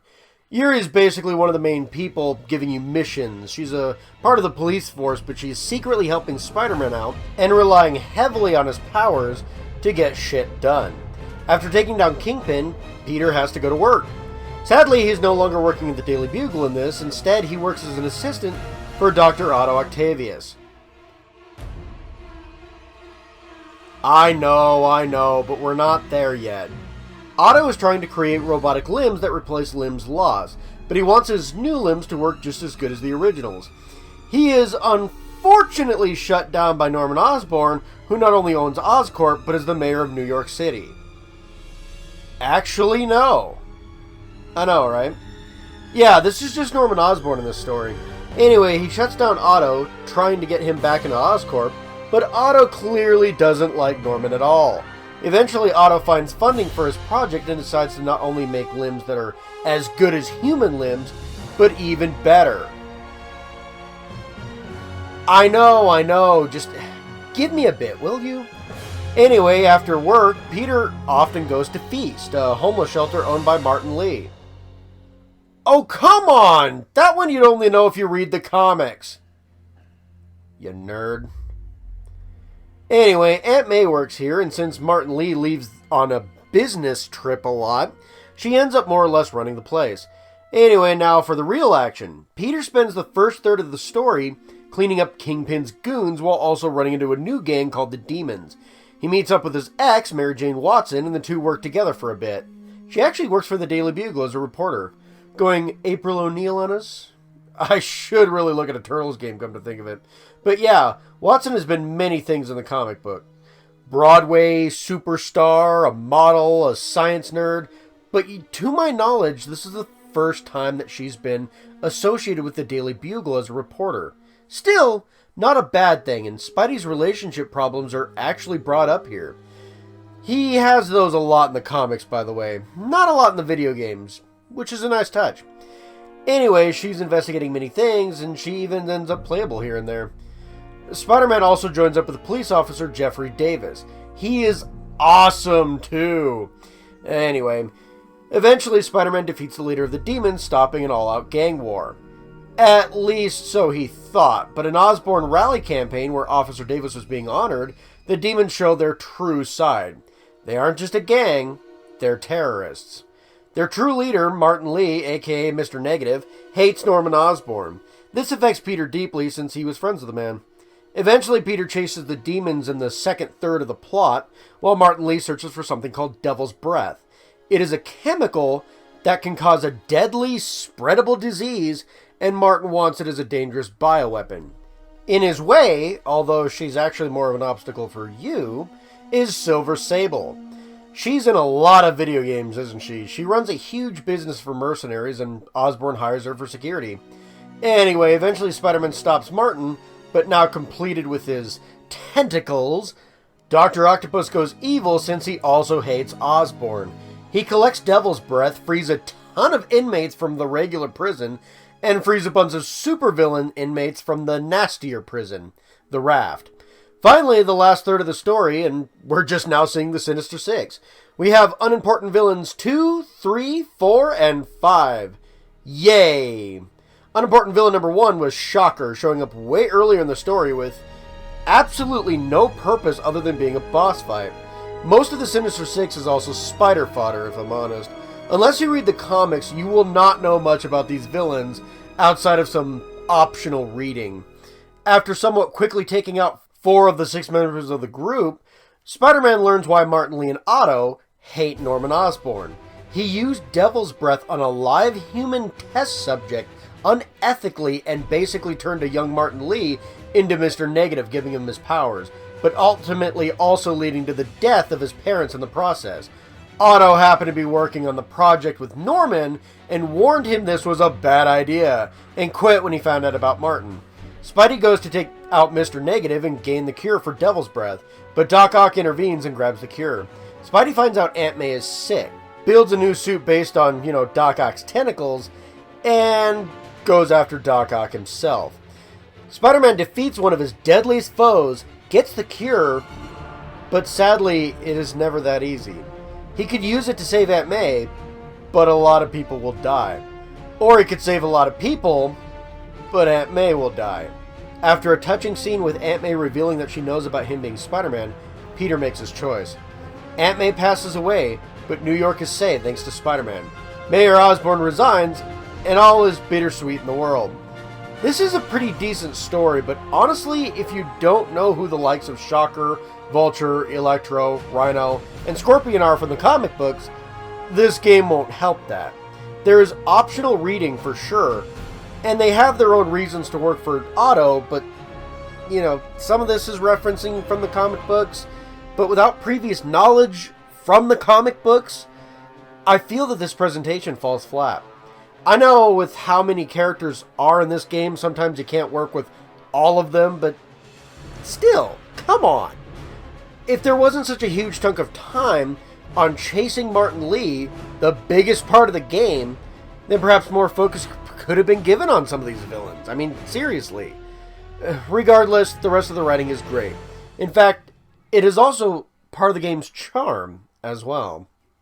Yeah, character interaction is actually really great in this game. Spider-Man quips at his foes a lot. My favorite is actually some of the characters in the story that the story doesn't care about. Vulture's real name is Adrian Toombs, and Spider makes a Rocky reference because of it. While Vulture doesn't get the joke, Electro certainly does and makes another Rocky reference. This makes Spider-Man so happy, and it brought a smile to my face. And at least Electro is having fun with all this. How about when Spider-Man is talking to Mary Jane Watson through text and having some of things lost in translation? That's a relatable part to a lot of people. Or how about Miles Morales? He doesn't do much with the main story, if I'm honest, but his relationship with Peter is great regardless.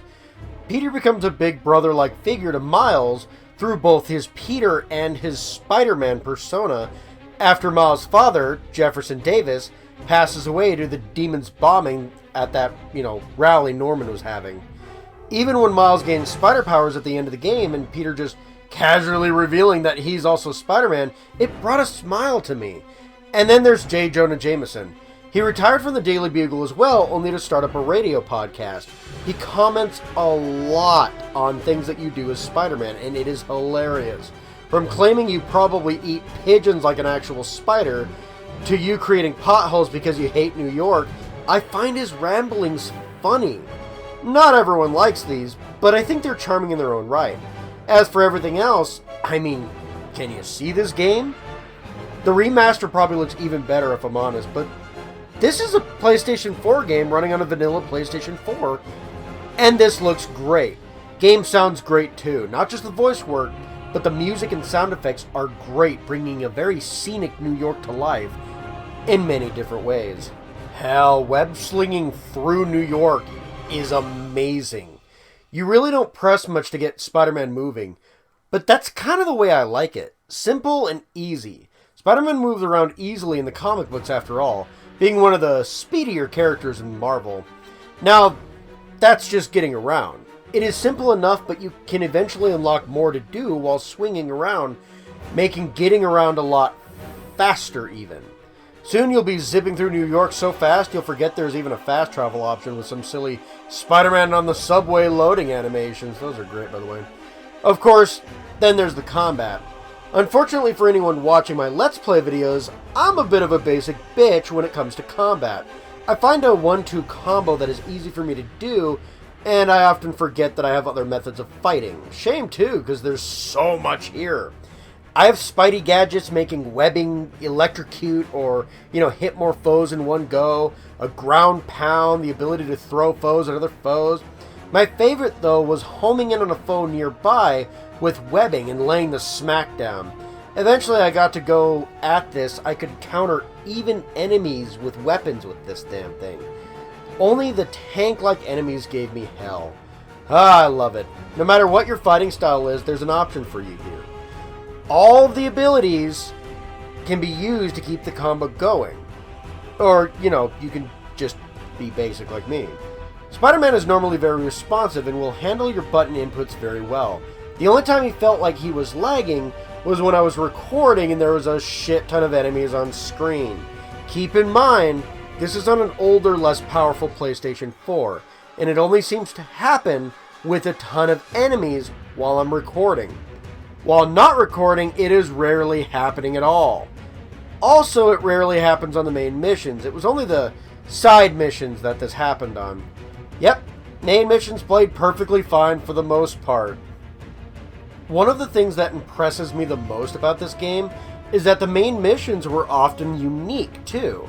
Some of them are go to this place for a cutscene for character building, but when a level does begin, it is normally really damn good. One level has you investigating cool secret areas in a boathouse. One has you climbing to a huge tower where you stealth up an elevator shaft, dodging the demons trying to shoot at you. Some you have to play as Miles Morales or Mary Jane Watson to break up certain things with stealth missions. One of which is really fun since you play as MJ while watching Spider-Man take out thugs. The levels are varied enough with things like this, which is nice since sometimes games like this just throw more and more goons at you, although that happens here sometimes too. The boss fights are well worth it though. One scene has you chasing Shocker down, while another fight has you facing off against a stronger version of Shocker, one-on-one in a bank. Mr. Negative is fought 3 different times, and all 3 being different enough to feel unique. One has you fighting him on a military-like vehicle while having a mind fight with him. One has you squaring off in a very cramped-ass subway train. And one you basically have to go rounds with him while he turns into his demonic form. You know, the demon within kind of thing. Yeah. Even the Sinister Six, while not really around much for the story, have great boss fights. Electro and Vulture team up together, leading a very unique boss fight with those two. Scorpion and Rhino also team up with a unique boss fight, but it isn't as exciting in my opinion. The final boss fight with Doc Ock is just amazing, both emotionally for Spider-Man and super cool for the players. All in all, I think everything checks out here. Sure, not all the levels are super original, but I think they change things up to be varied. Also, I don't mind playing as Miles and MJ, but I think those are some of the more challenging levels, if I'm honest. They're not too bad overall, but they can kind of cut up the pacing just a tad bit here and there. Just saying. Now for the side quests, and buckle in, folks, because there's a ton of them here. Let's go through them, shall we? First, you find out Black Cat is in town. Spider-Man's versions of Catwoman, more or less. Black Cat is stealing things. Go figure. The way you track her down is through an I Spy-like minigame, and eventually you unlock a new costume for your troubles. A little fun side event. You can also end up helping Harry Osborn, who is supposed to be on vacation in Europe, but you find out in the main story he's actually sick. Regardless, he has you doing science-like missions in an effort to help him save the ecosystem. Neat. You get science tokens for this. Oh boy, wait until I explain the tokens. You can also catch pigeons for a homeless fella for a few science tokens. You can take on challenges from Taskmaster for challenge tokens. That last one also leads to a boss fight too. A challenging boss for sure. You can take pictures of Landmark for Landmark tokens. You can find old backpacks belonging to Peter for both backpack tokens as well as cool little collectible pieces like a piece of Mysterio's helmet or a Sandman who's, you know, stuck in a bottle that Spider-Man just left in a backpack hanging around somewhere. You can take on crimes being committed by Kingpin's goons, demons, escaped inmates, or Silver Sable's mercenary goons. Whew, that's a lot. They all have base camps as well. These have huge amounts of goons to fight, which is where I experience the highest chance of slowdown from Spidey. Still, no issues while not recording, and if you get base tokens from these as well, so that's nice. All of these tokens help you unlock some really cool stuff. You can unlock new costumes as well as some optional gadgets. All costumes unlock new abilities as well, which thankfully you can mix and match with different costumes. I like the ability, but not the costume? You can change that shit up. This makes side quests really fun and actually super useful. Not so much that they're needed to progress, but enough to, be useful regardless. There's also other side quests, actually smaller missions for Spider-Man to do.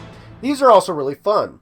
One has you investigating a blackmailing issue and stopping a daring heist before it can go on. One has you help a bunch of college kids who were possessed by Martin Lee. One of them, you're taking on Kingpin's goons to stop him from stealing evidence. One of them, you have a boss fight with a character by the name of Tombstone. Fun fight for sure. All in all, outside of the longer base missions, these are all really fun. I enjoy tackling them even if I'm only doing it for another costume or to learn about the character named Speedball. Go figure. So while I enjoyed my time with this game, there are obviously a few issues. If you don't read the comics, you're going to be lost with a lot of these characters. Mr. Negative and Dr. Octopus get plenty of character development, but the other bad guys aren't so lucky. Shocker, Vulture, Rhino, Electro, and Scorpion are literally just here to be a boss fight, while Miles Morales isn't exactly, plot important either. However, at least his character writing gives you a better idea of the character, while the others only get small profiles in the options menu. Outside of that, though, things are perfectly fine. Even if the game thinks you've read the comic books beforehand, the rest of the characters and story work plenty well. The charming interactions are great, and the gameplay has a variety of different options, and the levels have some great designs and a variety of options as well. And the side quests will keep you busy for some time. Sure, some of the side quests are combat related, but some are different, like taking photos and finding cool goodies, all of which unlock more abilities and costumes for you. Overall, this game is amazing. Spectacular even. Web of. Untold Tales of. Marvel Team Up. Anyway, it's a 9 out of 10 for me. It isn't perfect, but I still think this game is pretty good. Not all the levels are amazing, mind you, and not all the side quests are spectacular, but overall, I think this is a really fun game. Try it for yourself on the PlayStation 4, PlayStation 4 Pro, or the remastered version on the PlayStation 5, if you're that lucky to actually get a PlayStation 5. Jeez Louise, these things are like hunting for unicorns. This isn't the only Spider-Man game I'm going to play for this channel, but for now, that's all the time I have for this video. Anyway, if you like my look into this game, there is the Let's Play if you want more details on, kind of how I enjoyed things and kind of how I worked with things. And you could also give this, video a like, subscribe, comment. And if I get more views on this video, I may do another Spider-Man review sooner rather than later.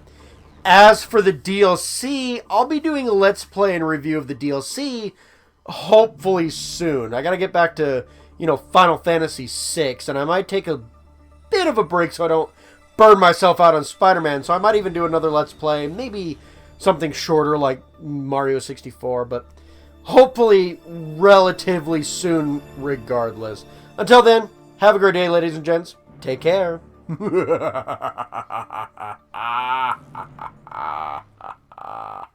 So, first things first, I love this game. Majora's Mask is my favorite game in the Legend of Zelda series to date, despite being my second experience in the Zelda universe.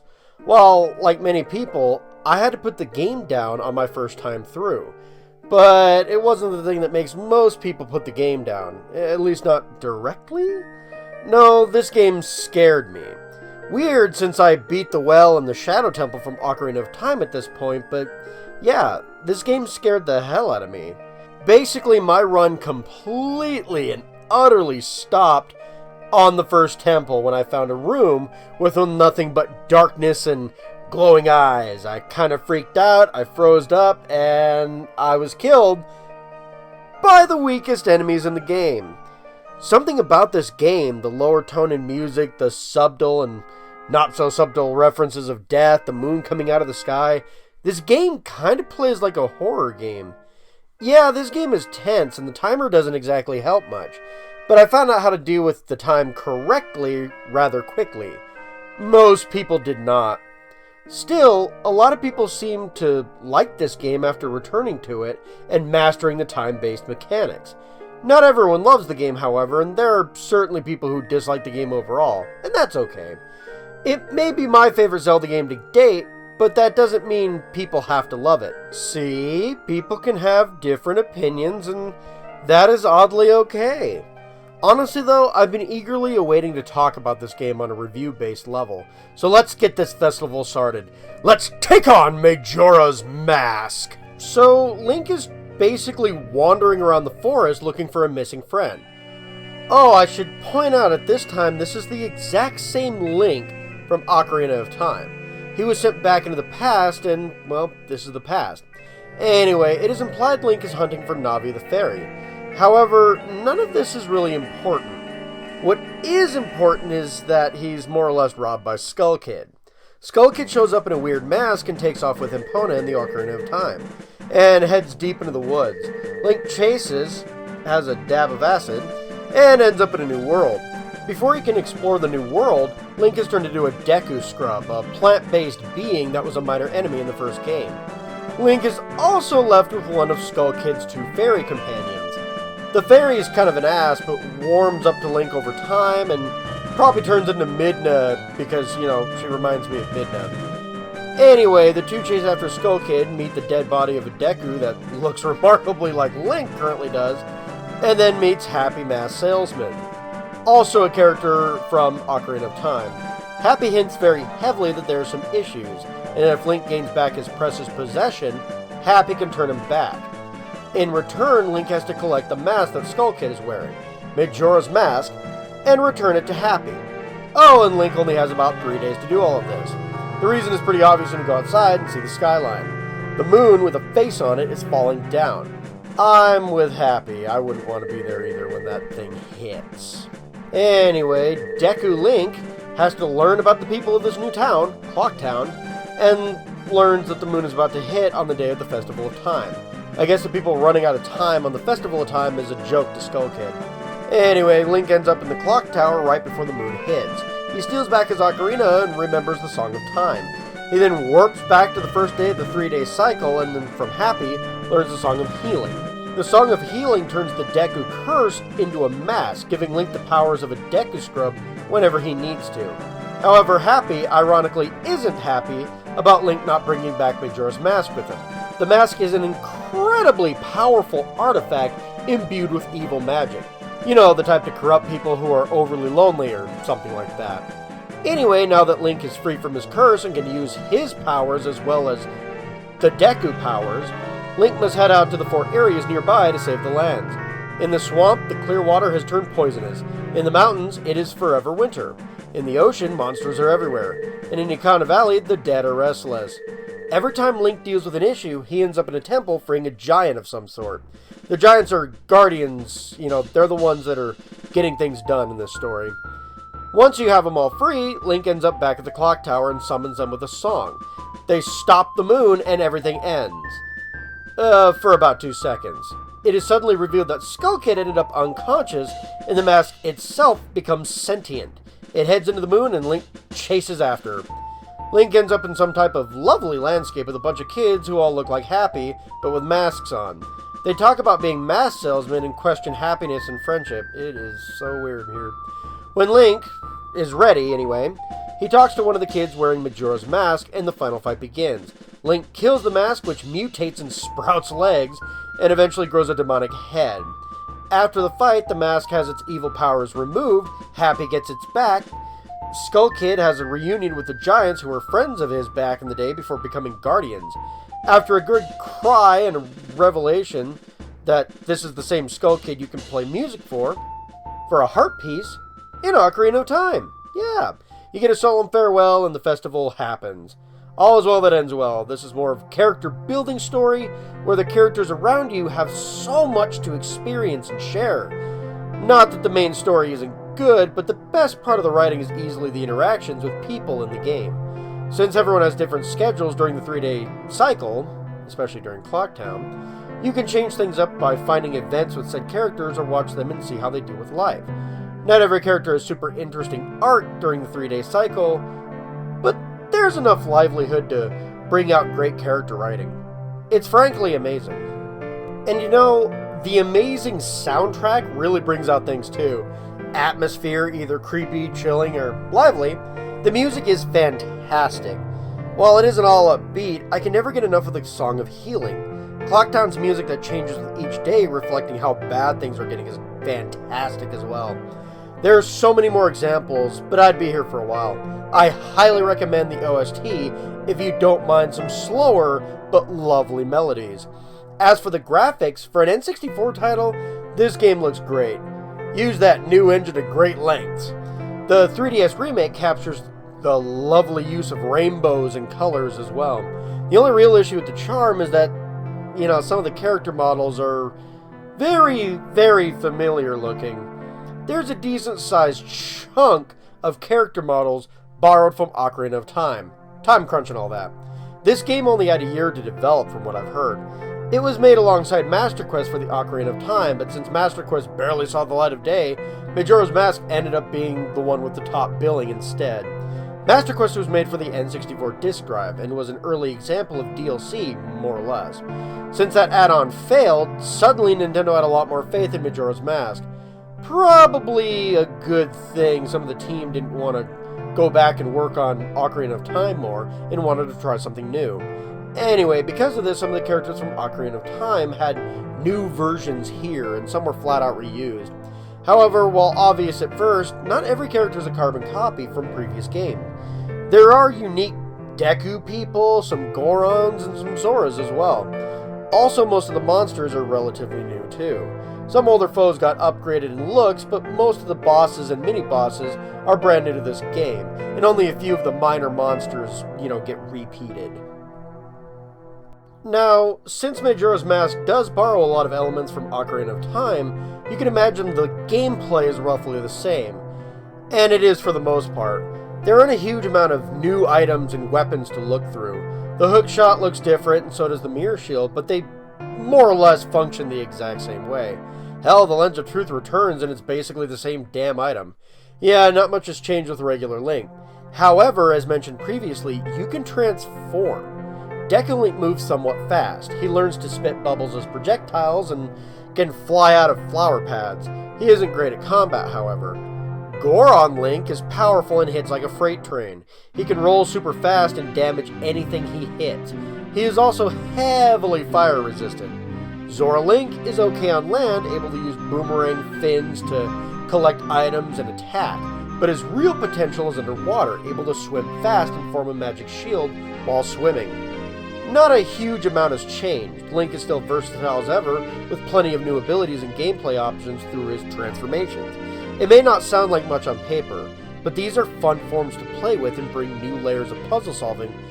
It's amazing how changing up a bit of Link's movement does so much for the game, if I'm honest. So, Majora's Mask only has 4 main dungeons, and a few smaller mini-dungeons. There isn't much in the way of level design, so they crammed as much into these levels as possible. That isn't always a bad thing, however. The level design is more streamlined with less empty space than Ocarina of Time had. Take the overworld, for example. It doesn't take all that much time to get from Clocktown, the central hub of the game, to the swamp or the mountains. Even if you don't want to explore the fields, there are warp points to get you from one place to another with a simple Ocarina song. After you unlock them, of course. You have to activate the proper owl statue, and bam, that owl statue becomes a warp point. This makes fast travel a breeze, especially appreciated with the limited time. Normally, statues appear right outside the dungeon entrance too, so as long as you know the appropriate song to enter, you can just fast travel to the dungeon on the first day of the 3-day cycle. It's pretty dang useful, if I'm going to be honest. I really like the fact that you can just warp to the dungeon on the first day of the 3-day cycle. It almost makes being paranoid kind of ridiculous, doesn't it? Nah, I'm only kidding with you guys. Anyway, I should explain the time travel mechanics, shouldn't I? Okay, it's like this. You have 3 in-game days to really get anything done and to play around it. You can play the Song of Time to reset the cycle anytime you wish. You don't lose main items like bows or hook shots or anything like that. Masks, including boss masks, also stay with you. If you know a song, you keep that song. To enter a main dungeon, you need to learn a song. Once you learn that song, it is safe to go to the owl statue near the dungeon, reset the 3-day cycle, and then just start the dungeon on the first day of the cycle. This makes dungeons easier to manage for sure, and once you beat the dungeon, if you need to, you can warp back to the boss fight to do things like bring Spring back to the mountains so you can wrap up some side quests. Lastly, there are alternate ways to play the Song of Time to manipulate time further. I wish the game would do a better job telling you this, though. It's not very direct. The only way to learn this in the game is to mess around with your ocarina or talk with this random scarecrow and activate a very specific dialogue option to get the information. More or less, you can play the Song of Time backwards to slow down time, making things even easier on yourself. And you can double each note on the song to warp around the day cycle in general. Like if you want to go to 1 a.m., you can do that.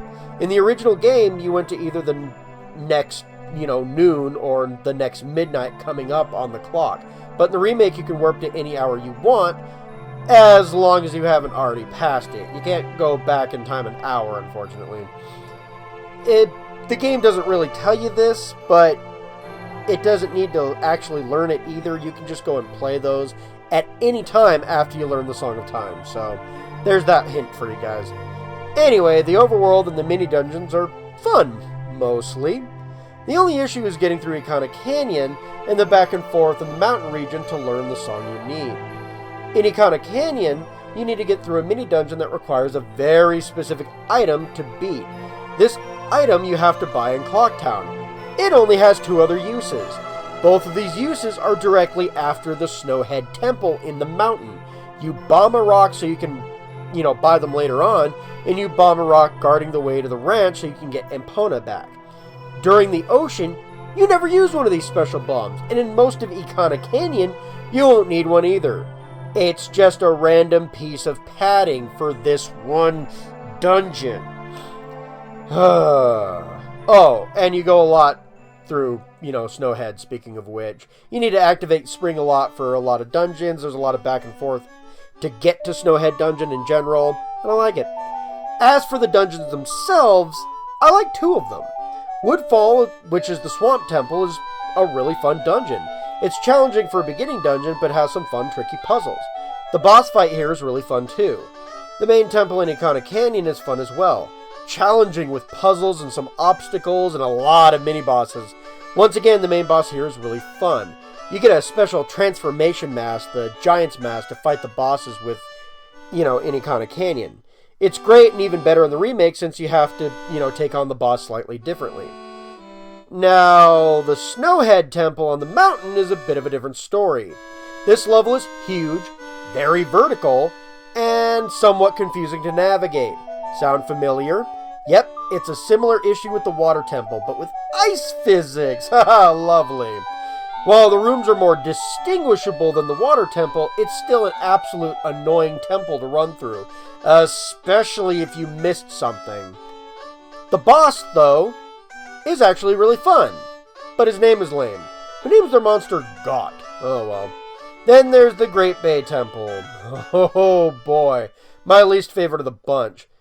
Zora Link makes swimming much easier, but while navigating a whirlpool with tons of water-based puzzles, this level can be annoying and also really difficult to navigate. Even the boss isn't that great. Too easy in the original and super annoying to kill in the remake. George?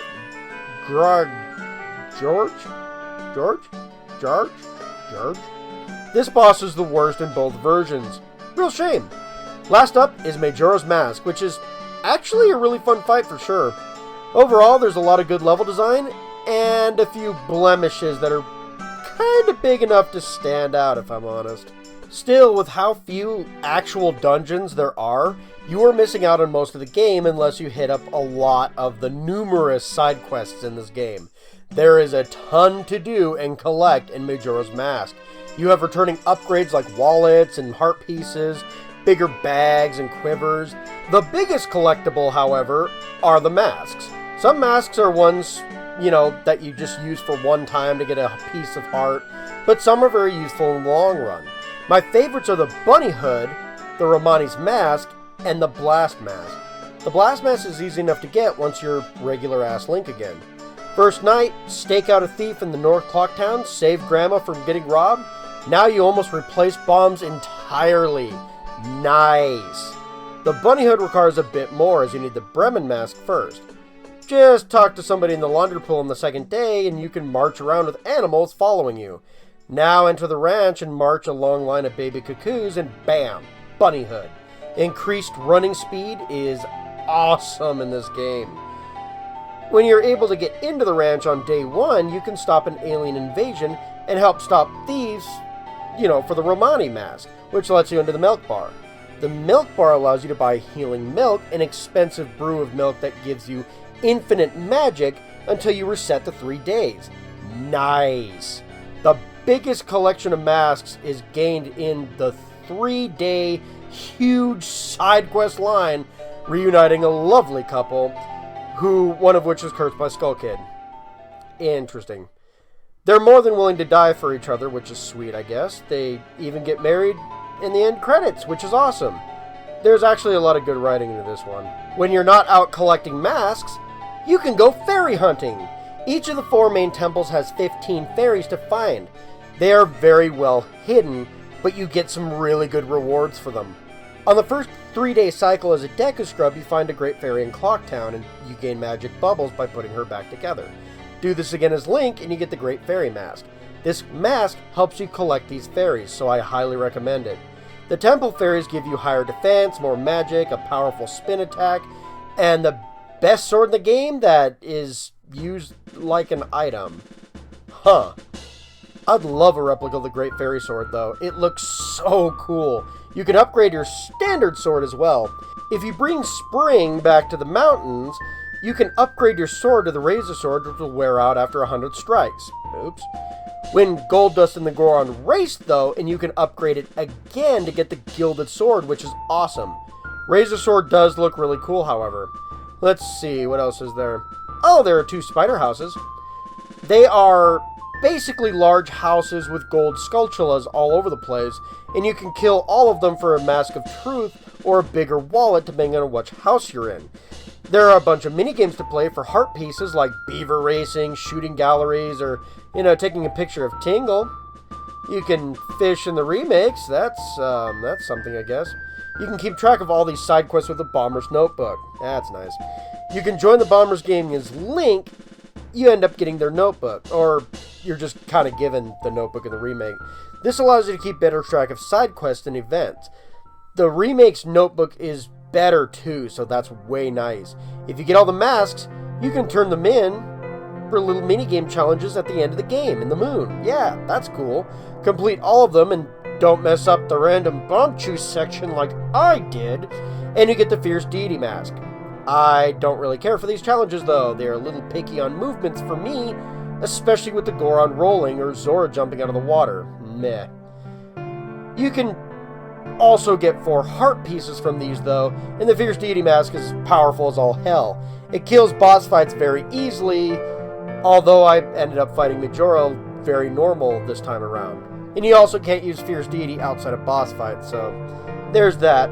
Take it with a grain of salt, but hey, at least it's something for kind of going the extra mile and collecting all the masks. So overall, is Majora's Mask the perfect Zelda game? No. Is it the perfect 3D Zelda game? Still no. However, I do think you're most likely gonna like it. Time manipulation can be a bit complicated sounding at first, but once you get the hang of it and figure out the note manipulation of the Song of Time to help out, it should be a fun time. This game isn't friendly to newcomers of the genre, but it isn't so challenging that it's impossible, just a lot of busy work. Overall though, even getting the basics of it, the Snowhead Temple and the Great Bay Temple still kinda suck, along with several other parts of the world that you need to explore. Everything else though should be a fun time. Sure, not all the side quests are fun or fulfilling, but there's so many, there should be something for you at one of these turns. The writing is mostly great, and the graphics and the OST are fantastic for this level of game. And the gameplay is fantastic since you're basically playing as Ocarina of Time, but with 3 more playable characters. Overall, I think Majora's Mask is amazing in my opinion, and if you'd like adventure games, I highly recommend trying it out. Like I said, time manipulation is a big part, but easy to get to know if you talk to a scarecrow enough times. Man, that's a weird sentence to say. However, if you're talking about the original version from the N64, which is the easiest version to get a hold of, I would bump it down to great, if I'm honest. Yeah, it's still great, but the issue of waiting for time-specific events, especially during side quests, really hurts it a lot. Oh, that would be a 9 out of 10 for the 3DS and an 8 out of 10 for the N64 if you're number junkies. Anyway, that's all the time I have to gush over this game. If you liked the video, please leave a like, comment, subscribe if you haven't already, and let me know if you played the game or not. Subscribe for more content, blah blah blah. Thank you! Bye-bye!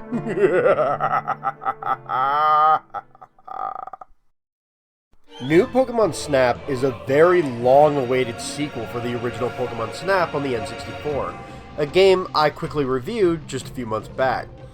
I wanted to do this mostly because I've been waiting for a sequel to Pokemon Snap for years, and since one finally came around the same time I wanted to look into the original, it was a good chance to look at both games in the same season, so here we are. Besides, I love Pokemon, and I can use this as a chance to actually play the new game. What's weird is this game isn't made by HAL, the guys who made Kirby, but this time it was actually developed by Bandai Namco. This actually makes sense since they made Pokken, a Pokemon fighting game that I've been meaning to take a look into more, but I have played the game. The backdrops and the fights are really fun to look through, and there's hidden Pokemon references all over the place, so I guess Pokemon Snap was just a natural fit. That being said, the more I saw of the game, the more worried I was. I liked what I was seeing other than, these mysterious Illumina Pokemon. Speaking of which, this review will be full of spoilers, just to warn all of you. If that's an issue to you, I would back out of this video now. Thanks for watching, but no. Anyway, yeah, the Illumina Pokemon that light up and glow with a strange and mysterious aura.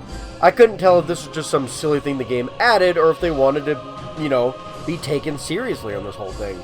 And the answer is technically both. The Illumina Pokemon are a very important part of this game, but they are here for just being sort of a boss fight at the same time. Regardless, let's start up this journey into the world of Pokemon once more. Let's take on the Illumina Pokemon! Still here? Great. Hope you don't mind spoilers because I'm bursting this wide open. You are a young photographer hired to help survey the Lental region, a series of islands with a lot of Pokemon on it. It is thought that humans have barely been here before, outside of a lone adventurer by the name of Captain Vince. Vince cataloged something called the Illumina Pokemon, a large Pokemon glowing with energy and pretty designs. Vince meant 2 of them, but theorizes there are at least 4. Vince photographed said Pokemon, but using an old-ass camera didn't really work well and the pictures are all blurry as hell.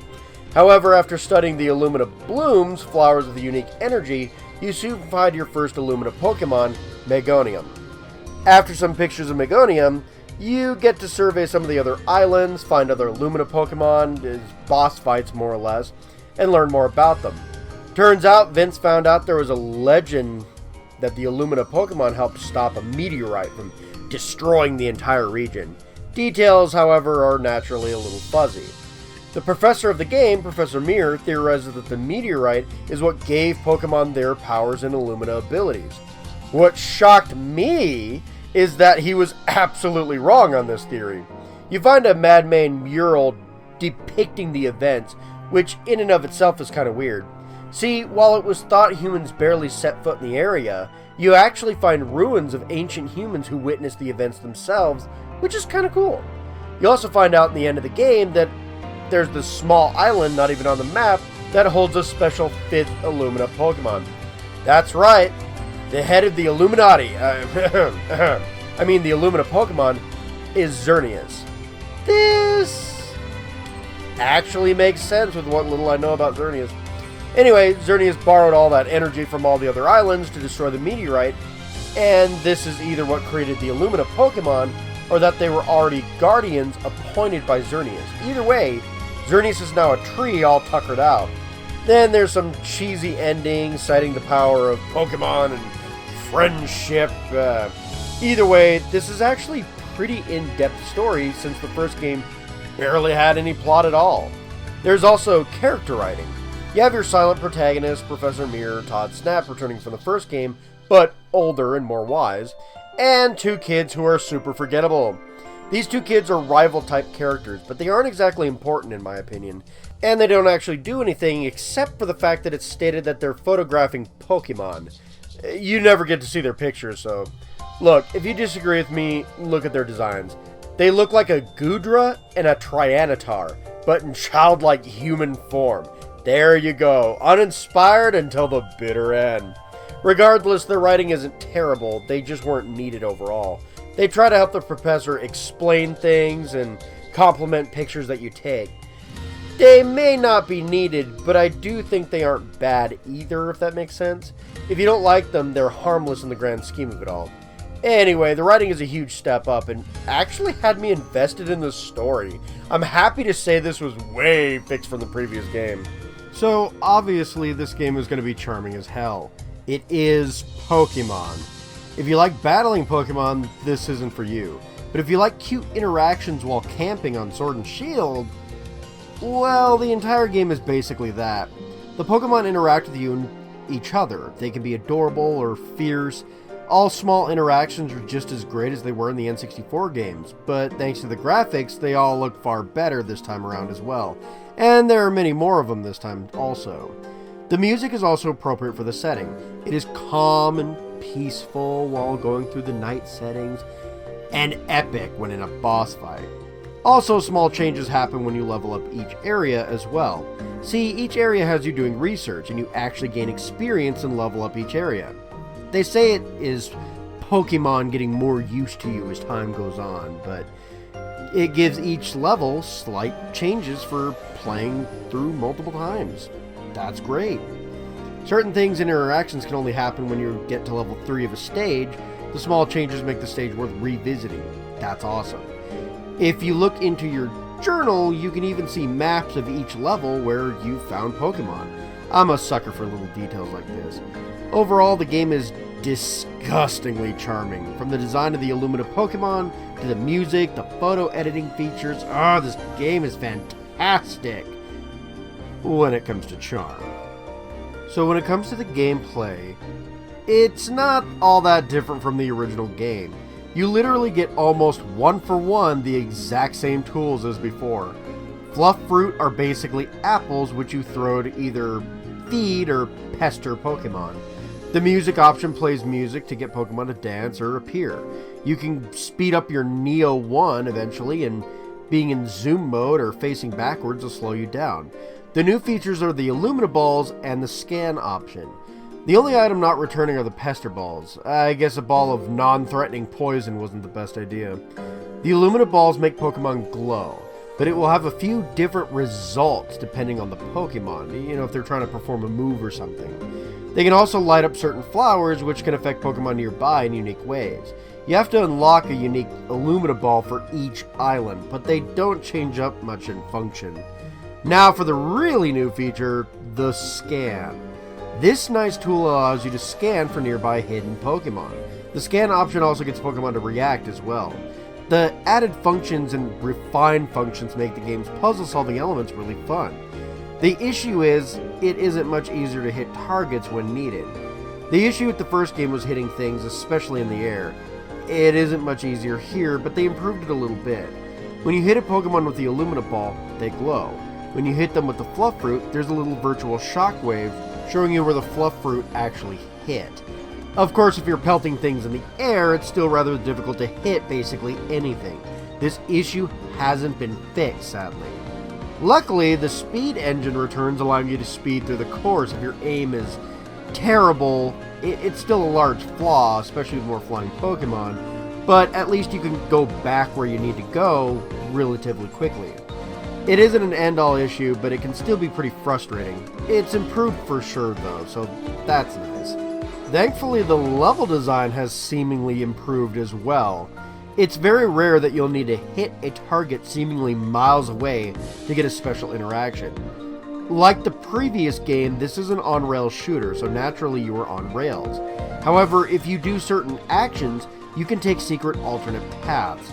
There's also levels associated with each course that I talked about previously.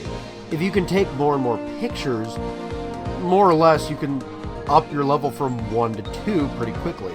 Normally this happens within 1 or 2 runs. You will have to do this for many levels to move on with the story in many different areas, or sometimes you can scan ruins or glowing flowers to progress the game as well. While level 2 is required for progression, you can get to level 3 and max out as well. The level ups do change the level, so, it makes repeat playthroughs worthwhile, somewhat. The higher level you have, the more Pokemon you'll find on the stage. Sometimes this changes the route you can take as well. You also don't have to hit every level to progress. Some are optional around here. Your main goal is to study Pokemon, flowers, and ruins on each island leading into the Illumina Pokemon. The Illumina Pokemon are like boss fights. You can have a picture of the Illumina Pokemon, but if it isn't glowing, it won't count. This means you almost always have to hit a Pokemon with the Illumina orbs. However, this isn't exactly easy. Wishy-Washy, for example, you have to hit enough smaller fish for it to school together and then get it to glow. With Volcarona, you have to hit one with enough fluff fruit to remove the fire, then hit it with an Illumina orb and then snap the picture. Since it's mid-air, it's not exactly easy. Steelix is super fast. Despite being easier to hit, getting a picture of it glowing isn't super easy. Milotic needs to be hit from underwater by a fluff fruit. Lastly, the final boss, Xerneas. You have to be super accurate with your Illumina orb shots, as Xerneas' bubble moves really fast and is often a good distance away. Overall though, none of these are super taxing to get unless you're, trying to complete the photo decks. If you're trying to just beat the game, everything is super manageable in my opinion. Now if you're actually trying to complete the photo decks and, find some of the secrets and hidden content, then things change up. First thing, you can grind and get most of the levels on the, stages to level 3 or more. You will eventually gain access to the beach and reef at nighttime, which are completely optional levels. You can eventually wander the camp as well, taking pictures there. Most stages also have secret paths that you can unlock, which is fun, although sometimes it just depends on the level and scanning the alternate path. After beating the game, some levels suddenly have legendary and mythical Pokemon to find. A lot of mythical Pokemon show up on these islands. Suicune, Lugia, and Hu-Oh also begin showing up, which is strange. The mascots of Gold, Silver, and Crystal?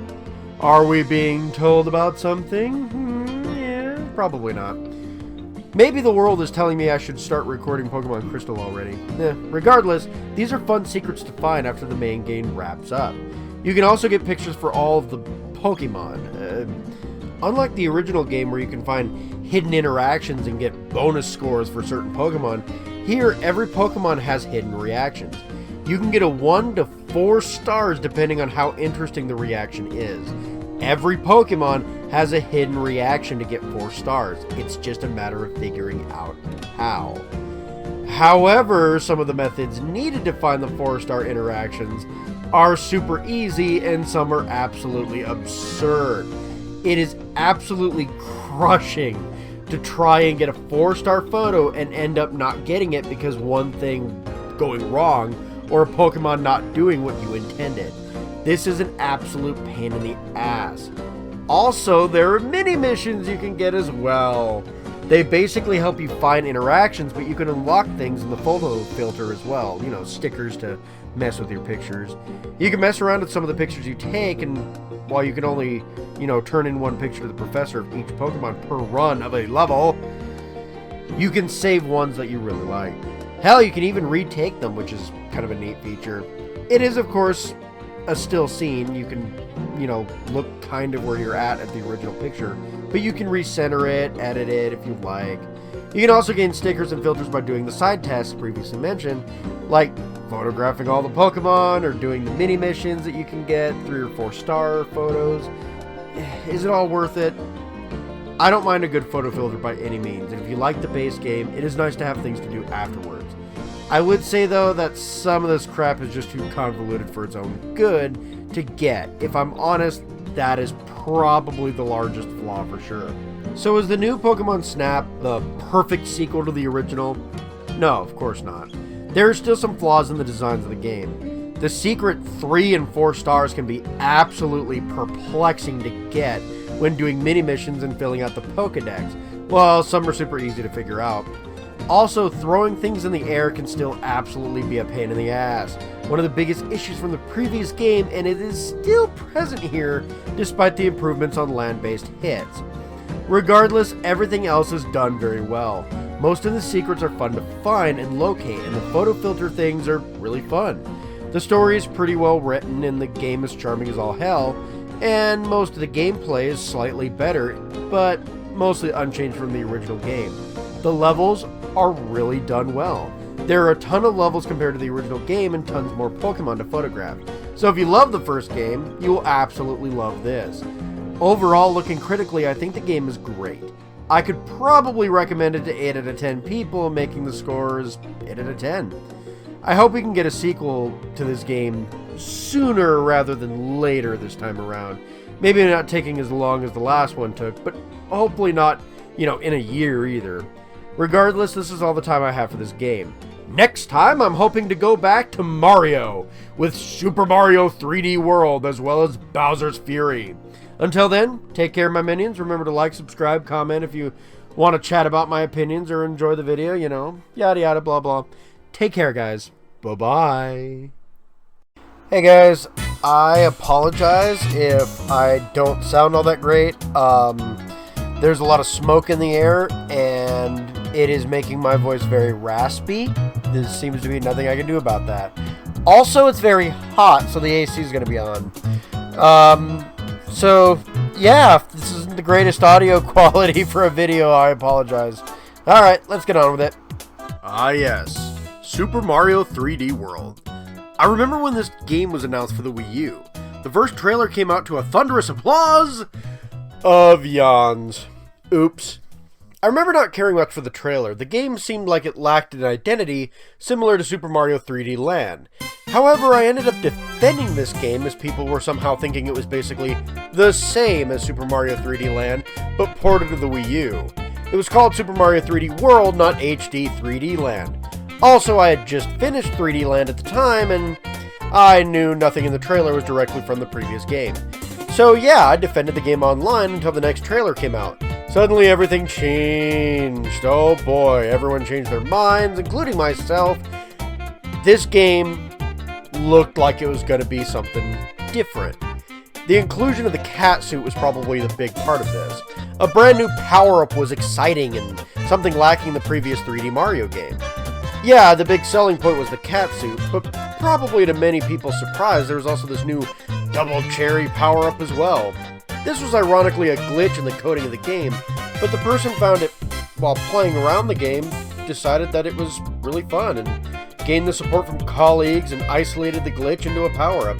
I love it when glitches and bugs become, things left in the game because they're just fun to mess with, proving the development team had fun on the adding mechanics side of things. However, not everyone bought a Wii U, making this game somewhat hard to access, until roughly the end of last year, it was suddenly announced that Super Mario 3D World was coming to the Nintendo Switch. I wasn't really caring too much until they also announced Bowser's Fury with it. Now, I've heard Bowser's Fury alone isn't worth getting Super Mario 3D World again, but currently it is the only way to access it. So this time around, I'm playing the Switch version, and I will be reviewing Bowser's Fury in a little bit. Until then, let's get this show on the road. Let's take on the cat suit! Alright, let's recap that plot. So the gang of friends, Mario, Luigi, Toad, and Peach, are just walking around as fireworks are seemingly happening for no reason. Suddenly, the group find a busted clear pipe. They fix it up and a fairy pops out. She tells them that Bowser is capturing her friends, and speak of the devil, Bowser pops right out of the pipe and grabs her too. Bowser takes off, and not one to fear anyone, Princess Peach, of all people, jump in after him. Everyone kind of rushes into the pipe after that, and there we go. They end up in a strange land. The team rescue the fairies, Bowser grabs them all at the end, putting them in a bottle again, and the team race off against Bowser one last time. Other than that, there's basically no plot at all. It's never mentioned why Bowser's kidnapping fairies. he's putting them in bottles. Is this like a Zelda thing for extra lives, or is he just collecting kidnap victims now? The world may never know. Also, the cute presentations are gone in the game outside of the opening cutscene. The opening cutscene is really cute, but when Bowser kidnaps Peach, there was romantic implications at least. Here, we have no reason for any of this. I'm sorry, but that's not good, even for Mario standards. So while the story might not be making a whole lot of sense, the charm is the complete opposite. I love the music of this game. The main theme is fantastic and possibly my favorite Mario theme of all time, which is saying a lot. The game also looks great as well. I mentioned the opening cutscene a few times, but it does look really nice. The scene during the final boss fight has a cool scene too, with Bowser climbing up this skyscraper wall and duplicating himself. I love that scene. Also, enemy design looks great. The ones wearing cat suits are absolutely adorable. Hell, the cat suit in general is just cute. Speaking of enemies, the new boss designs are also really good. You have this jester-like Magic Koopa and the Histocrats, who suddenly remind me of Orochi. You know, Orochi from Japanese folklore? No? Okay. Bowser wearing a cat suit at the end of the game looks great as well. And I like the look of his car, although it does remind me a lot of Wario's car as well. The last charming thing I'm going to be bringing up is the fact that this game is like what would happen if Super Mario Bros. 2 from the USA and Super Mario Bros. 3 collided and made a 3D child, or game, or whatever. Tank levels return, there's new train levels, the new world, 4 players, just like Super Mario Bros. 2. It's amazing. I love it. Now for me to talk about the biggest change between the Wii U version and the Switch version, the gameplay. Between versions, every character has had their running speed increased while their jump distance was decreased. Seems small, right? Well, it kind of isn't. I used to play liking Toad a lot, and I thought his running speed was great while his jump wasn't super crippling. Now it's like playing as Sonic with weights tied to his shoes. I ended up liking Mario this playthrough as he plays a lot like Toad did in the last game. Is this a bad change? Well, not exactly. I don't care for it personally, but some levels are suddenly a lot harder for characters and easier for others.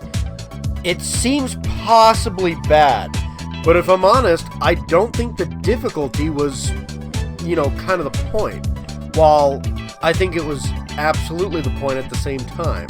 That makes sense? No? Okay. This change highlights the actual differences between the characters is what I'm trying to get at. For example, Luigi has a lot less traction on the ground due to his increased speed. He's harder to control in tighter platforms, which makes him more challenging to play in a lot of levels. However, some levels are absolutely easier with his jump now. The original release, the characters were different, but not so much to really affect the gameplay. Now they are. That is probably a good thing even if I want to hate it. As for power-ups, there are 2 new ones. The Fire Flower, Boomerang Flower, and Tanuki Leaf all return from the previous game, and they all play exactly the same from Super Mario 3D Land.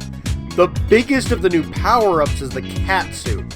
Find a bell and you are now an adorable cat. They have close-range attacks and aerial attacks, and they can climb walls. This actually changes level structure a lot, and while it seems simple, the cat suit is incredibly useful. Love this power-up. The next one is the Double Cherry. This is the glitch turn power-up I mentioned earlier. This item isn't something that you can take out of stages you find them in. What this does is it duplicates your character. Like playing as Mario? Well, now you play as 2 Marios. You can use this in conjunction with other power-ups too. This power-up isn't super useful unless you're trying to keep some of your clones alive for a secret or 2, but it's fun to mess with. The last power-up I'm going to mention is the Mega Mushroom. This item grows you gigantic for a limited time. This is one of the better power-ups coming back from the new Super Mario Bros. Series, and I'm glad it's back here. Destroy everything while big. Simple, but fun. Overall, I love the way the game controls, and the new power-ups give this game more identity than the 3DS game had. Naturally, none of these power-ups actually affect the overworld. Yes, there are overworlds in this game, You can explore them for secrets, power-ups, and lives. They're designed well enough, but only some of the levels really follow the theming to a T. Most of these levels are just whatever the heck they want them to be. The levels themselves range quite a bit. Some of these levels are easier while others are definitely more difficult. You know, the normal thing that you'd normally find in a game like this. Some of these levels are super creative though. There's this level where you jump on giant ant creatures and a ninja castle level. None of these levels are too big, but nothing is too bad either. It's levels where you are on smaller platforms and moving slowly, which are the worst, but they aren't exactly super common either. The boss fights are okay. You face off against Boom Boom and Pom Pom several times, and they are absurdly easy every time, which is disappointing. Bowser's car is okay. Easy at first and somewhat challenging when you face it again. The real fun though are the bosses between several worlds. This is where you fight Yoshi Orochi and the Jester. They aren't super challenging fights, but they're fun enough in their own right. You also have a big rock and part of a wall. They aren't too bad, and honestly almost forgot them despite literally just playing the game before writing this. They aren't too dangerous if I'm honest. You also get little mini boss fights around the overworld. They aren't too bad either, just a mini fight-like challenge.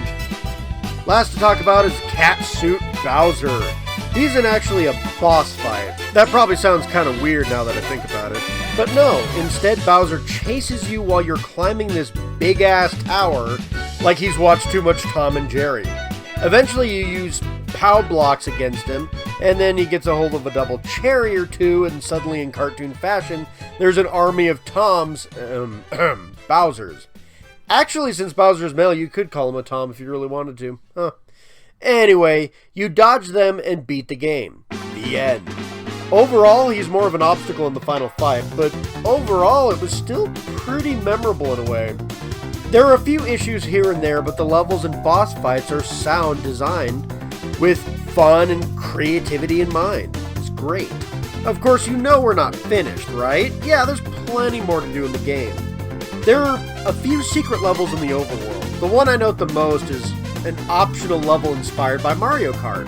It is super fun, and you see Luigi if you speed run it, basically if you win the race. Actually, it's an Easter egg. Luigi is hidden all throughout the game, nearly in every level. This game originally came out during the celebration of Luigi, actually.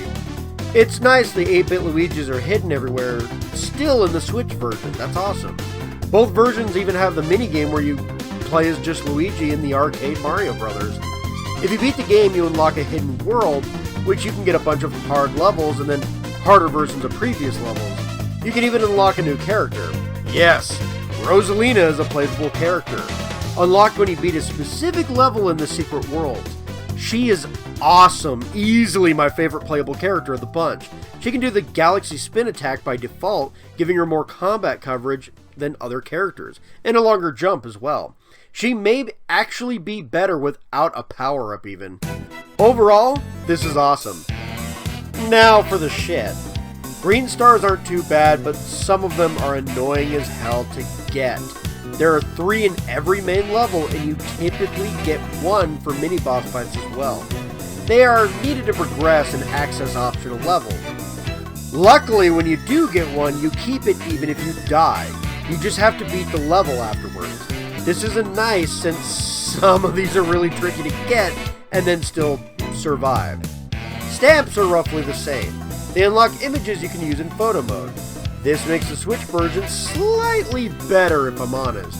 In the original version you use stamps in a message board type place that doesn't work anymore. Photo editor is a much better use in my opinion. There is roughly a stamp in each of the main levels. This is okay.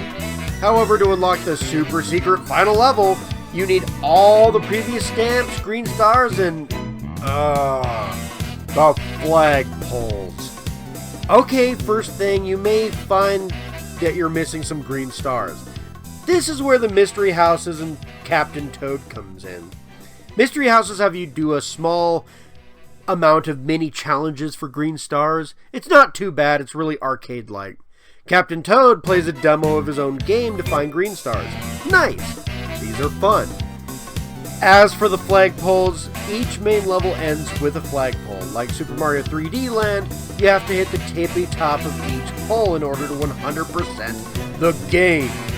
Yes, this is easier in Super Mario 3D World. You have the cat suit which automatically climbs the pole and hits the top. This is still annoying. The final world, Crown World, is also annoying. I like the Captain Toad part of it. But the Ultimate Mystery House has too many challenges in a row, which you have to do in one run. Screw up once, and you go all the way back to the beginning. The final level is also a test of patience. It is frustrating personally. It is easier with the increased speed, but it's still annoyingly difficult for some of the wrong reasons. Last, and this is really stupid, how to collect the last of the stamps. You can unlock the logos for all 5 playable characters. How? Easy! Beat every level in Mystery House as every single character. Having friends, or at least an extra controller to cheese this, is the best option. Don't have friends or extra controllers? Neither does this dude.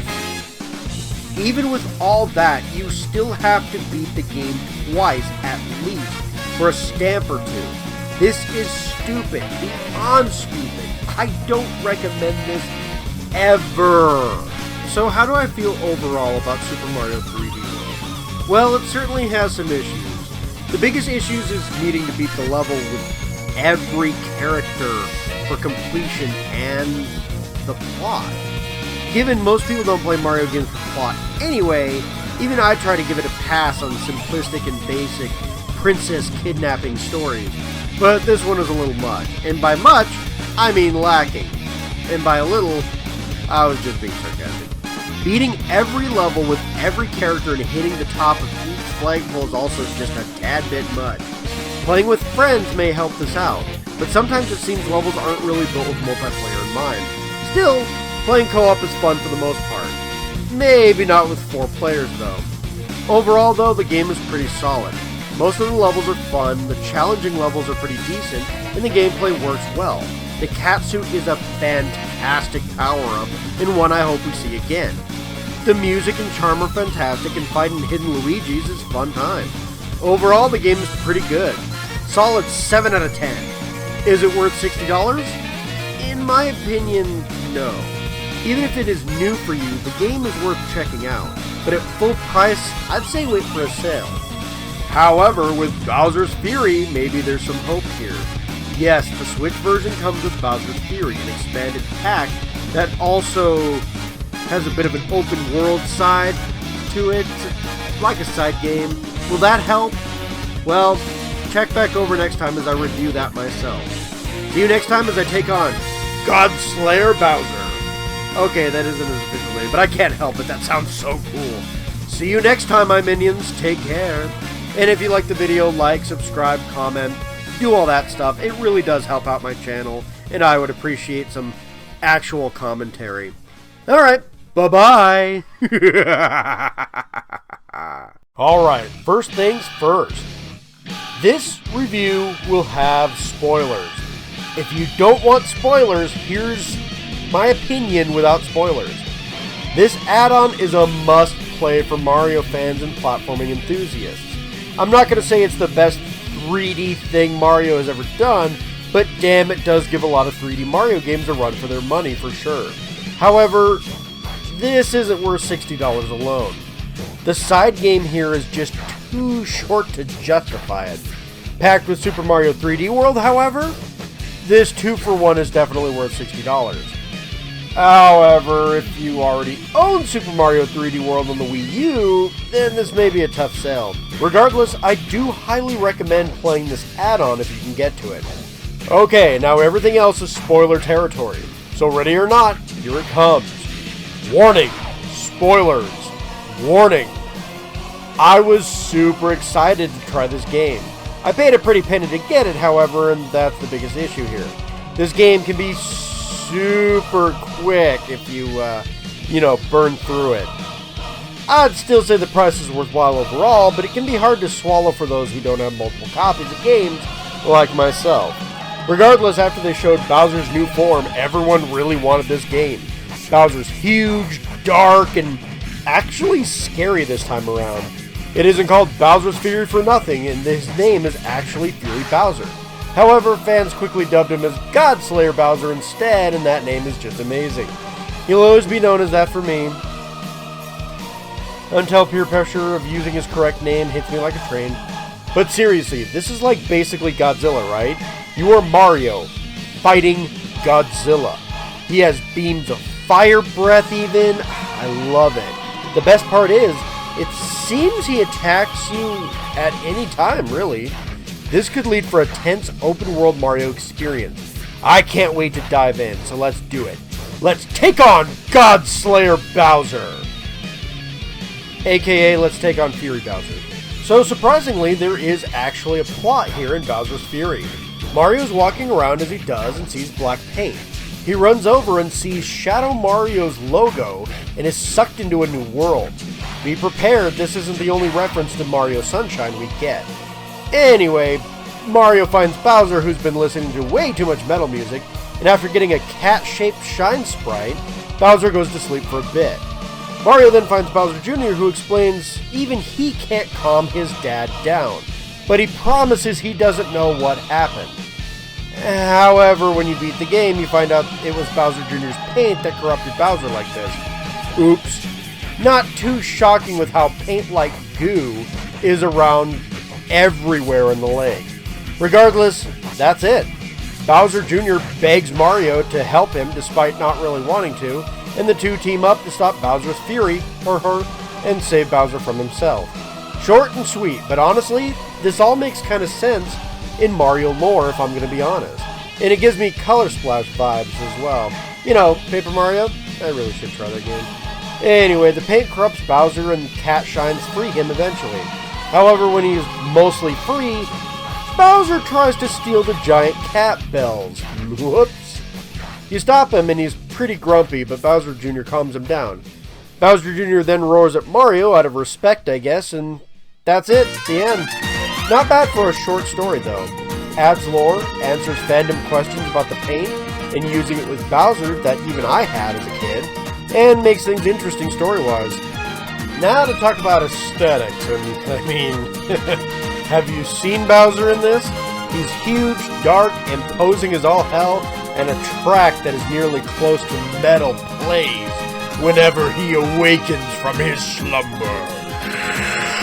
Bowser is imposing as all hell, and I think the rain letting you know that he is about to wreck your day is a very nice touch that doesn't take you out of the experience.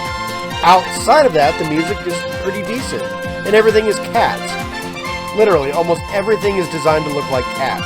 Rainbows? Cats. Cheep Cheeps? Cats. Boom Boom? Cats. The literal sun? Cats. The shine sprites? Cats. The bird? They're cats too. Outside of everything being cats, the huge world, which is supposed to be a big lake, looks fantastic as well. Black ink blocks your way to the other island, but putting Bowser in his place reveals more islands, which is also another reference to Super Mario Sunshine, because they, kind of lift out of the goo, similar to the statues and stuff. Anyway, outside of having a traditional power-up, rather than Flood, this is pretty much the closest to Mario Sunshine 2 we'll ever get, with tons of references all over the place. And yet, this is also a bit of a sequel to Super Mario 3D World the game was attached to, with all the cat references. Huh, weird. Not gonna lie though, somehow putting cat ears on a man-eating plant does make the plant rather cute in some way. So when it comes to the gameplay, there isn't really a whole lot different from, Super Mario 3D World. The biggest difference is the camera controls. Since this is an open world, the camera is far more open as well. Also, Plessy's controls are altered slightly to give you easy ability to travel between islands. Every power-up returns outside of the double cherries, and they play just like their counterparts in Super Mario 3D World. The biggest change is most likely Bowser Jr. See, Bowser Jr. actually helps Mario this time around. While Luigi, Peach, and Toad aren't playable, Bowser Jr. is, and is the only two-player option to get this time around. He can fly, attack enemies, and paint things, Even without a second player, you can get Bowser Jr. to do these things by activating a cruiser and pointing at the TV screen. If enemy placement is giving you hell, or you see a power block that, looks like a power block mural on the side of a rock wall, get Bowser Jr. to help take out the enemy or paint a power up from the block. It isn't much, but it's something worth talking about, I suppose. So let's actually talk about the islands for a little bit. Each major area has 3 different islands, which are like mini levels. They are somewhat linear challenges that have around 5 shines hidden in them. Basically, you have to get a shine, leave, and come back for the island to update for the next shine. Each island has about 3 different challenges to getting cat shines. There are also 2 hidden shines in each area. One behind Bowser blocks, and one you get by collecting mini shines. The one where you find the smaller shines is perfectly fine. The Bowser blocks are kind of annoying. They aren't hard to get overall, but you more or less have 2 options when getting them. Either you wait for Bowser to wake up and attack, which takes a while, or you can make a mad dash to one of the block locations when he does wake up. He's the only thing destroying those blocks, but realistically you don't have to get these shines to beat Bowser. Yeah, you only need about 50 shines to beat Bowser entirely. However, you will face off with him several times. While the level structure reminds me of Super Mario Galaxy, the boss fights are all Mario 64. You get enough shines to unlock a large cat bell. Hit the bell and you turn into a giant Super Saiyan cat Mario. Okay, it's more like a big lion Mario. Either way, you actually fight Bowser one-on-one, which is awesome. Doing this washes away more goop, unlocking more islands as they rise out of the lake, like Super Mario Sunshine and rinse and repeat. Yes, Bowser gets dramatically harder to beat every time. Once you get 50 shines or so, he also won't sleep either. When Bowser is awake and you are normal Mario, he is super aggressive and hard to fully dodge. But dodging a while or getting shines will normally put him back to sleep. Either way, after beating him with 50 shines, he turns back to normal. Sort of. He tries to steal all the big cat bells all of a sudden. Mario chases after him on Plessy, and since it's like riding on a surfing Koopa shell, this is a really fun fight. Bowser still has some of his residual energy from the paint too. After smacking into him a few times, the game ends. Overall, it's a pretty fun experience. Now, when you do beat Bowser, suddenly everything opens up and more shines are revealed. 100 in total. Some of these are fun. There are dragon coins that suddenly appear like from Super Mario World, but instead of Yoshi's face, they have Plessy's face on them. Other challenges include racing Plessy around and the Lucky Isles. Oh boy, the Lucky Isles, it's a golden island. It shows up in specific locations, but only when Bowser is active. It also only shows up once in each location. This means you have to land on the island in each main area. So in each main area, you'll have to have Bowser wake up, and then you can hit the island once. Go to the other main areas and repeat. This added on with Bowser blocks previously mentioned, and this game can be a game of hurry up and wait, depending on how you play the game. This is a bit of an issue, and considering you can wake Bowser up with a sold separately piece of plastic, it's also annoying.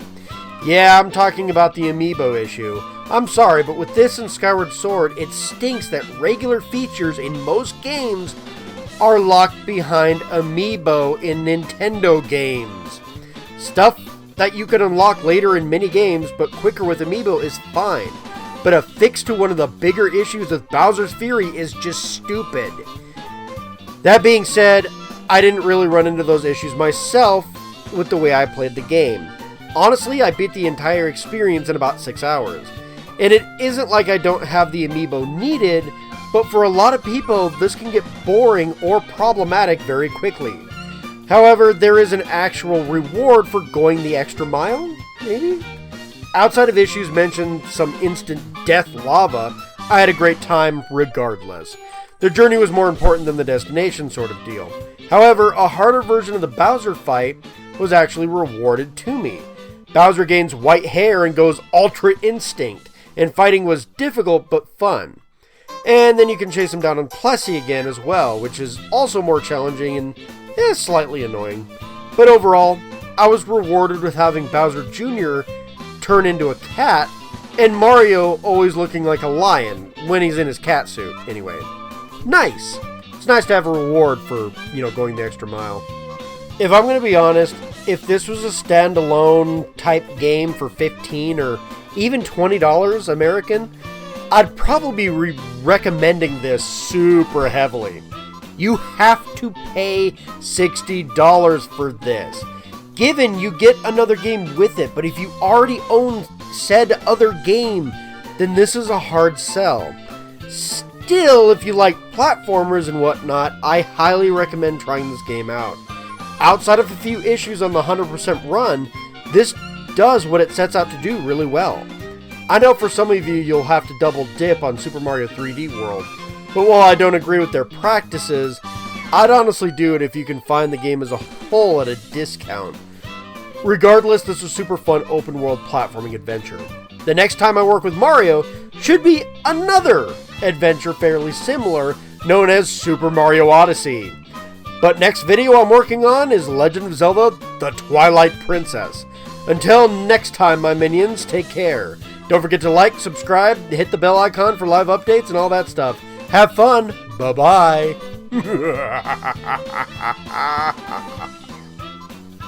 Sorry, my throat is still a little hit or miss from the smoke. So, the half-hearted laugh is all you get. Bye-bye. Everyone is out there talking about Skyward Sword, and here I am talking about Twilight Princess. Don't get me wrong, I do recommend Skyward Sword. I reviewed the game some time ago and I still recommend it today. Despite initially having difficulty with the motion controls, I realized my mistakes. Afterwards, I highly recommended the game. I'd still call it good, few issues with the writing, level designs, and some of the side content, but the rest does really well. Meanwhile, I'd probably argue that Twilight Princess is also good, but for different reasons. Different flaws, different strengths. I recommend them in a similar manner, though. But in the end, I like Twilight Princess more than I like Skyward Sword. It isn't my favorite 3D Zelda game. I still love Majora's Mask, Wind Waker, and even Ocarina of Time more. However, there seems to be a lot of people who don't like the game now. There are legit reasons for this, but I miss the time the game was hyped all to hell. A trailer at E3 and Miyamoto walking out on stage, everyone screaming in excitement. I bet it was all because of the poor response in the US had to Wind Waker. I love Wind Waker, and many people do as well, but back in the day the art style was heavily disliked. So a more mature Zelda catered to the tastes of the West. It was a dream come true for most people, and I was just happy for more Zelda content, but something happened. A revolution happened. See, Twilight Princess is scheduled for a GameCube release, and it did release on that console, but it was also released for the Nintendo Wii as well. Yeah, this is the first game to get motion controls, the first game for the brand new Nintendo Wii. It wasn't what I was expecting, but it wasn't bad. I remember looking, the game well enough. It was pretty decent. A console generation later, and the game released again. This time was for the Wii U, an HD re-release to boot. This was awesome. Surely this game must be one of the best if it was released on 3 consoles in a row, right? Well, a lot of people talk about the game either very positively or very negatively anymore. I was going to have this opening kind of somber, but that isn't the case. While recording for this video, like the goddesses heard the call, suddenly everyone was talking about Twilight Princess and in a very positive manner.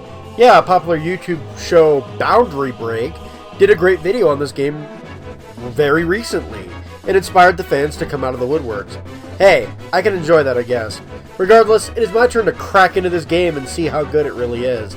This time, I take down the Gerudo King for good. Let's do it. Let's take on Ganondorf. Round 3. So the game starts up, and it's not with Link sleeping, but him talking to his mentor. First off, it's very weird to have Link not asleep at the start of the game. Second, this guy looks a lot like Link. Somehow this isn't his uncle, even though this would make sense since this game takes a lot of cues from Link to the Past.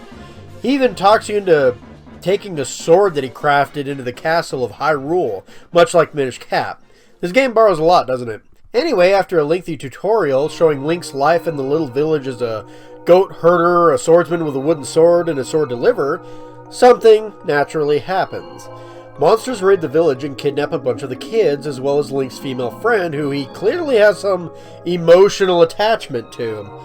Seems like she is always giving Link bedroom eyes, but that could just be her character model. Anyway, as Link chases after them, he finds a wall of some kind of darkness. He's literally dragged in and transforms into a wolf. It's kind of like when Link enters the Dark World and becomes a rabbit from Link to the Past, but way more badass. Anyway, he's dragged to jail and an imp named Midna frees him. She doesn't seem to like Zant, so she wants to help Link out. She isn't exactly a fan of the world of the light either, however, and has no issue commenting on it. She ends up warming up to the light, over time. Her arc isn't exactly super creative, but it works over time and doesn't feel forced either. Kind of like if Tetra and Navi fused together to help fight. Anyway, you meet Zelda and off you go to save the world. You start off by fending off the darkness that swallowed the world and freeing these light spirits. After you free a spirit of light, you typically find a piece of some type of power sealed away that Midna wants to use against Zant. After finding the last piece, however, Zant just straight up shows up. He steals the Fused Shadows, the power previously mentioned, and nearly kills Midna with the nearby light spirit. Pretty brutal. Zelda ends up sacrificing herself to save Midna, and off you go to find a specific mirror. The mirror happens to be broken, and suddenly Ganondorf is talked about. Yeah, the sages near the mirror talk about how they stabbed him, and like a badass, he just broke out of his restraints and killed one of them. They sent him flying into the twilight. However, later, Zant came out of the twilight and broke the mirror. After finding all the pieces, Link and Midna take the battle to Zant and brutally pop him like a balloon. Yeah, even Midna is horrified by this, and she only used a fraction of the power from the Fused Shadows. Whoops. Oh well, that's one gruesome-ass way to die, huh? Anyway, after you take the fight to Ganondorf himself, after liberating the castle of Hyrule, I suppose, Ganondorf possesses Zelda's body for some baffling reason. Huh. Anyway, after defeating him and bringing Zelda back to life, he turns into Ganon, dies, becomes an energy ball as Midna tries to kill him, and she loses. Link and Zelda fight him on horseback until he decides to take Link one-on-one. After a lengthy sword fight, Link stabs Ganondorf in the gut, another brutal death scene, and roll credits. During your journey, you do find the kids and Link's lady friend, restored her somewhat sudden amnesia, and even get Midna's true form. At the Mirror of Twilight, Midna tells Link that as long as the mirror is there, they can totally meet again. She proceeds to then destroy the mirror and take off back to her home planet. Oops. Link then returns home. It isn't a bad story by any means, but it borrows a lot from Link to the Past. Hell, Link uses a mirror to visit the world of Twilight. I mean, come on. Even the sequel to Link to the Past is a dark version of Zelda, though Midna and Hilda are very different characters. This game has a ton of lore in it, though, and my quick run-through misses quite a bit. There are connections to plenty of other Zelda games, Majora's Mask, Ocarina of Time, even sets up Skyward Sword in a few ways. However, none of the story and lore elements feel cluttered. There are times they go on a bit long, however, and would rather directly tell you a situation. Still, the writing is pretty solid, and the character writing works really well. This is almost Midna's story in her interactions with Zelda, Zant, and Ganondorf. Zant's character writing is pretty good when he goes from calm and collected to showing his true colors at the end of everything, and then he goes on a temper tantrum and loses his shit. Zelda and Ganondorf are par for the course, but not terrible either. And the kids and Link's female friend Ilia are pretty okay. They are endearing at first and work to motivate you in the game. Now, unfortunately, you will probably desperately need that motivation as well, since the music and the color palette of this world isn't helping any. Yeah, I'm not going to be nice about it. The colors in this game are often bland as all hell. It feels the environments are just dull because of this. The music isn't much better. Don't get me wrong, I do like some of the tracks that the game plays when you're in the field, Midna's song that presents a deep sadness. However, the rest of the tracks aren't that great. I suppose Malamart's theme when he takes over Castletown overly expensive shop is pretty catchy. Everything else is a very somber and used to enhance the darker setting and often matches the color and how dull it all is. That being said, there are plenty of positives. The enemy and character models are all pretty great. The enemies are some of the best designed in the series, in my opinion. The characters look pretty decent too, but some of the side characters have really weird faces. everything looking edgy as all hell, but the humans kind of look cartoonish. Except they look realistic too, like everything else. Yeah, it's kind of an uncanny valley in a very creepy sort of way. Regardless, they get the job done and the characters all look very different from one another, so I guess it works. The settings are also pretty cool too. The forest temple has you in a giant tree, something I almost didn't notice at first due to the bland colors. The other dungeons have similar issues. Their settings are good, but you can miss interesting details with repeating color schemes in each dungeon. Overall, this game is muddy and washed out. I guess they're trying to make this edgy Zelda game due to how poor reception of the Wind Waker.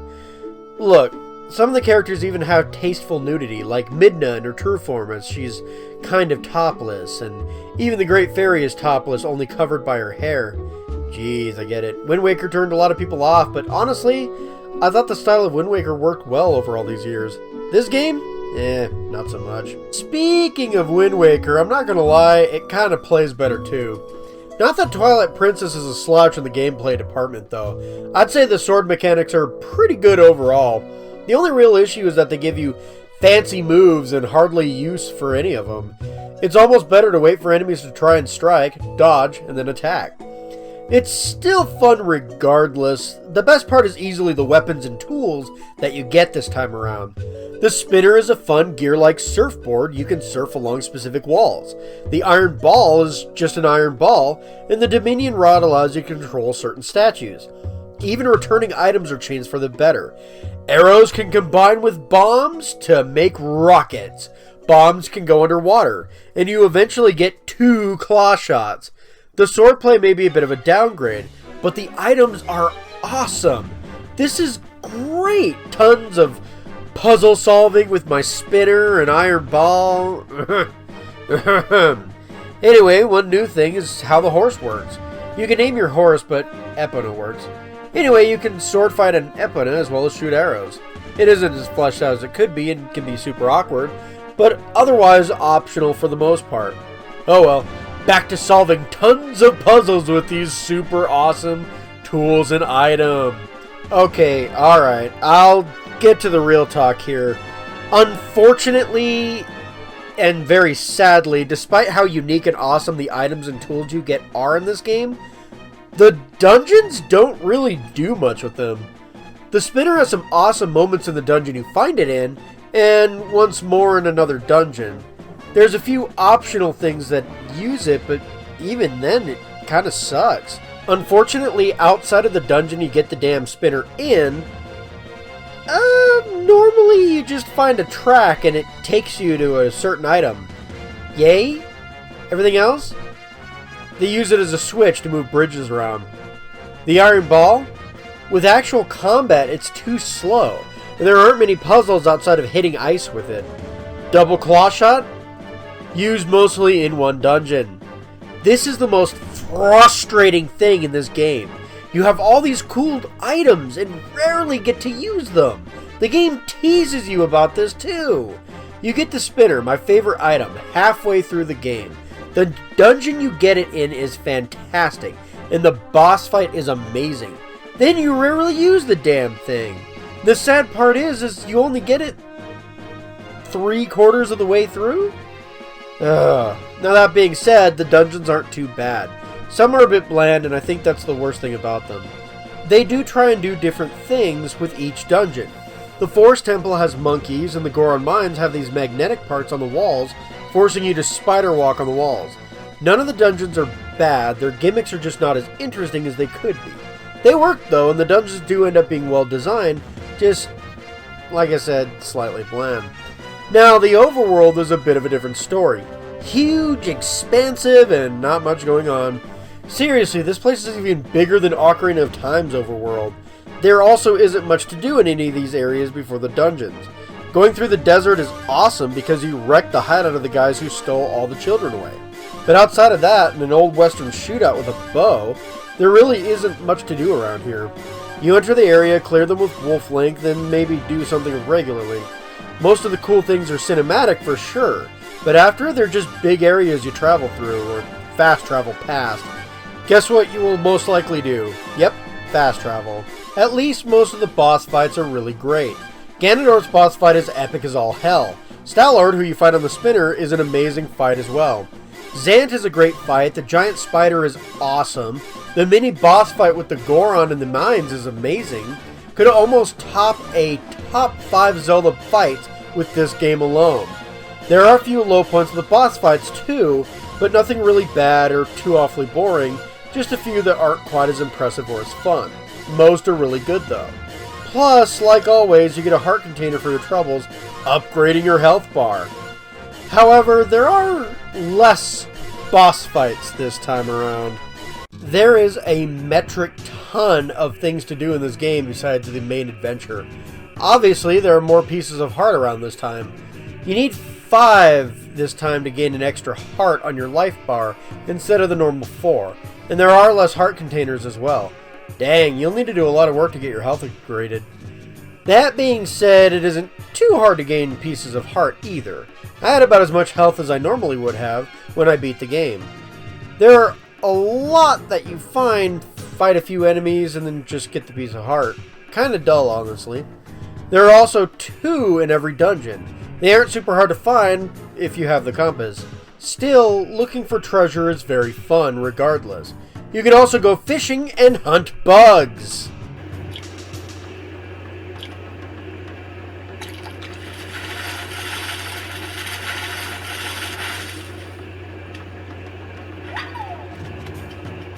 Wait, this is the wrong game, isn't it?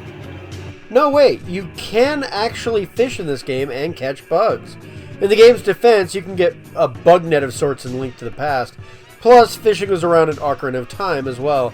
They just made it more of a free thing here, although there's actually a fishing hole too. Just saying. Bug catching is actually a great way to make money. You can take bugs to Agatha, a freaky girl who likes bugs almost to the point of sexualizing them. She upgrades your wallet and pays a bunch of money for each bug.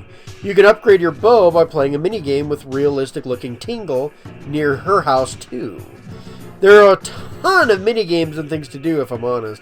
I didn't record all of them, but they are mostly fun, if I'm gonna, be frank. The only thing I'm not fond of is easily the Cave of Ordeals. I hate this one. I didn't mind this kind of thing in Wind Waker, but here it kind of sucks. The enemies are all the variety to take pot shots at you, whittling down your health. Check this one out. I enter a room, and because Link is blocking the door, bam, arrow to the face. That's fun, sure. It's possible, and you get to see a topless fairy for your troubles. You also get stamps and easy access to fairies through this. Yeah, stamps are in this game too. You can get Hylian alphabet and poses from some of the popular characters. This used to make posts online of, when Nintendo had a forum page on the Wii U. Yeah, I'm playing the Wii U version. There are more things to find here. The worst part is, the online forum Miiverse is shut down, so the stamps are more or less just images you collect. Yay. Overall, though, they can be seen as harmless. Oh, you can also do a few side quests to get magic set of armor. It eats your money when you use it, but you're pretty much invincible in it. That's cool. There is a lot to do. Not all of it is the greatest, and everyone will have those side quests you kind of just hate. But overall, I think Twilight Princess nailed the side quests pretty well. Twilight Princess is, overall, a good game. Some major issues with level design and nothing really redeeming about the music and designs of the game. However, there are good aspects on the level design and the writing, the gameplay, and the side content is pretty fantastic. I think if the game had more opportunities to use some of these amazing items, like minigames or something, I'd probably be more forgiving on it. However, the game is still pretty solid on all platforms I've played, except maybe the Wii U. For some reason, every time I play on the Wii Pad, Link keeps moving slightly left. It's annoying when I try and aim bows and stuff, and it even bother to walk around with, if I'm honest. Not sure why the game does this, but it only seems to happen with this game. Luckily, a Pro Controller works perfectly fine. So Twilight Princess gets a 7 out of 10, or a good rating from me. But is there perhaps more to this game? Kind of, yeah. When Nintendo was advertising a gun-like apparatus for the Wii, they used the world of Twilight Princess and made a shooting gallery with crossbows. Before I cut you loose, let's take a quick look at the game, shall we? So, Link's crossbow training is basically a Wii-exclusive arcade-like game that takes place in the Legend of Zelda universe. This game is also emulating the art style of Twilight Princess. Makes sense because that was the newest game out at the time.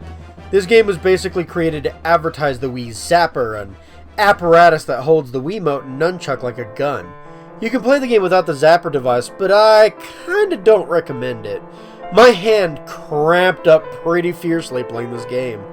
It is also more difficult to steady your aim on the game as well, though without it I still beat the game with relative ease.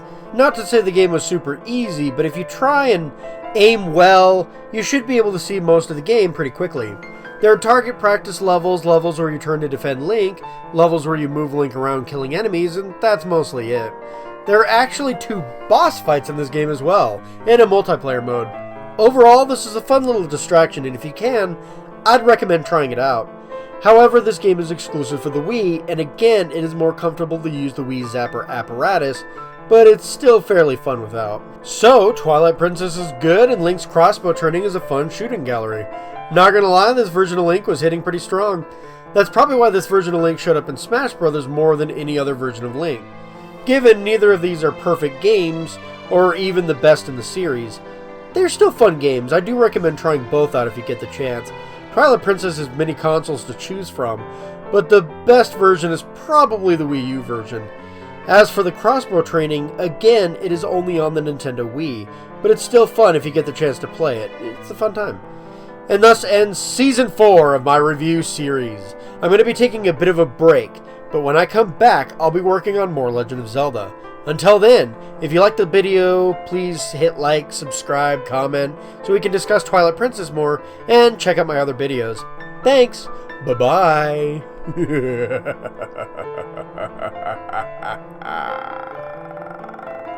And I'm sorry if my voice is kind of raspy. It's still smokier than all hell here, and it's kind of hard to talk long periods, so yeah, there's that. Okay, bye-bye.